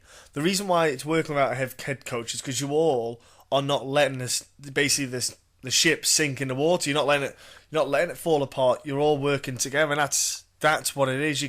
Honestly, I get that feeling whenever I talk to anyone from there, and that's exactly what the vibe is from that gym. Yeah, I mean, and our guys stay here, you know, we don't stay here because the scenery is nice and the weather's good. I was moving around trying to find a gym to be more permanent at, and I could have moved anywhere. I had the support of my girlfriend. She was ready to go to any city that I could find to train in, and I just got lucky and stopped in here. I was actually here training at another gym in Kansas City. I left that gym and cross-trained at, it was Grindhouse at the time, now it's Glory. But I trained there one time, and then, you know, we moved up there, and, you know, we've been here for 4 years almost now. So, and it's all because of James Krause. It has really nothing to do with the gym or Kansas City MMA at all, but I knew that James Krause was a super, super smart guy, and, man, I just try to do anything that he says. If he says something, I try to go out there and do it. Even if I think it's crazy or wrong, I just have 100% faith and trust in my cornerman, and that's why I never have any fear when I go out to train. I feel like I can beat anybody because I have, you know, the knowledge of James Krause in my corner. Tim, I can't wait to watch you get back to fighting again. Love watching you fight, Tim. I really do, mate, honestly. And I will be tuning in. I've already checked my schedule, and I know I am free that weekend, and I cannot wait to watch it. 4th of March, ladies and gentlemen, Titan FC 37, where Tim Elliott would be looking to defend his belt and get himself back in the UFC. That's what I was trying to get along to. Tim, before you go, mate, can you give anyone your social media stuff so they can jump on it? Yeah, my Twitter handle is @TElliott125. Tune in March 4th, Titan SD on Fight Pass. You're going to see a lot more creative stuff coming out of me. We're just now scratching the surface of what our gym is capable of, and I'm excited to show everybody what we're doing up there. And what about any sponsors, Tim? You got any sponsors that are helping you? You know, the same one that I had all the way to the UFC, the one that stuck with me the most that everybody will know would be Dethrone. They've been 100% supportive, and pretty much everywhere I go, I wear a Dethrone shirt. So I love their stuff, and I appreciate their help. And last but not least, you mentioned James Krause. There's obviously Anthony Gutierrez. There's other guys. Is there any? Do you want to give a thanks to? Obviously, you got your missus and anyone like that. My number one training partner and drill partner, Yazin Hajef, he comes and he corners me at all my fights, and he's kind of the unsung hero at our gym. He does things for everybody. He helps me coach the youth wrestling team. He does all the kids classes. Man, he's one of my best friends. He's an all-around great guy. And he's an up-and-coming pro now. I think he's 2-0. Just crazy kicks, does some exciting stuff. So you'll be seeing him shortly in the UFC. He's a super, super flashy guy, and man, he's just awesome. Wicked, man. Honestly, Tim, have a great fight. Enjoy that bout against Pedro. The kind of fights that you're wanting to have. Really do, mate. Have a great time. Hey, thanks. I really appreciate it, guys. Well, Dave Burrow, first I'd like to say thank you very much for coming on and chat with us. Now, you're fighting Ryan Healy in this Titan FC card coming up on March the 4th. It's the first card of Titan this year. They're looking to have a lot more cards on this year. Will you be wanting to make a nice statement against Mr. Healy, because it'll put you in good stead with the Titan brand and also the exposure you get on Fight Pass? Absolutely. I want to come out and win as devastating and flashy way possible. Of course, I want to put on the best show I can. Yeah, because Mr. Ryan Healy as well, he's a very experienced fighter. He's been around a while. He's been on a lot of promotions. He'd be a good feather in the cap to get, really, a fighter of his experience. It's a lot better to me to fight Ryan for my namesake because of what he has accomplished and all the fights he has and the notoriety, than say my last fight against, they had me set up with Grant, who, was good and everything, but he wasn't that well known, and that's what I want. I want to fight the best that Titan has to offer. That way I can, I want their belt. That's what I'm here for, and Ryan's a step in the right direction. And like you said there, you want the strap and fight the best. The good thing about Titan FC, it seems, on their roster, you can get very good matchups. You can get fun fights for yourself.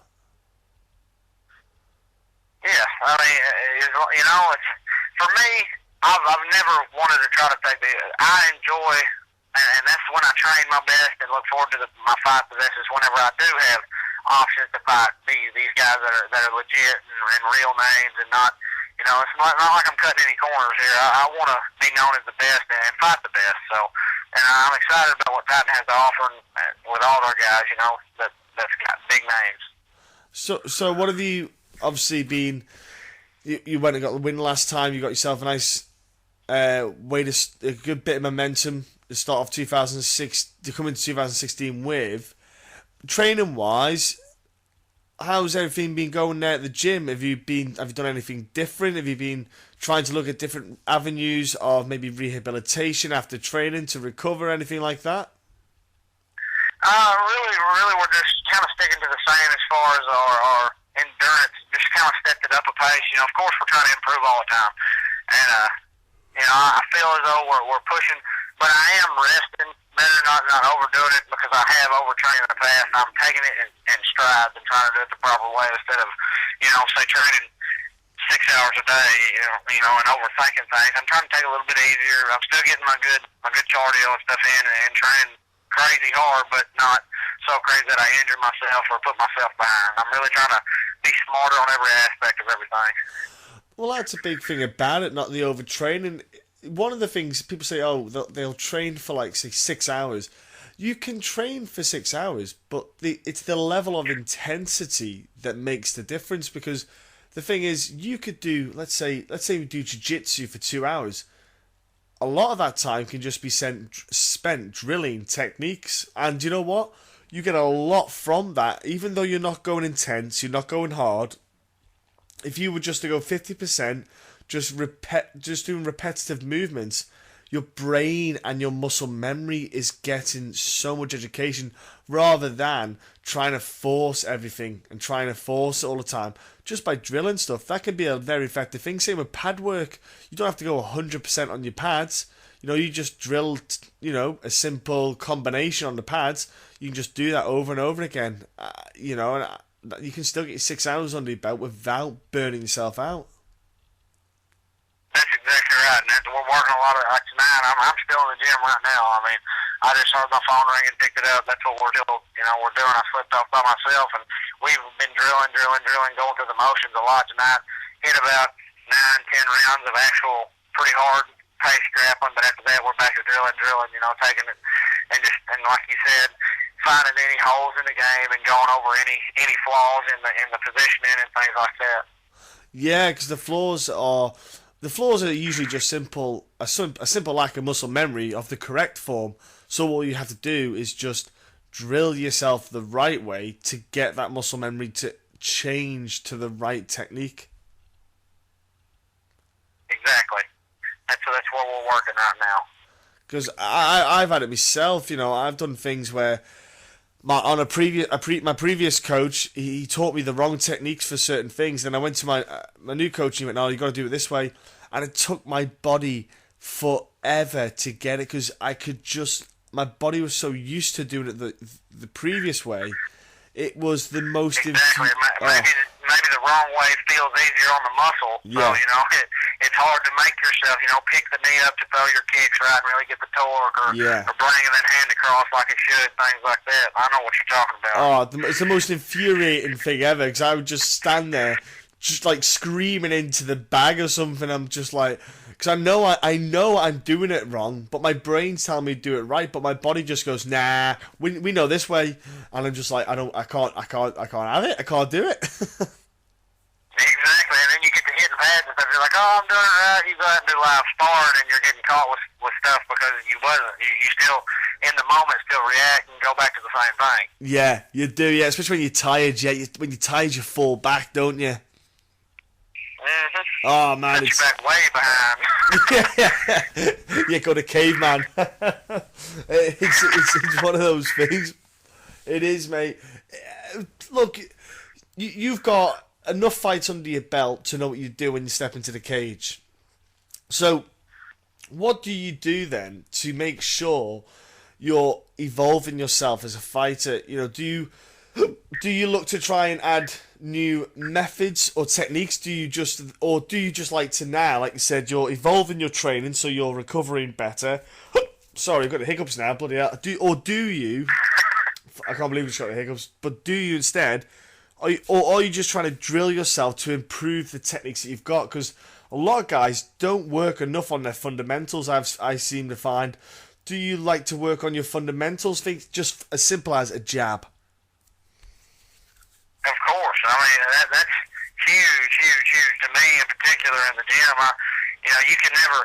Now there's certain things they get so boring drilling the same thing over and over and over. But that's part of it. That's even part of your mental status is you go through and you make yourself do these things. And I try to stay on and try to. I want by the time my career ends, I want to be said that this guy that was it. He done all.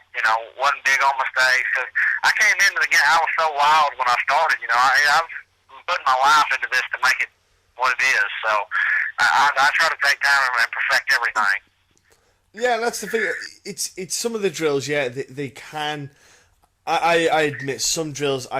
When the coach says, "Oh, we're doing this," inside of me, I just die a little bit. I think, "Oh, for fuck's sake, I can't bother doing this. I would rather just go home and sit on the sofa." But you do have to do it. But the thing is, it's doing those things, but you can be creative and make it fun or enjoyable, or at least make it a little bit slightly different, but still the same way of doing it, so that it engages your brain differently.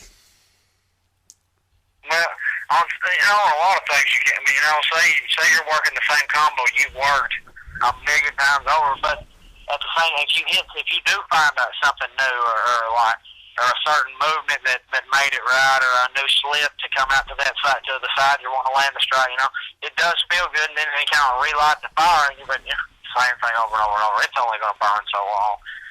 It is, yeah, it is. And the thing is, like I say, the fundamentals of the sport, for example, like I said before, the jab, simple 1-2. A simple 1-2 is the most effective combination still to this day, because fighters seem to think that they need to do special spinning, whizzing, whatever moves to get a strike landed. But if you take away MMA and go to boxing, boxing has only got the same punches it has had for X amount of years, and they still work. People are still getting knocked out with a 1-2 or a double jab and a right straight. They still work. It's just polishing off the fundamental techniques and getting them and figuring out the reach, the timing. It's obviously making sure you got the speed. These little simple things, I find if you can get them, a lot of it, the rest of it just falls into place. Yeah, I agree with you 100%. I take I know you, because it is the same. Me, I'm not known for spins and flying this and flying that. I don't really take chances on stuff. I want to get what I've got, to where it's a killer first. I want to take all this basic stuff that you're going to use when you go out and fight. The opportunity is going to be there. So, that'd be like going out and buying some fancy tool for a job that you're only going to use once every 6 jobs you're doing, building a house or whatever, or working on a car. You'd rather have your basic set of wrenches and ratchets there that is going to be used and it's going to work. Yeah, I'm with you. I agree with you 100% on that. I do spinny stuff on the bag all the time. That's about as far as my spinny stuff goes, especially when there's no one else in the gym as well. So if it goes wrong, no one sees it go wrong. It makes me feel better. But look, I'm afraid to hurt myself. Yeah, exactly.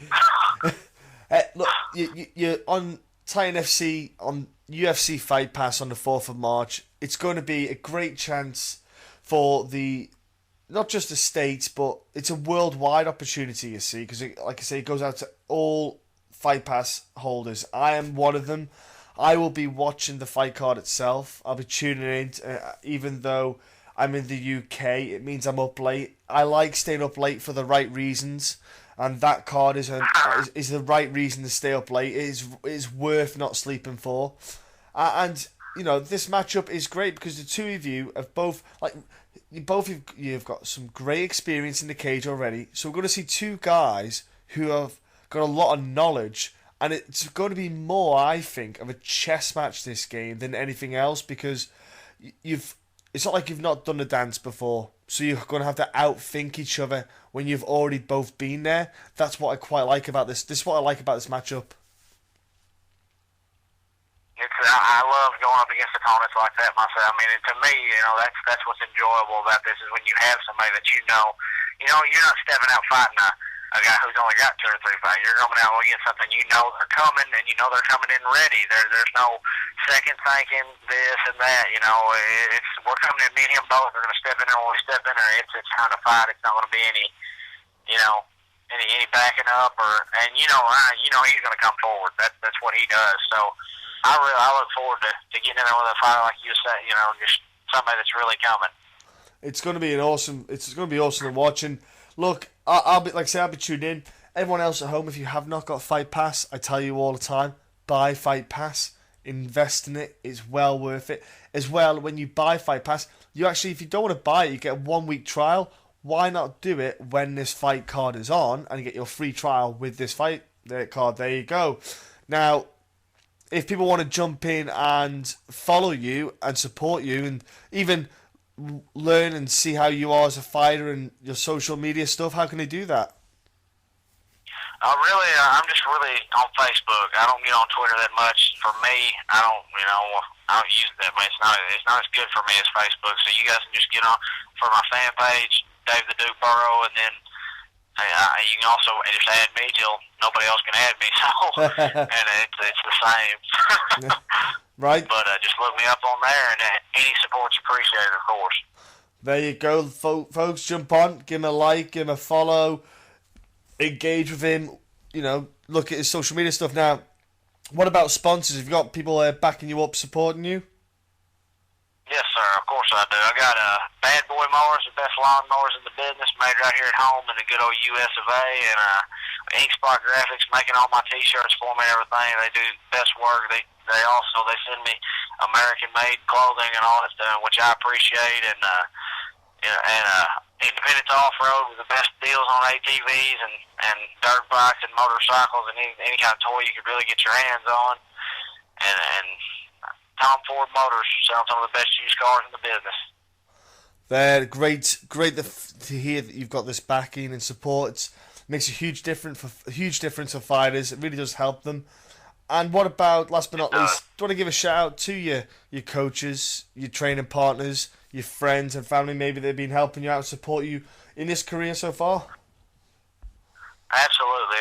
I always want to give big thanks to my dad. He's always had my back and made sure I was able to do things even when I couldn't get sponsors. He'd help me every way he could. And all my training partners, Joe Valdez and LaMarcus Tucker especially, being here sticking it out more than anybody else, and my coaches, my stand-up coach and conditioning coach, Matt Sellers, and my jiu-jitsu coach and wrestling coach, Josh Hudson. They get in here and they do anything they can do to help me. They'll come in all hours of the day, and we all work full-time jobs to go with it. So, they really give a lot and help us out here.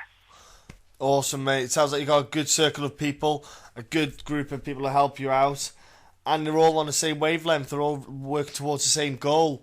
Now, have a great weekend. Have a great fight and enjoy the whole Titan weekend, my friend. Yes, sir. We thank you for the call and thank you for the airtime. No, look, absolute pleasure having you on. And like I say, go out there, put on a great exhibition and show for everyone, and we are all going to look. A lot of us are going to tune in and enjoy these fights. After you watch it, let me know what you think. I will do, mate. I will jump on your Facebook and I'll let you know. Man, appreciate you. FCC have got a fantastic card on this weekend, and one of the bouts, which I have to say is a stellar contest. We have Tim Wilde champion taking on Martin Delaney. And Tim, this is a great fight. Again, you've got Brendan as well against David Lee, and another great matchup. I'm looking forward to this. On a British MMA scene, this is a great little card they've got on. You must feel, obviously, like you're withering away right now, cutting weight, but in general, how's everything going? Everything's gone great. The fight, I couldn't have asked for a better fight camp, injury-wise and training-wise, etc. But more so than ever for me, mentally. Not that I've ever struggled in that division. I've took a more intelligent approach to training this time. Being very clever with my training, my recovery, and what I'm training as well. So, I think times are changing now. The days are changing where, it's all sparring, big, hard, shark tanking, intense sparring. I've tried a couple of new things for this camp, which I'm like some yoga, and I'm really excited to see the results, pay off now from all the hard work. So, yeah, as for camps go, I'd say it's by far been my best one. And your opponent in Martin Delaney, what I love about this is the pair of you are just, highly touted UK fighters, and it really makes for a great contest. When you've got an opponent like Martin, for you, do you look forward to it because you really get to put yourself out there and say, look, I'm a champion, I'm going to fight against the best. You're not taking any, like, for example, like a canned opponent. You're not taking anyone. You're fighting the best you can get out there. And it says a lot about yourself as well. Yeah. I'm 28 now, and I'm not a young whippersnapper anymore. I'm not old, but I know I need to be fighting the best to solidify not only what I'm preaching about myself being one of the best, but like what other people are saying as well. I need to kind of back it up now, and you're only going to do that fighting the best. If you fight cans, if you fight nobodies or has-beens, anybody can do that, can't they? Anyone can build up a nice 10-0 record beating nobodies, but if you can build up a 10-0 record beating the UK's best, then people are going to believe the hype and they're going to know you're going places. So yeah, I'm really excited to fight him. We are polar opposites, I think you could quite say, with our styles. So I'm intrigued to see how the bout's going to go. But yeah, I'm really looking forward to it. Yeah, I was thinking that's what makes the matchup so well. Not just the pair of you got great records, and you're both, highly good, highly skilled fighters. Sorry, again, your styles, they clash, and that's what makes for an interesting bout. Who can implement their style in the fight and who can make it work. Now, the fight, it's on FCC. You did go over and sign up with BAMMA, and you fought on BAMMA and stuff. And is the FCC thing? Are you allowed to just come back and keep defending the title? Is that part of the contract? What's the deal with that? I'll be honest. So far it's just a one-fight contract. This is, I guess, he's talked. Adam Taylor, the promoter's talked about future contracts, going on from here. But one thing I never do is, I never try and sign up to anything too exclusive, which kind of puts a halt on me getting where I want to be. I don't lie, I don't deny. My end goal is UFC, and I want that as soon as possible. Like I say, referring back to my age, you've only got so many years in the sport, haven't you? And as much great shows, BAMMA, Cage Warriors, FCC, they're all great, but I'm after the big league. I want to make a name for myself. I want to have a run at this and see how far I can actually take it. So yeah, I'm looking for an impressive win, and maybe whether there's one more after that, I don't know, maybe a title defence, but I can't see me signing up to any multi-fight deals with anybody other than the UFC or big leagues like that. Have you not had any interest from the likes of you've got, obviously, there's Bellator, there's KSW. Have you had any interest out of England? Yeah, I have. KSW have approached me about fighting in London, but as it was at the time, I was injured. I've had my coach John Roberts. I think he spoke on a regular to WSOF in America, and he's got links to also ONE FC. Yeah. So there's been talks. It's just been about finding the right fight at the right time and the right opponent, and it's just ended up that it's happened to be FCC, and I'm really looking forward to that. I went up later last year with Tobias Reed when he fought Ashley Reese, and I was really, really impressed with the show. I'd never really heard of it, to be honest, and I was really impressed with the show. And straight away I said to Adam, I was like, right, who you got for me on your next show, kind of thing, as a joke. And that's where it all kind of started from. So yeah, it is a solid show. I've been on the show myself. It is, and Adam's doing a good job up there. I think for himself, he doesn't put it out there enough. That's why possibly it goes a little bit under the radar. But it is, he's got it nailed. He's got a great venue. I think the whole venue itself, the area space for the fighters to warm up, the whole place. It's a nice fit. Everything's nice and close. I love it. I like the whole area of it, really. The way they've set that whole up, and they've got. They have Josh Palmer and Brad Wharton doing the commentary again, so it's nice when you've got some good commentators. I know for people viewing it when they watch the fights online, it just adds to the production and everything else. I think those little bits make a difference. Yeah, I'd absolutely agree with you there. He's doing a cracking job and those two, they commentate for the Cage Warriors, so they really, really know what they're on about, so that they're not talking nonsense, and they're really getting into detail about the bouts, and they study the fighters. And I know Brad I think he likes me, and he's followed my career a little bit and stuff. So yeah, looking forward to hearing the nice words they say about me after the fight. But yeah, they get the perfect. It's a nice big cage. Great venue. I'll be honest, it's probably one of the best warming up. Like you say, if you fought yourself, one of the best warming up areas of it on any show I've ever been to. You're normally cramped in a little kitchen somewhere, but you've got like a whole mezzanine floor to yourself. It's wicked. For me, in my opinion, you got your two top dogs, Cage Warriors and BAMMA, and FCC's right behind them, like right on their heels. So they're a good show. They are, and I think for UK MMA in general, there's a couple of shows that they're standing out. You got FCC, BCMMA have just come. They've come at leaps and bounds. I'd say in the past 18 months to maybe 2 years. they're just growing and growing. I think I think obviously Jack has that knowledge and experience, which really helps. Definitely. That's another promotion. You know, the last show that they had on, they had like Luke Barnett, John Maguire, and a handful of guys on that were just. It was a good card, and I think for the UK MMA scene, there's a lot of positivity going in, especially after the UFC London card going on. There's a lot of good vibes, and I think with the UK guys winning, I think it certainly helps yourselves with the spotlight go on you a little bit more when these shows come on, because people think, right, okay, well, if they're doing well, who's the next up and comers as well coming along? Yeah, definitely. There's a lot happening this last 6 months in the MMA world, and like you say, in this country, it's really bringing it on. I think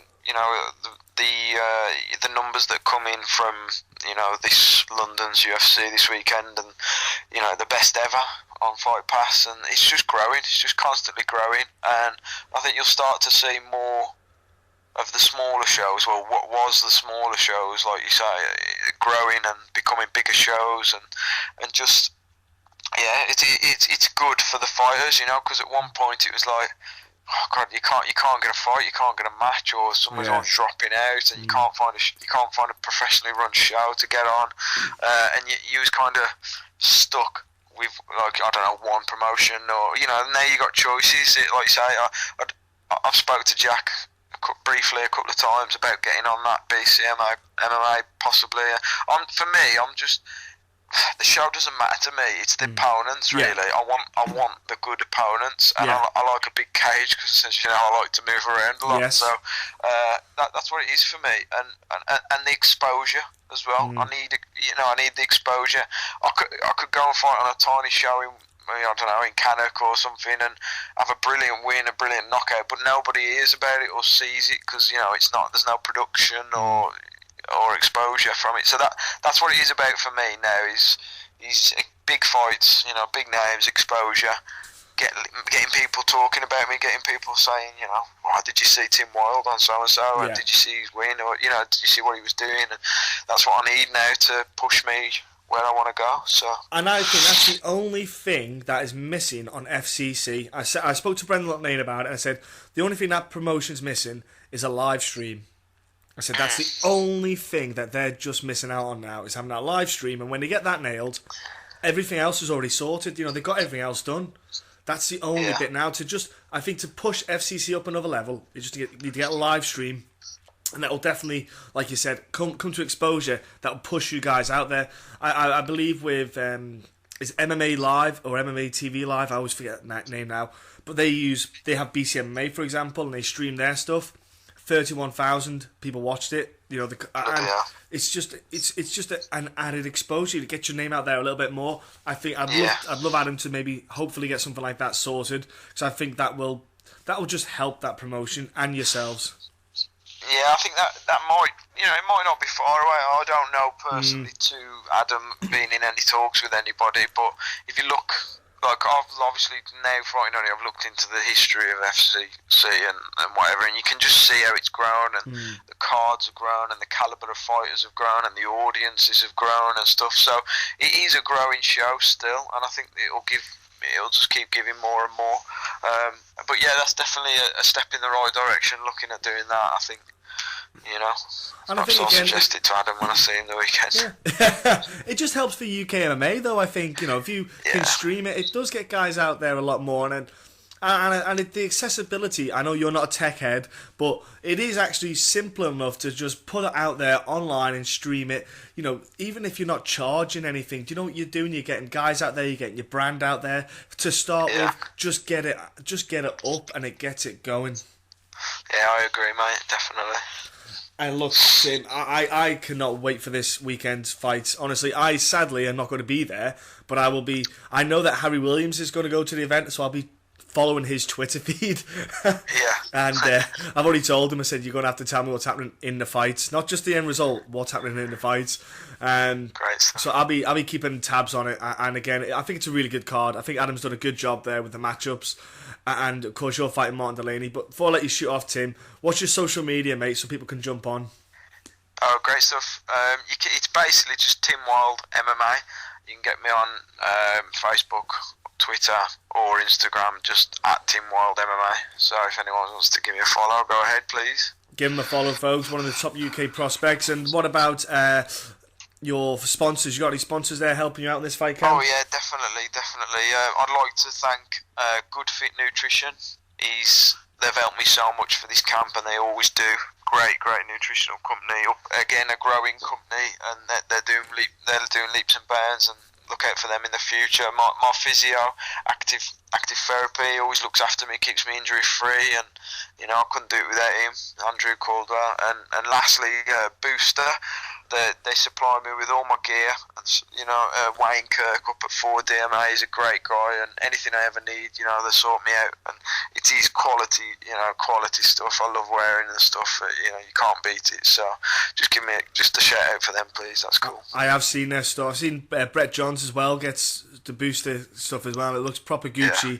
I've not tried any of it yet. It's nice stuff, mate. It's nice stuff.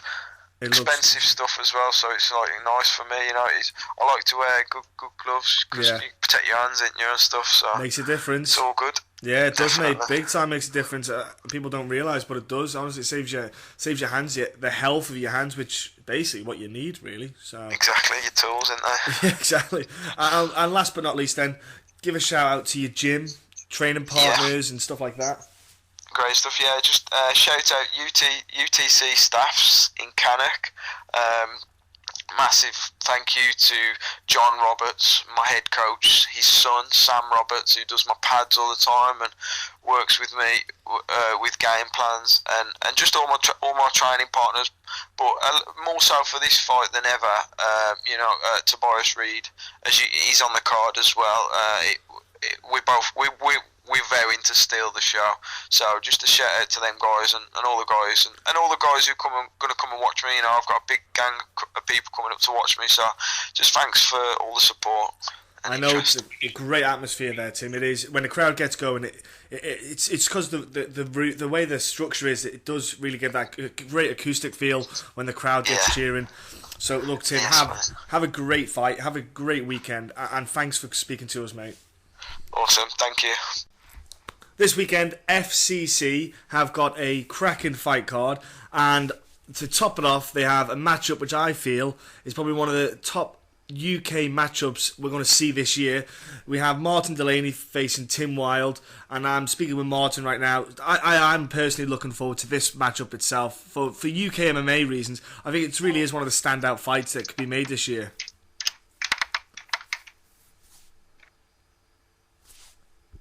Are you there? John, yeah? I'm here, buddy, yeah.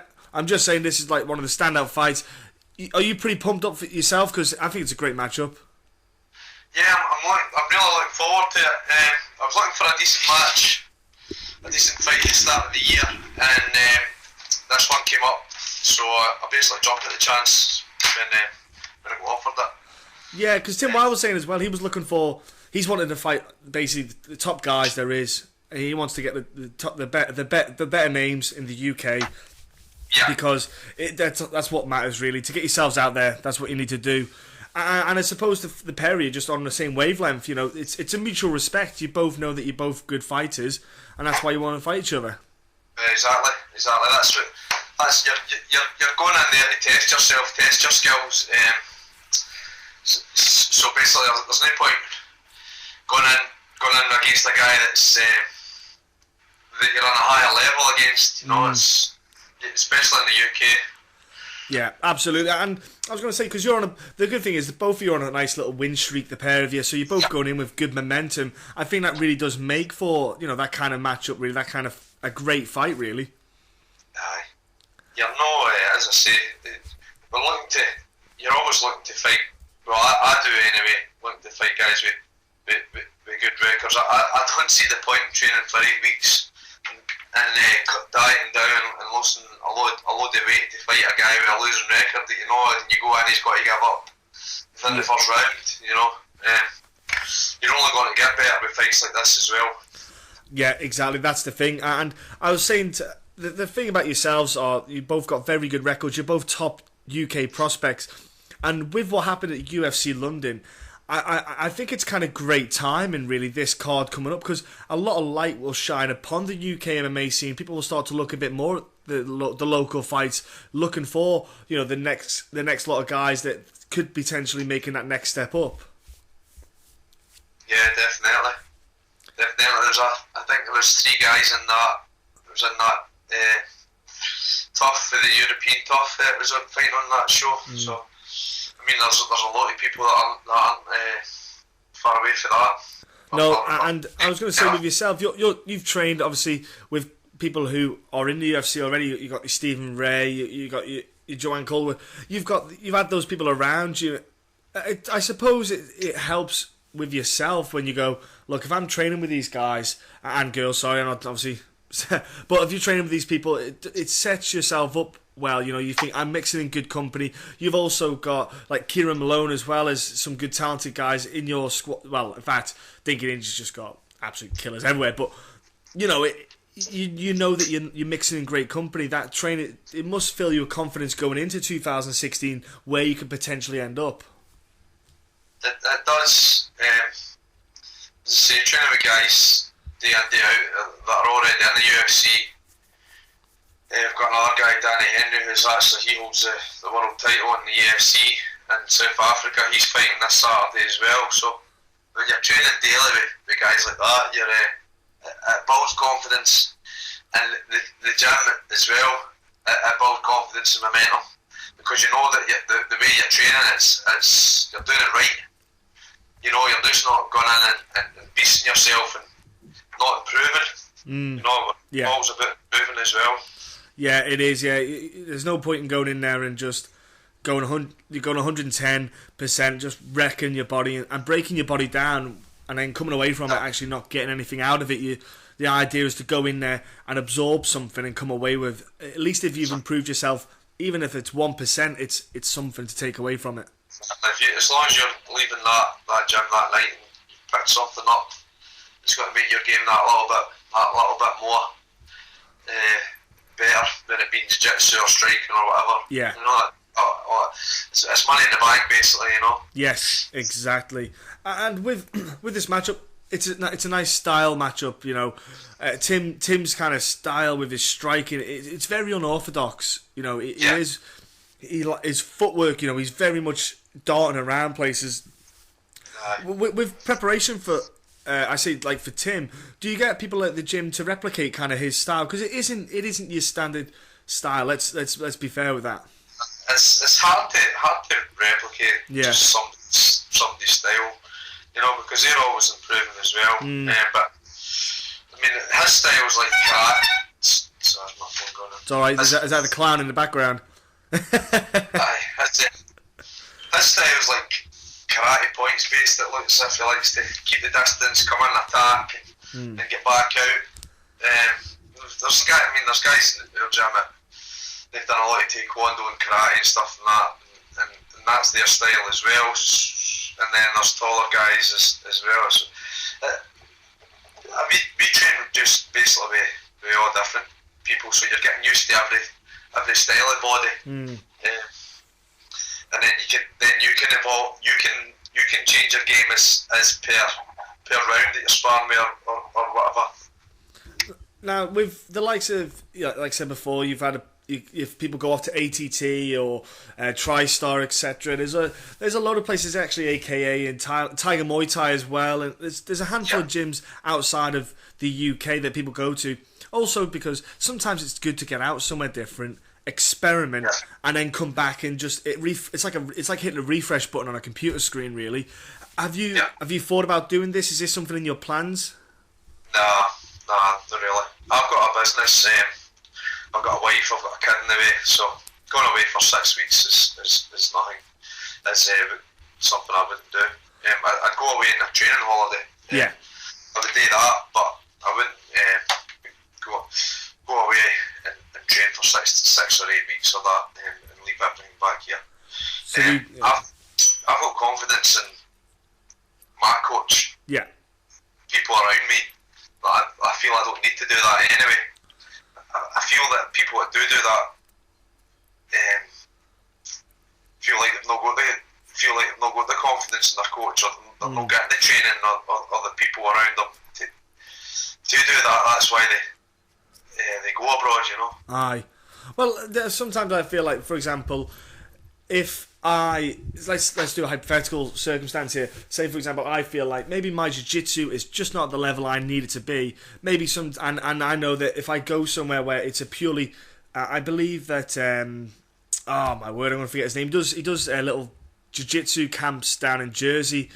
I'm forgetting do you know what? It's gonna Booster. Oh, not Booster Mante. Booster. It's a very well founded jiu-jitsu practitioner, and I can't remember his name now. This is terrible.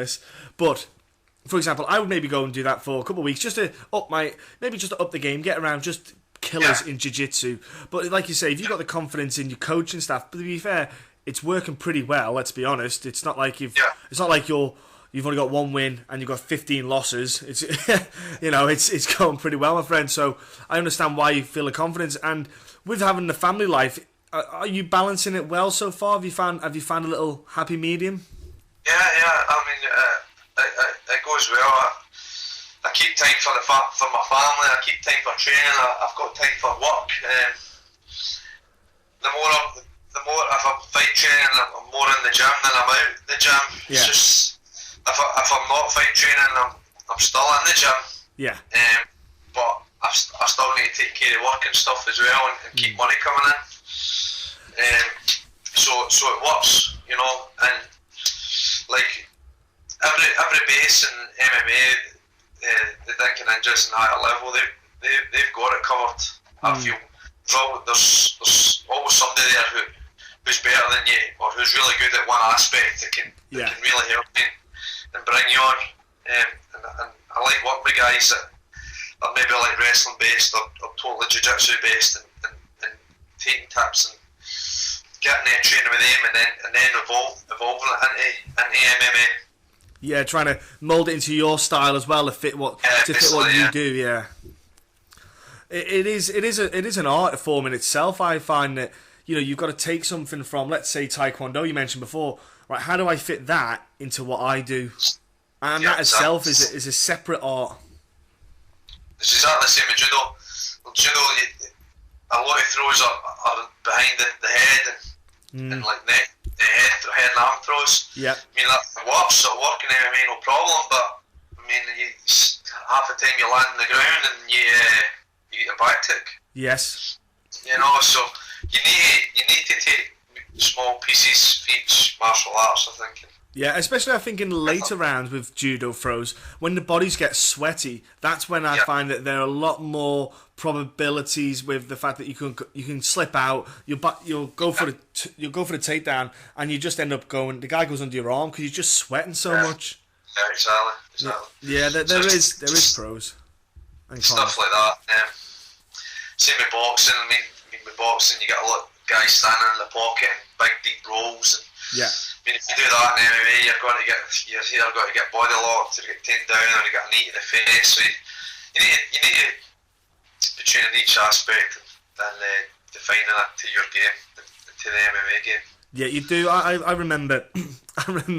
I learned hard from. I was doing sparring with he's been in the Commonwealth Games twice, boxing he had, and he was. I think he was in the light heavyweight division. And we were just doing a bit of boxing together, and I just took my stance was just completely out of sorts. First time of going with him, and he just absolutely boxed the socks out of me for about 3 minutes. And I was there at the end of the 3 minutes. He went, "What are you doing?" I was like, trying to just get away from your punches." He went, "I'm hitting you every time because you're readable." And again, it's one of them things where when I do MMA sparring, you can't read it as much because you've got takedowns in, you've got the kicks in, but everything I was doing wasn't. He didn't care about takedowns. He didn't care about kicks because all he cared about was punches. So for him, it was easy to read because he cancels everything out. But for me, it's learning. You have to learn to cancel it out and then bring it back in. It is, mate. It's a very complex sport, and that's why it is. It takes guys a bit of time to evolve and add skill sets and add bits to their game. So with 2016 kicking off with this hell of a fight against him, I've heard rumours already, rumblings about there's a potential return by the UFC to Glasgow. Would your goal be ideally to try and fight the best you can find to get yourself to get the notoriety to get yourself maybe on that card if that happened? If it happened, it happened. Oh. I mean, a lot of people say, "Oh, I'm in MMA. I want to get into the UFC." But when you look at guys that's went into the UFC, they've lost 2 fights in a row, and they've been put back out. That's it. You know, so I just concentrate on the fight I've got ahead of me. I'm not in it for the money. You know, I've got money, so I just do it for a love of the sport. Yeah. So if I got on the UFC in Glasgow, it would be great, you know. But I basically just concentrate on the fight that I've got in front of me. Because I was going to say, have you maybe had offers from elsewhere in the world? Like, you know, like I've said before about this KSW, they're a reputable promotion these days, you know, and people look at them and as even now, Risen, I'm not being funny, if they came knocking to me and went, "Do you want to fight Bob Sapp?" I'd probably do it. Yeah, I've been offered. I got offered a fight just the end of last year in KSW, but it was like maybe 2 weeks after my previous fight. I think it was like maybe two weeks after that again. So yeah, I mean, taking a fight in KSW or something, I'm not just going to jump in just because the fight's there. I'd rather have a full camp for it. And it's also the yo-yo and body weight. You know, when you're cutting weight, that wrecks your body. You know, doing it such a close period of time, it can really damage your body. The thing is, you're training to peak. Yeah. To peak at a certain time. You know, so I peaked at that time for my fight, and then you rest after it. You know, you need to let the body recover a little bit, and then start again and build it back up. So just jumping into fights like that, I don't think it's not something I really do. No, it's not. It's something that you got to think about your health. Yeah, that's the key. You know, at the end of the day, as much as we love this game, our health is something that's going to be that we need when we're 60 or further, even 70. You know, and it doesn't sound like much these days doing it like that quick weight cut and us doing 2 fights in succession, but it's the later effects that we don't know. That's what I don't like. You see guys like they'll say, "Oh, I'm busy. I've got 2 or 3 fights all booked in this year and stuff." I wouldn't do that. I do one fight, and then once the fight's over, then you see what happens. Yeah, because you don't know what's going to happen. You might get a cut and that's you out for X amount of weeks anyway. So it's a very sensible way to go. Look, man, I'm sadly not going to be at the card to watch, but I will be watching the Twitter feeds literally for this card because, to be honest with you, I think it's a great card that they've got for UK MMA. That's good. FCC are putting on the fights. Yeah, they're doing well, and I think for UK MMA, it's a good sign as well. It's a positive thing to go, you know, and see that happening. I hope it's a full. In fact, I know it'll be a full house. I like the atmosphere there. I like the way they've got the whole place set up. It's a really good. Adam's got a really good thing going there, and you know, you and Tim are going to have a hell of a fight. You know, and it's just going to be a great card anyway. So look, have a great weekend, look, man, and have a great fight, and just have a great fight against Tim. I know it's going to be one of probably the best fights of 2016 for the UK MMA scene. So before I let you shoot off, man, let people know what your social media stuff is so they can jump on and give you like a follow and that. My Instagram and Twitter address is just Diesel_DNFTs. They're both the same. And Facebook is just Martin Delaney. Jump on, give him a follow. What about sponsors, buddy? You got any sponsors helping you with the fight camps? There was a company that was helping me out there with my meals, Fit Foods from Stirling. They helped me for this fight, for this training camp, so it's been pretty good. And also Naomi Watford from Spasm Therapies, who's been my physio. She's been good as well. Just keep me injury free, keep me in the gym training. Awesome stuff, man. And then last but not least, obviously your coaches, your team. Just want to give thanks to your training partners and all that. Just everybody at a higher level, and James Doolan, my main MMA coach. Yeah, he's not a bad coach. He'll do for now, I suppose. Man, great having you on. Thank you so much for your time, and like I said, have a great weekend, man. Yeah, thank you. Thanks very much. Okay, this weekend, Brendan is facing David Lee. Brendan, it's going to be another showcase, another a great fight. Obviously, how is everything in your fight world going at the moment, my friend? Yep, everything's perfect, to be fair. Thanks for having me back on and letting me express my views again. And it feels great to be back at 155. Feels great to have another health safety camp and being able to do what I love every day, really. So, like you say, how's the weight cut going? I was going to say, because obviously you're not that far off. I imagine now it's got to the point where you pretty much got your weight cutting nailed to a T. Yeah, I mean, I've been in the game for a while now. I've had dropping to 55 is a lot easier than dropping to 45. Let's put it that way.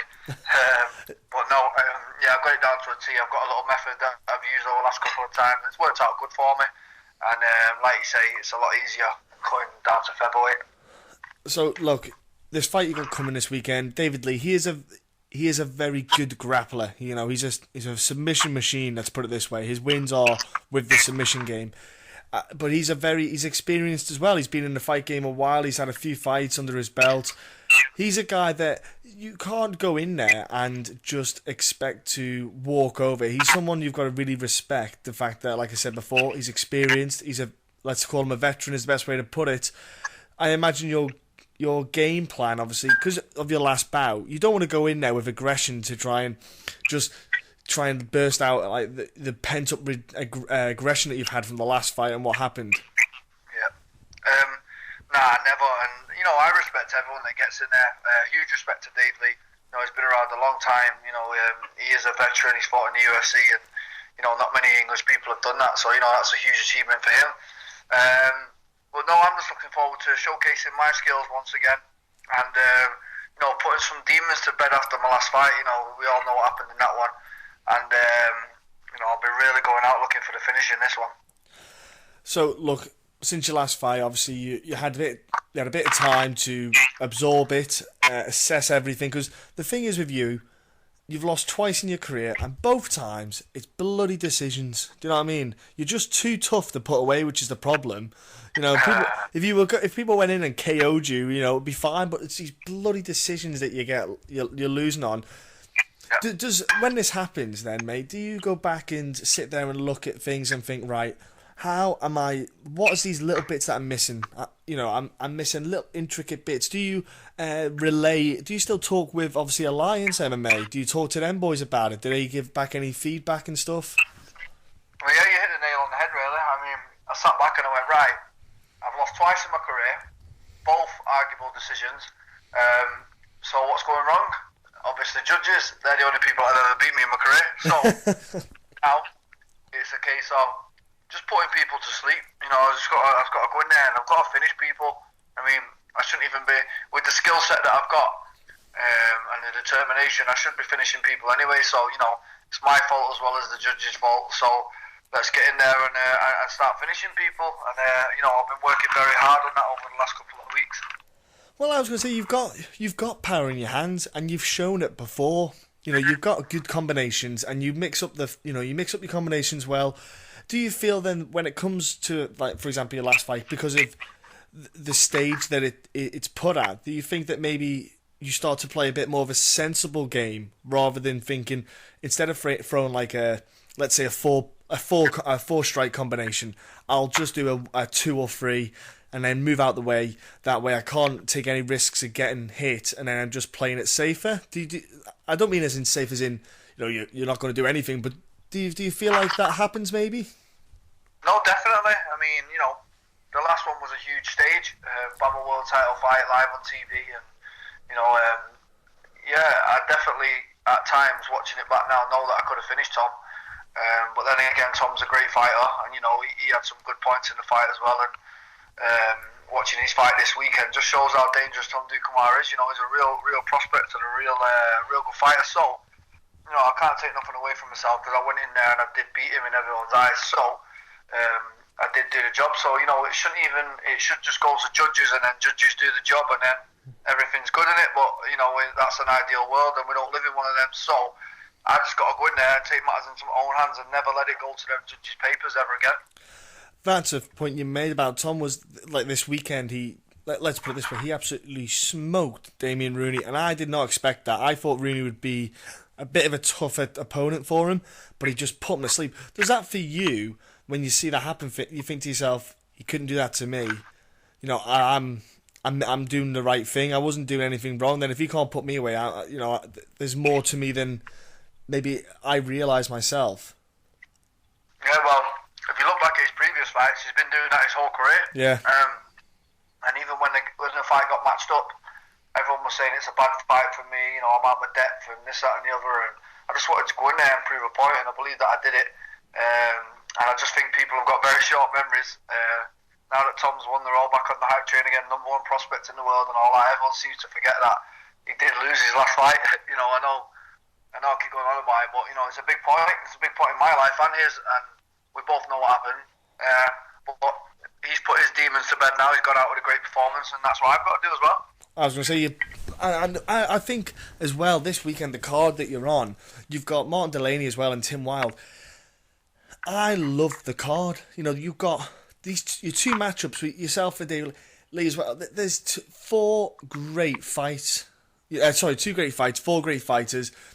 Yep. For UK MMA, I think these two fights are absolutely fantastic, and I think anyone going to the event anyway is going to get an absolute treat. But for UK MMA, do you see the fact that for example, this isn't BAMMA or Cage Warriors when Cage Warriors comes back, or what Cage Warriors used to be? This is I don't want to call them regional, but they're not like, for example, like a KSW or something like that. But it does good for British MMA when you can put a card on like this.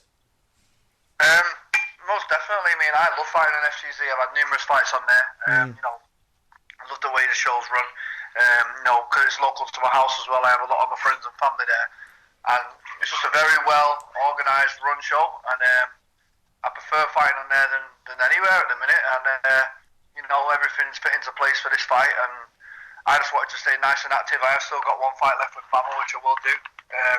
But I'm on a mission this year, and I won't be stopped. And I needed a one-fight release because BAMMA didn't have anything till May. So yeah, I'll be taking this one, and I'll be taking the next one ASAP. Now, like you say, there you're on a mission this year, and with the BAMMA fight, you've got one left on there. Then there's the potential of maybe Cage Warriors kicking off their promotion in April as well. So you don't know what's going to happen in the future with you. What is great about, like you say, Adam, I think, does do a really good show. You know, FCC is a show that I have actually been on myself, and I think it's a great run show.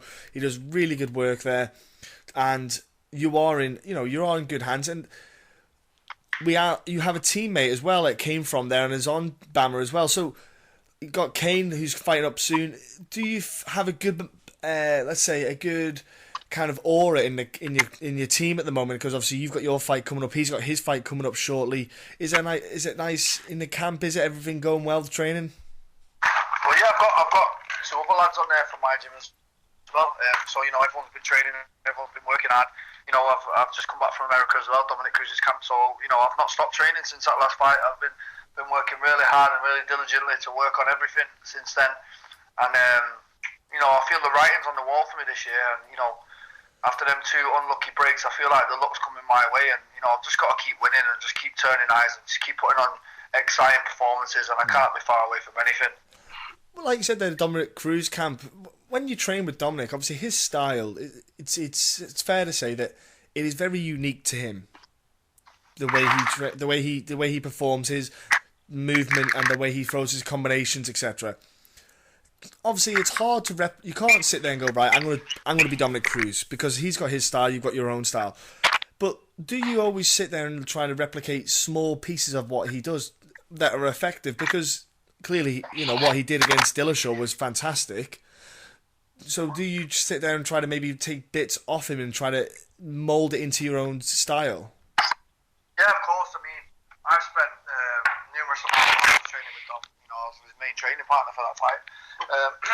So I've picked up loads, but more than physically, I picked up a lot mentally off him. You know, he's a very clever man.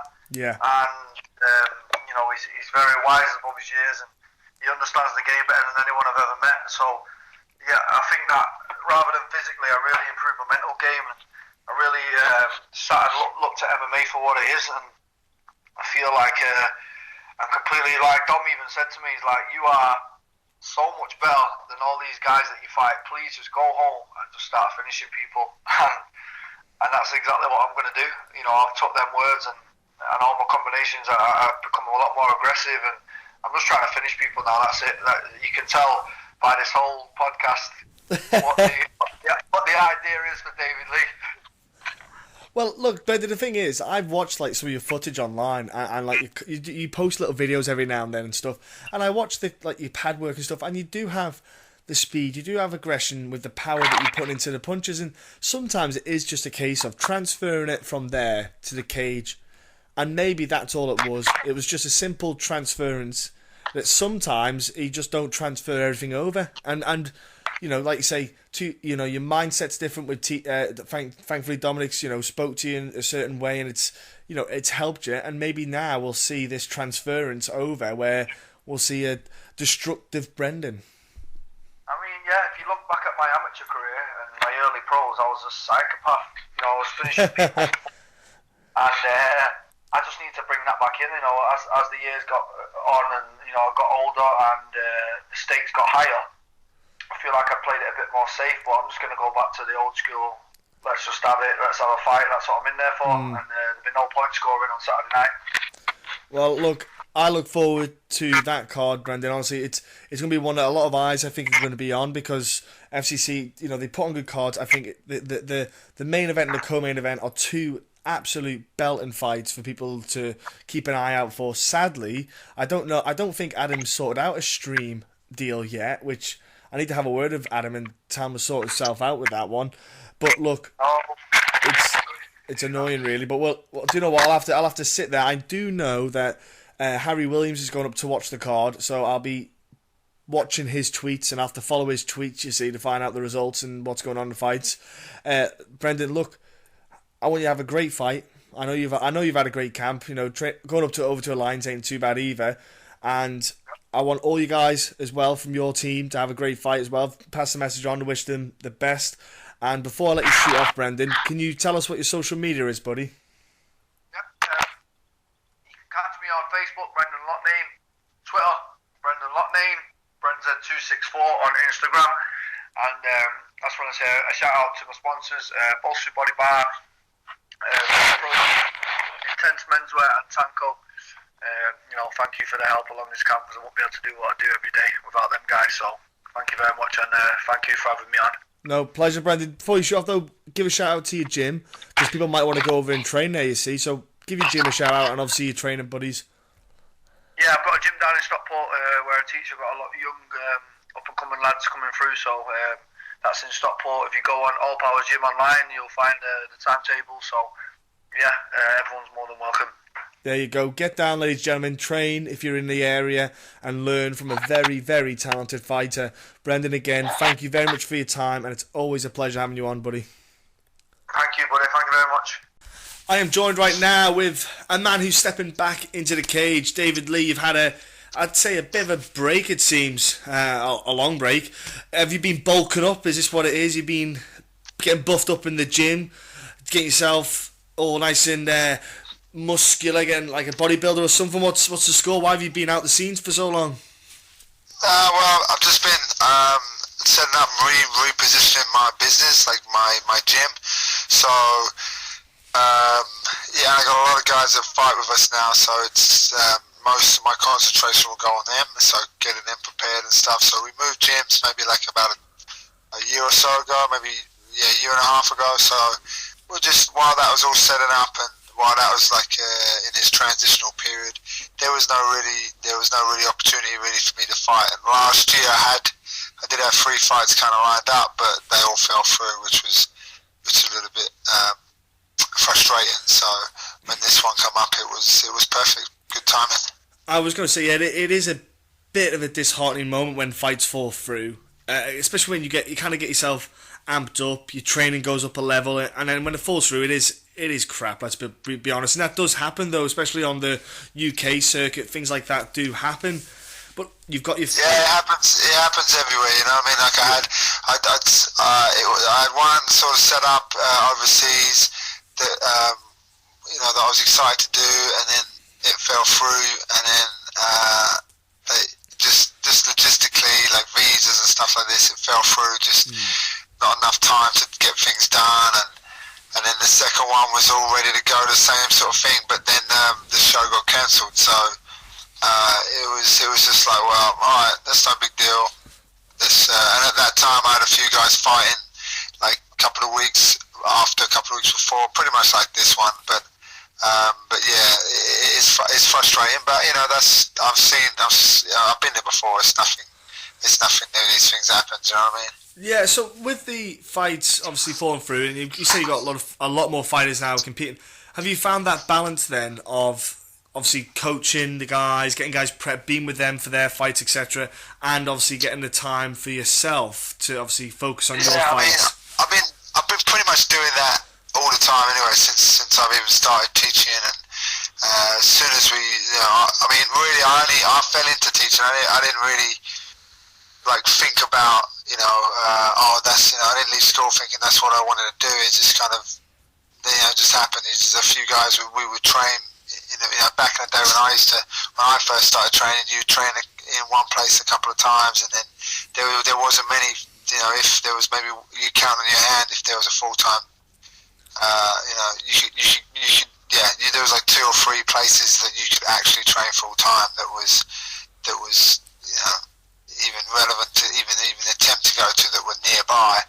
And now there's one on every street corner, so it's a lot easier for people now. But back in the day, it was everybody would get together and train to make the extra days up. So, and then it just become a natural transition for me to be the guy organising it. I would just go, right, well, and then next thing I know, you got your own, you got your own classes happening, you got your own gym happening, and all of a sudden, then you got your own team.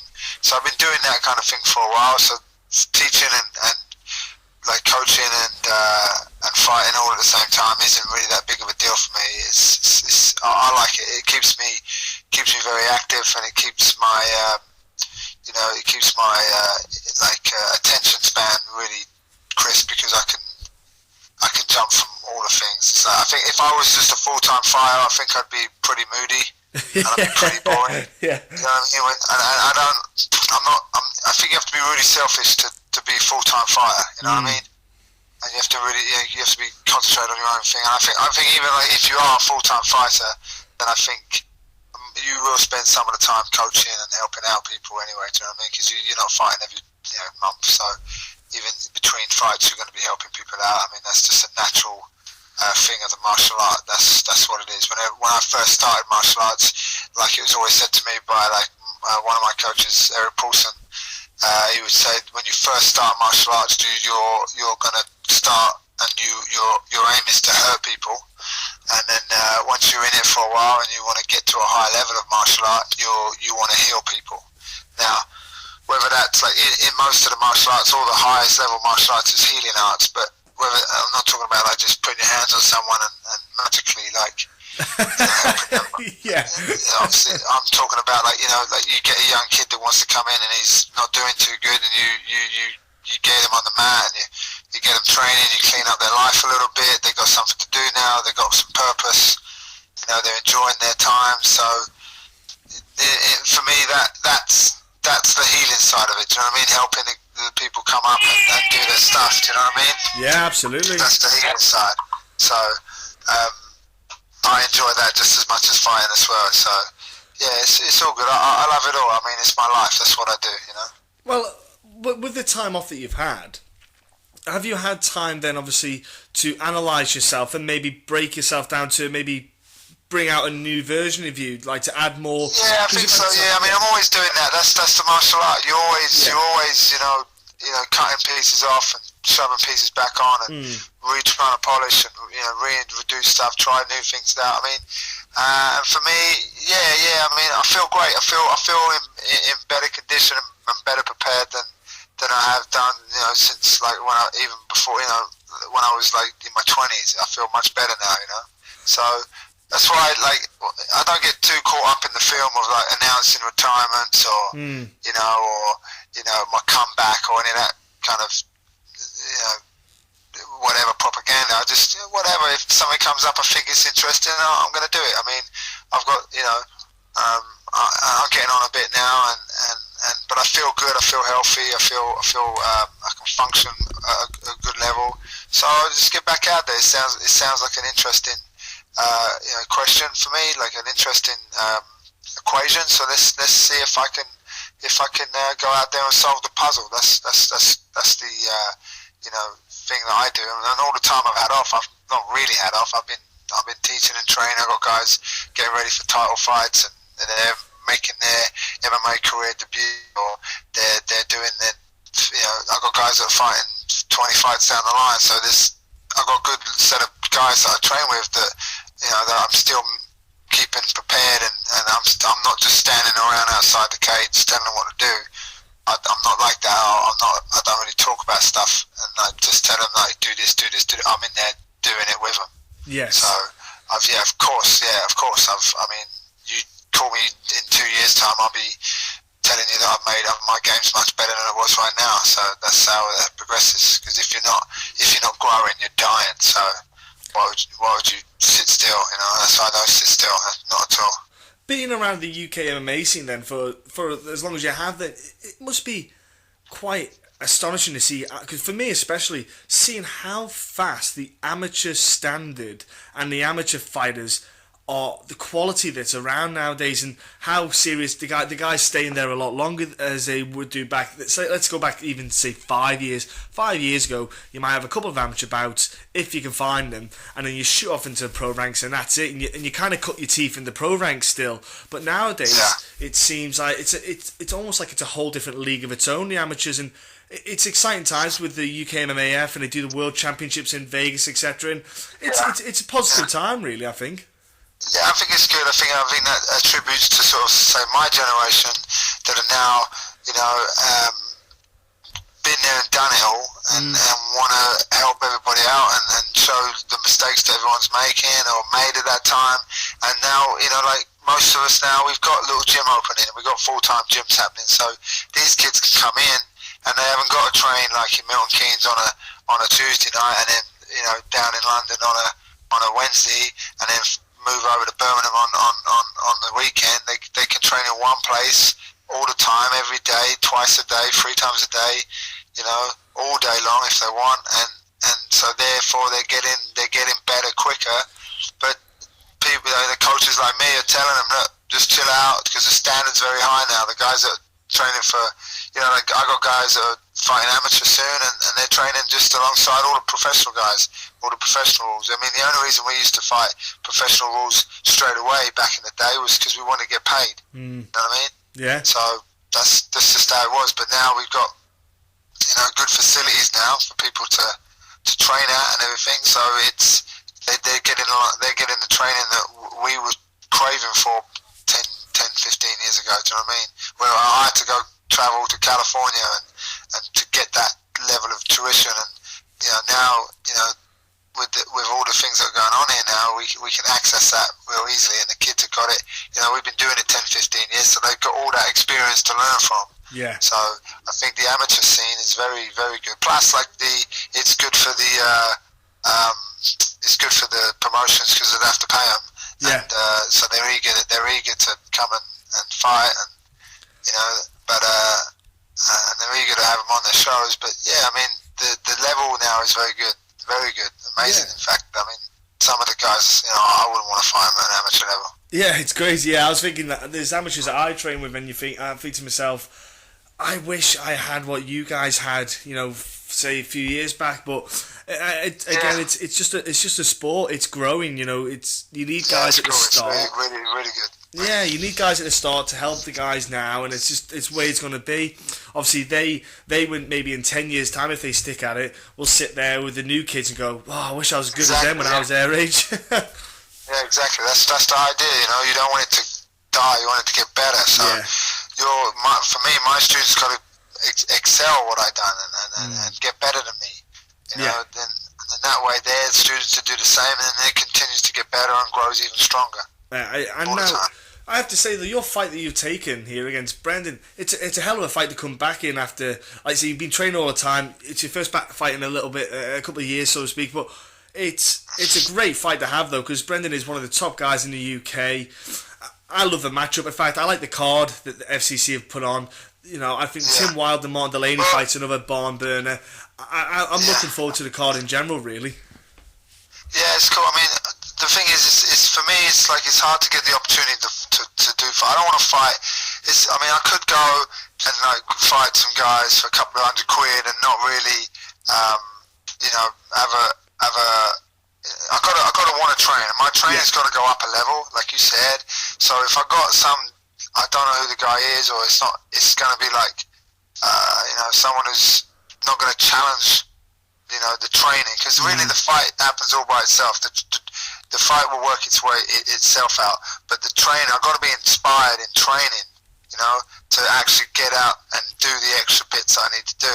So if I know that I'm going up against someone who's going to be bringing just as much, then the training becomes easier. It becomes like it's not a chore, it's not a grind. It's work, and it just needs to be done, because you know that your opponent's doing exactly the same thing, and he's bringing the level to the fight. I think sometimes if you don't have if the opponent's not a good opponent for you, or you can get lazy with it, and then again, if you're lazy with someone and they do beat you, then it's your own fault, and they shouldn't have beat you. Then you're done. It's like, so you got to have a formidable challenge. Otherwise, what's the point of doing it? You know what I mean? Yeah, I agree with you on that one fully. And I think Brendan is the kind of guy who makes you pay attention to your training sessions and make sure. Yeah, of course, he's very good. He's good level guy, and to be honest, I was offered a fight on FCC, and it fell out at featherweight, and then the next fight they offered me was Brendan, so I was like, okay.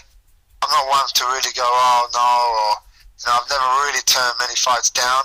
So then I'm up for it. That's fine. I've been around the block. Yeah, okay. And to be honest, the pressure's all on him. You know what I mean? He's like, how old is he? What, 27, 25? Yeah, he's only young. I can't remember how young he is now as well. He's a young whip. He's like, I've got at least 10 years of age on him. I've got more grey hairs than him. I'm an old man. Do you know what I mean? So what have I got to lose? I come back out, I haven't fought in 2 years, and they give me a title shot. You know what I mean? I'm coming there with a who cares attitude, and just going out there to, I'm not making any more than this than what it is. I'm going out there to fight and test my skills as a fighter, regardless of who's across the cage from me. I'm just going out there to try to see if my stuff still works. You know what I mean? So I've got and he's the champion, I'm the challenger, whatever, but he's like the young gun. I'm an old man. I mean, imagine getting beaten by an old man. It's going to be terrible. Hey, they're not grey hairs. So, they're not grey hairs. Firstly, they're called hairs of wisdom. I have many of them. Okay, yeah. It's hairs of wisdom. Yeah. All right. I have called having 2 kids. yeah. I'm pregnant. Plop. Where'd that grey hair come from? Yeah, I'll agree with that one. Yeah, children do have that effect on the hair. And look, I love the matchup anyway, but for yourself then, for 2016, I imagine then this fight's happening. Are you looking to just get regular fights again? Are you looking to get back in the swing of it? Yeah, why not? I mean, if the opportunities come, I'll do them. You know what I mean? Yeah. I've got a good facility now where my gym's at. It's a great, it's a really. I want to push it to the point where it's a great world-class facility.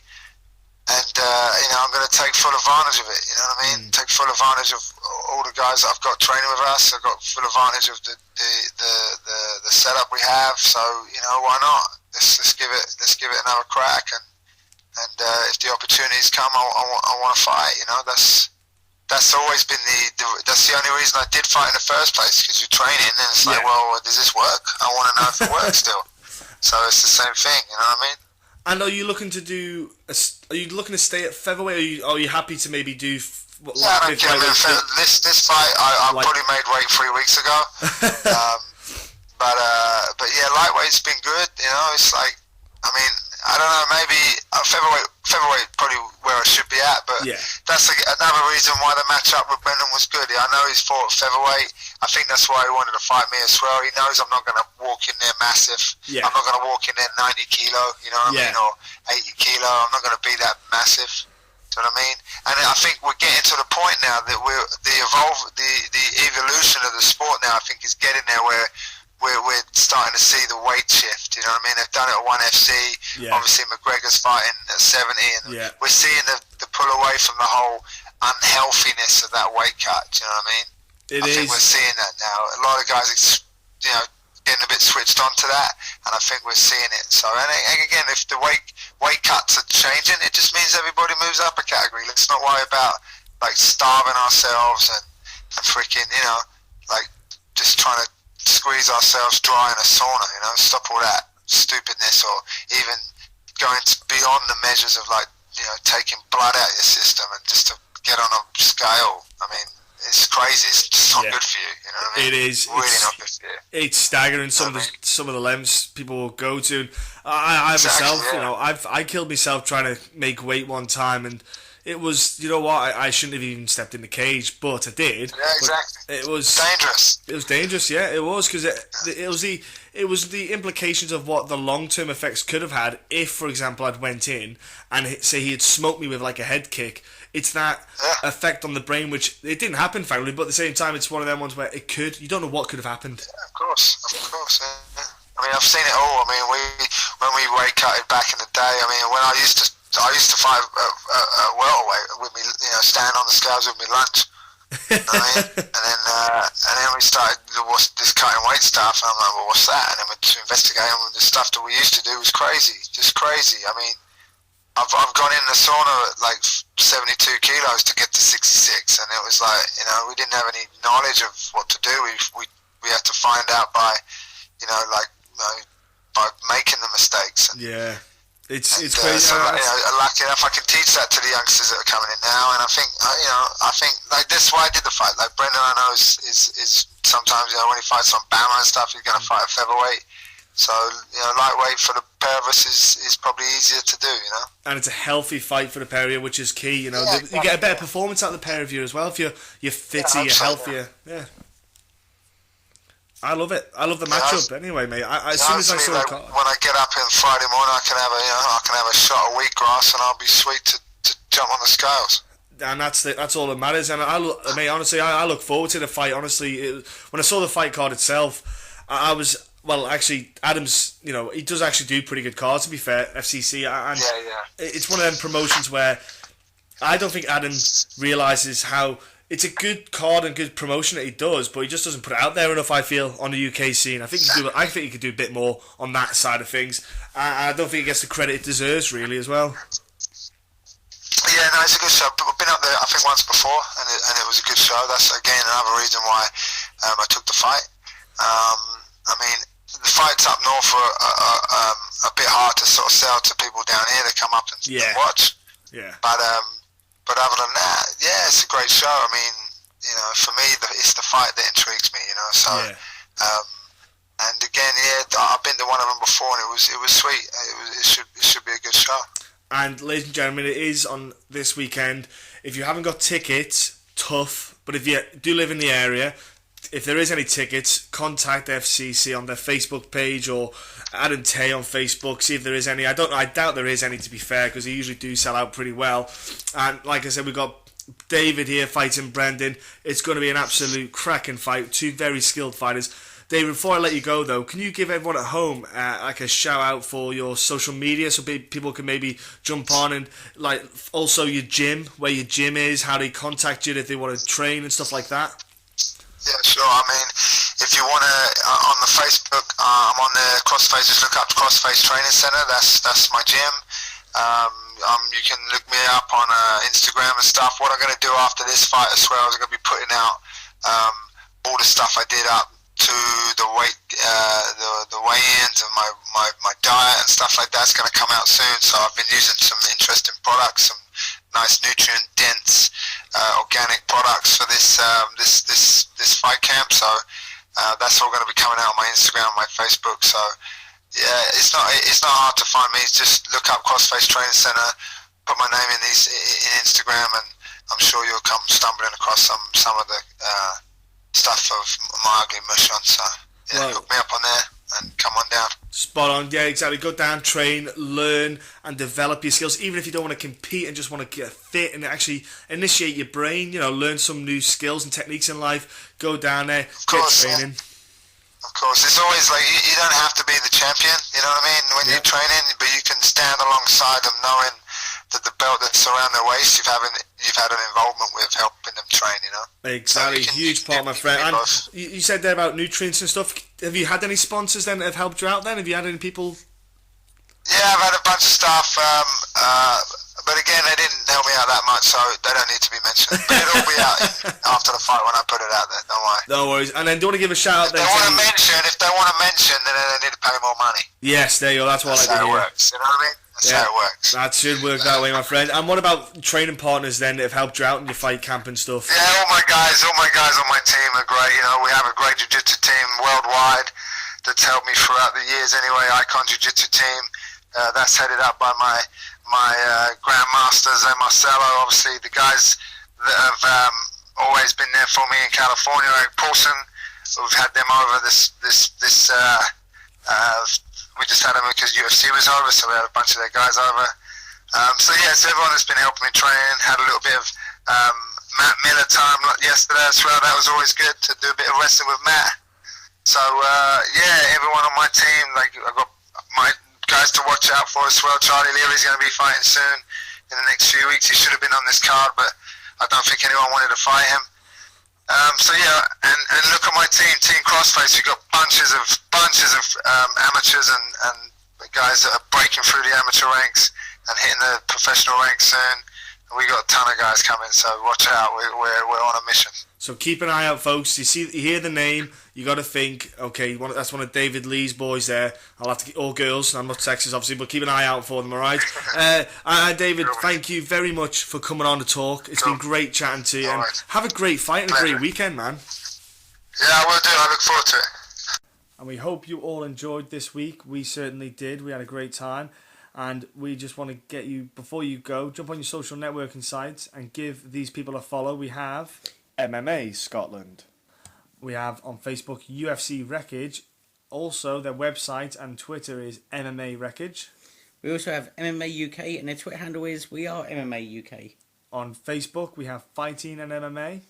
And on Facebook and Twitter, we have The Real MMA Talk. And then last but not least, on Facebook, Twitter and Instagram, they're funny. They talk about MMA. It's funny MMA. Jump on. They'll give you a giggle. And let's finish off with thank you very much, everyone. We will be back very soon, won't we, Mike? Yep, definitely. Thank you very much and goodbye.